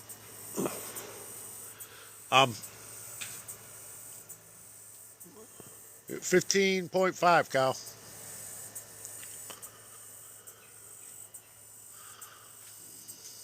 I go into their lives, I'll tell them, I say, hey, I can get 534 likes, is the most I can do, and they'll start racing me. It don't take long to get them 25. I would get 20, they said, let's get 20K. I said, let's go to 25K. But that pushes you out. I mean, I'll have the money to send a lot of presents right now, it's building up, but I can give them likes, and that puts them into the For You page. That little fire's coming back. That's all the wood I'm gonna put on it right now. I think I'm gonna dig down another 4 inches. On that? When I case the outside, inside of it, Yeah. put fire brick in that bottom. I'm not sure. I have to see how many fire brick I got out there. But I want to use my fire brick where that brick is. I'm gonna cut me a square. That's where I'm gonna build the rocket stove right there. Okay. Where it comes up, where I can work this and that. If I want to cook with the rocket stove one day, it's only 1 pot. Then I can light that. If I want to cook 3 or 6 pots, I can cook this. Right. Or if I wanted to lay that hog on there, Yeah. Yep. just all I got to do is build me a tin top to set down over this with a flue coming out where the smoke can get out, and I could do that. Like I told Sharon, you can put the fire brick or them old cotton gin brick I got. You don't want to use them. Them's all right, House but bricks. they don't hold the Yeah, heat. they don't hold the heat. Them old cotton gin brick, I call them, was handmade. That's what they made chimneys out of in the old times, was them cotton gin brick. Now, every time I'd get brick I'd have left over, I'd bring them home. You Fred Sanford. Yeah, go to the place right now and buy all that shit I got out there saved and tell me how much money I kept. Like them pavers in front of the steps there. I'm gonna finish my whole steps going up with pavers. They just got too hot during the summer. I laid them and just put them down. And I told her, I said, I'm gonna finish it, but that top step is too high. And when I put them pavers in it, to cut that almost 4 inches. Yeah, that'll be good. That top step's a 9-inch step. That's back. That house is 50-something years old. That's where they got the codes now. I think you can't go over 7 1/4. Oh, really? They gave you codes? Oh yeah, for steps you have codes Okay. now. You can't go over 7 1/4 on the step. On the So the tread. steps I've been building for that lady, they're Well, if the inspector's coming, if the only way you can go above that is if an architect was to draw it. If an architect draws it, don't make a shit. I'll build a foundation right here, and the person beside me over there in Habersham, they had rebar every 24 inches. I had rebar every 24 inches. They had rebar every 12 inches. House right beside each other. yeah. But it's according to how much you want to pay. Pay. And the architect, and the way they draft the plans. And as long as it's approved, you can do whatever. But step treads is 7 1/4 is what they want. Okay. Unless the architect says, you can do it. You can't do a foot, but usually between 6 and 7 inches is your normal, Right. treads coming up. But I don't know codes. I hadn't messed with this stuff in 5, 6 years. Yeah. The concrete and the pavers and all. I hadn't. That lady I built those steps for. They're like 9 inch, like you just said, 9 inches. Yeah. But they're from the deck she had built already. All you was doing was straightening them out. No, they rotted. Okay. As long as you had them there, they can't say nothing. Okay. That's almost like grandfathered. If they were built like that and you were just copying it, they can't. But now a new house, whatever it says on that CO, you have to CO, you have to. All right. The final inspection, you have to, and they'll come there too with a tape measure. I've had some of them that get out with a tape measure, and some of them say, "Is that right?" Now, I didn't ever lie to them. I was like, "Yeah, I'll tell him what it was." And now they had one down there called RoboCop in Beaufort. He was hard as hell. He didn't make a shit to him. He's gonna fail you on something. Yeah. He come out there one day. I was doing a big old foundation, laying the blocks for my guys. And I was out there and I was reading the plans, and I told him, I said, "Man, there's something messed up in these plans." Why? I said, "I've done laid this damn thing out 3 times, and that wall there is not in the right place." "You sure? Levi don't usually miss." I said, "Boy, my damn tape measure works too." Yeah. Anyway, I scaled the plans. I went back. I pulled it with the tape, 100-foot tape. I said, "Man, this wall's 2 foot off."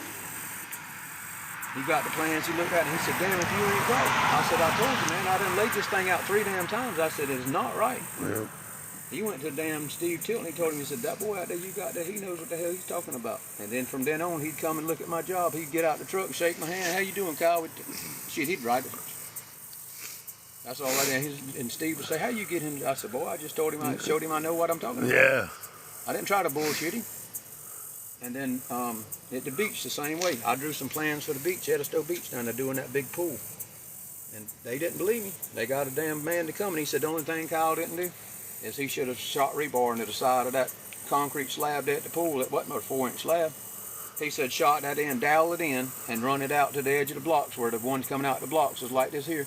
And it's fine. And after that, the building inspector said, "Boy, when you get ready to change something, just do me a plan and lay it on my desk." But I told him, I said, "I know what the hell I'm talking about." Yeah. I said, "I know how to build structural."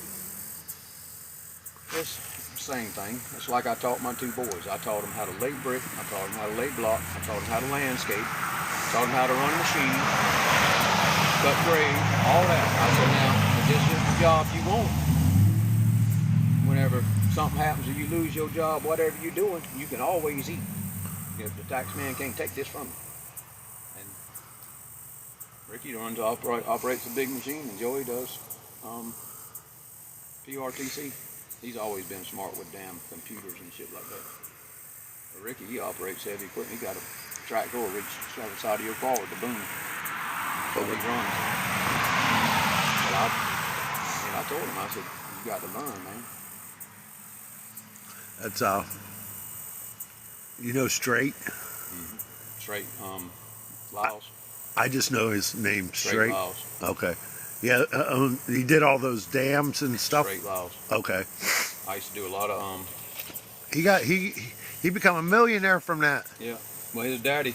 Oh, his daddy started it Well, first. his daddy used to be the head over the wetlands. Yeah, that's where. Yeah, See, exactly. on Brays Island, I did a lot of work on Brays. I built 21 ponds down there. I don't know how many miles of road, over 20 miles of road. 600, 700, 800 acres of bird fields. Damn. But man, it wasn't nothing for me to build a pond. And Mr. Pingree come out and say, "You see that little clump of grass over there?" I said, "Yes, sir." He said, "It's going to cost me $10,000, but I'd like that little point to go on back." I'd look at him and say, "You want it going?" He said, "Yeah." I'd drop that 14-foot blade on that big D6. I'd chop it out of there. He said, "That's all I wanted to see." I went up there to watch them do that one time, man. That is wild how they do all that. Oh, they probably was building them trunk docks and them. Yeah, that's what. Yeah, yep. Them trunk docks. How a trunk dock works. See how that brick sitting over that with the hole in it? Yeah. The trunk docks like that, you build your casing for the water to be able to go in and out. And then Yeah. you put the gates on both sides. Right. When the tide's coming in, that gate open on the inside of your pond. And then when the tide goes out, that gate will close and this gate will close, and it keeps the water from coming back into the pond. Yeah, that's what they was building. That's a trunk dock. Okay. That's what we call trunk docks. I just went up there to see. He told me to come up and see it. It's got the two pylons come up, and then the lateral boards hook like this and comes down, and it's got a flat Yeah. base, and it blocks the pipe hole like this. Water still comes in, but it's Just trickling. yeah, it's not. It just about seals it off. Okay. Can't close it completely off. Right. The pressure would bust it. So it trickles in, and then when it gets full in the river, when it first starts going out, that gate will close back on the inside of that pond, and the same thing, just a little trickle will come back out. Yeah. And that's how you work your water levels up in your rice. Okay. It's pretty neat. Yeah, that's why. But But most of them banks they're throwing up out there were originally, some of them were originally built by slaves, and they just upped them, okay. built them higher. They'll go through and throw 2 foot of dirt, You're right. which is peat moss and stuff. That you have to give it a year or so before you can drive on it. But they'll throw it up and level it down with a boom. Summertime it don't take as long. Wintertime it takes long. Yes, level it down with the boom, and they'll build that bank. You know, lifts 2 foot, 4 foot, whatever they want to build. And I think it does a lot better when you only build it 2 foot. That's like building a fish pond dam. When you build a fish pond dam and you got a bank here and a bank here, you have to cut back in this bank and put clay to core it. If you Okay. don't, that water will wash around it. Surround it. But you put that clay and blend it into the dirt and hook it, that water won't wash it. The whole center of your bank, like this is your bank. Right. You want it this wide. You come down the center of that thing and you put clay. And that clay, whatever level you bring it to, that's your water. That's how high your water go. It won't wash that bank out because they can't push the clay out. Cloud of it. But if you ever throw a tree in there and it rots and it leaves a hole, it'll blow that whole damn bank out. Oh. You can't do that. You can't put organic shit in the bank. Okay. Everything organic, got to go. You cannot throw organic in a bank because it'll rot. It'll rot that hole. It'll rot out, and then when that hole opens up and that water makes the first little run. Right. I watched this pond right down the road here, 25 acres. I watched that joker drain in less than 3 hours. I mean, it was killing fish. Fish was coming out of the pond and hitting the trees head on, like this tree behind me and the pond behind it. Yeah. You walk around and pick bass up that long, they Holy. get bashed, you know, where they hit the trees with the water. Damn. I watched that whole bank, Bo. That bank's from here to them big woods over on that paved road. That's probably football field and half, 2 football fields on it. And way on the other side of this trailer. That's how long that fish pond bank was. I watched that whole bank do this number right here. Just like that. Me and Terrell had just come across it on the backhoe. And you look behind you, you can see the bank doing this. All of a sudden it gave way, and Bo, with the water dropped like 5 foot in just a matter of a few minutes. Wow. It was getting it. Then we'd go back in and core that joker back, and Mr. Fisherman fill it back up with water. Damn. Did that every year. One of the banks would blow. We had levees on each end that we'd go there and cut the bank down like this here. When it hit to a certain point, Yeah. it would run around that instead of washing the bank. But a lot of times, if you got a flood like we had in 28 inches, Right. there ain't no way you're gonna You stop stop that. That shit'll burn up, tear a fish pond dam. So they so they redo them every year? Is that He would down here where he's got the game reserve. See, that's why the deer cross here like they do. The deer come out of this swamp back here. They walk this power line. You get to this power line out there on 64. That power line turns at an angle and crosses the road. That's the same power line right here. Okay. Them deer, when they cross right over here, Yeah. they get right behind them pine trees. They on the game reserve then. Oh, that's right. Yeah, you did tell me The that. game reserve's right Yeah. there. They don't shoot nothing but 8 point. I mean, they shoot monsters. They don't shoot no little shit. Okay. They've been doing that for years. Duck hunting during the wintertime. Right before daylight, right at daylight. Man, you must be here 500-600 shots over there. Da-da-da-da-da-da-da, shooting ducks. They got caught a while back. It cost me $50,000. Ducks. Yeah. But I mean, they was hung up, with people like Murdoch and Yeah. all them. Did you see that they, in that house they was remodeling, they found stuff that said he didn't shoot them, his wife and kid? I don't think he did. I think his daddy had that done. That's what they're saying. His daddy was big time. Yep. Drug mafia, all that. I shouldn't even say it, but I mean, they had connections. And them two, Paul, when he got in that boat wreck, that was going to bring stuff out. And then Right. she was fixing to get a divorce, which was going to find out where he was getting the The money from. And the day before that happened, his daddy met with Sled. And whatever. I mean, it's been like that a long time. It's a good old boy system, what they call it. Yeah. But I think somebody bigger had that done, and he had to watch it. Yeah. Yeah, I think you're right. That was his punishment. Punishment. I think that, and I'll stick by that. I think it was.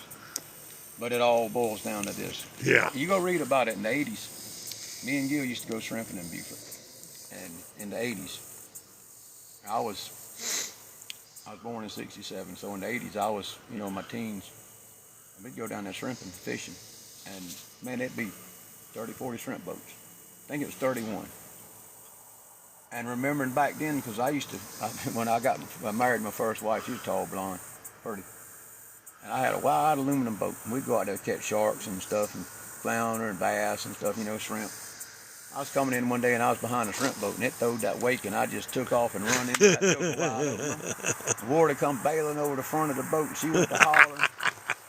And I remember the shrimp boats coming in, but I'm not going to say any names, but back in the early 70s, late 70s, early 80s, 3 shrimp boats come in.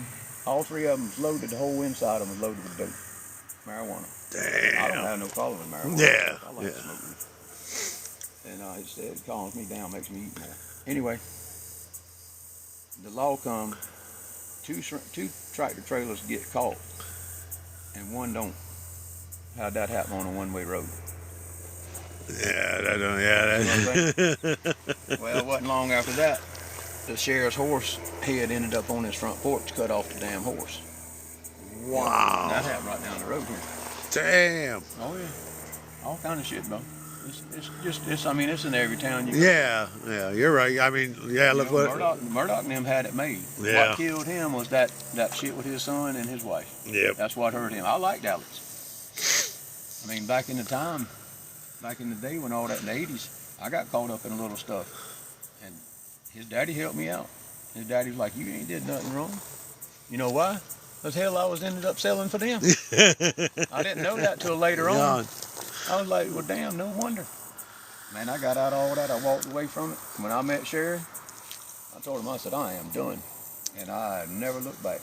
Hi, Mikey Covington, DJ Everclean. Hi. Yeah, that's my buddy right there, DJ. Cal says hi, DJ. Hi, Mikey Covington. We're just sitting here right now, cutting the bullshit, Yeah. talking about times back in the. Waiting on my beans to get done. Yeah. My hog, I think, is about done. I want to cut that tenderloin. that 9 corner. DJ sent you a hand heart. Oh, it went away. Sorry. That's my buddy. He was on there one day. I was going through a little tough spell. He's always positive. And I told him a while back. I said, man, and I've always followed him since then. I told him, I said, you're speaking the damn truth. He speaks the truth, too. That's why I like him. I don't like no damn bullshit. I like to speak the truth. Life's too hard for having a bunch of bullshit. Yes, it is. And you don't need all that. Look at the shit I got to go through. That's like when I cooked for them bands the first time. He said, appreciate you, bud. Good energy. I'm on the music video with them boys, and they first walked up. I was sitting down just like right here, that same smoker. And Irish eyes walked by me, and he said something, and I said, hey man, you want to try a rib? He come, I was cooking for them, Lenny Cooper and the Boondock Kings and the Pecan. He come over there and he eat that rib, and the next thing I know, all of them was out there around the smoke. We got to get you on video. What I ate was, it was awesome. Wasn't 2 months later, I was on video cooking with them in a video shoot. I still got all my hoodies and shirts and everything. Gotti, got their shirts and all. I mean, the Appalachian Dawn. All of them, but I met all of them. Daryl Singletary, all of them. DJ said, appreciate you, bud. You got good energy. Hey man, this world's too damn tough to be having the bad energy, especially for real folks. I don't deal with them half-ass fellas. You can't be straight with me. I ain't gonna be straight because I ain't gonna hang around you. He's always been straight. He's always been good. I always go in his live if he don't know it, and I always like. All right, we're going to show you the... Yeah, it's about ready for me to call it. My throat's getting sore now. She finally went up to 250, I think. I knocked the shit out of it. Great. Yeah. Let smoke clear, and here we go. Let's check this. Let me get another rubber, y'all. All right.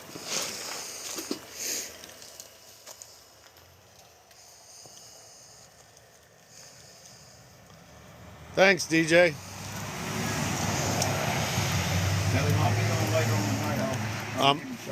Kyle said he'll be on later on tonight to shout with you, DJ. He's gonna be on. He's always on. All right, y'all. That's the one where we put the. I'm fixing to cut Keith one of them. That's the other little piece of tenderloin. That's the front shoulder. And then we're gonna see if this baby. She ought to be about ready. If not, I'm gonna put it in the steamer and finish it. Look at the color, and there ain't nothing but sauce on this one. The rest of this is just. This one here, I put it a little close to the fire, but that's where that one got shot. I told you the dogs get close to that. We'll give them dogs too. Right, let's see what our beans look like back there. All right, we're gonna check the cowboy beans. They rolling. Rolling. Get them beans up rolling. Now see, them was hard when I brought them out here. Yeah. What? Yep. Come right out the bag. You put them in that Dutch oven and hold that heat to them. They'll soften right up. He said, Kyle, you're a good, straightforward, honest people. Always felt his energy, and thanks for always supporting him. You're welcome, man. Thank you. Can't find many real folks nowadays. No, you can't. When you do, your body will hang on to you. Yep. Your battery's about to go dead. Yep. I think we're going to sign off, y'all. My battery's dying. I love everybody. Come back. I'm going to do something. I know I'm going to do something Friday. Tomorrow, what's Thursday? Yeah. I may do something. I don't know. I got to see what's going on. Got a lot of stuff around here I need to get done. Well, let me know, because I can come and help you.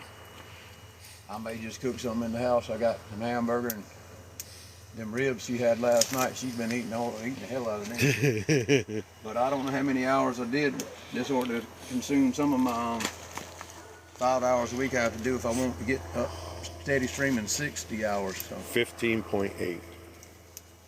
thank everybody for the likes, the presents. I love you. I'll be on Melissa's here in a little while. I got to eat and take a shower, and then I'm going to get my butt in the bed and get up in the morning and rock and roll. Y'all have a good night. Thank you for tuning in. We'll be back. This is just a start. Once I get it, I'm good. We're signing off. All right. Love you. And we're out of here. Thank you, everybody. We appreciate it. All right, go.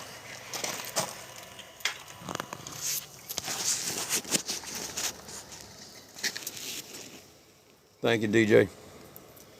I'll see you in a little bit. I got to go in there and shower and eat, and then I'm going to get on. I'll have you on one of them. I'll come in and talk with you. All right, buddy.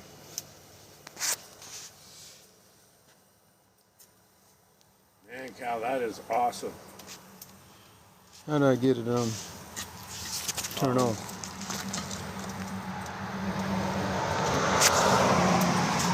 Yeah, you want to leave.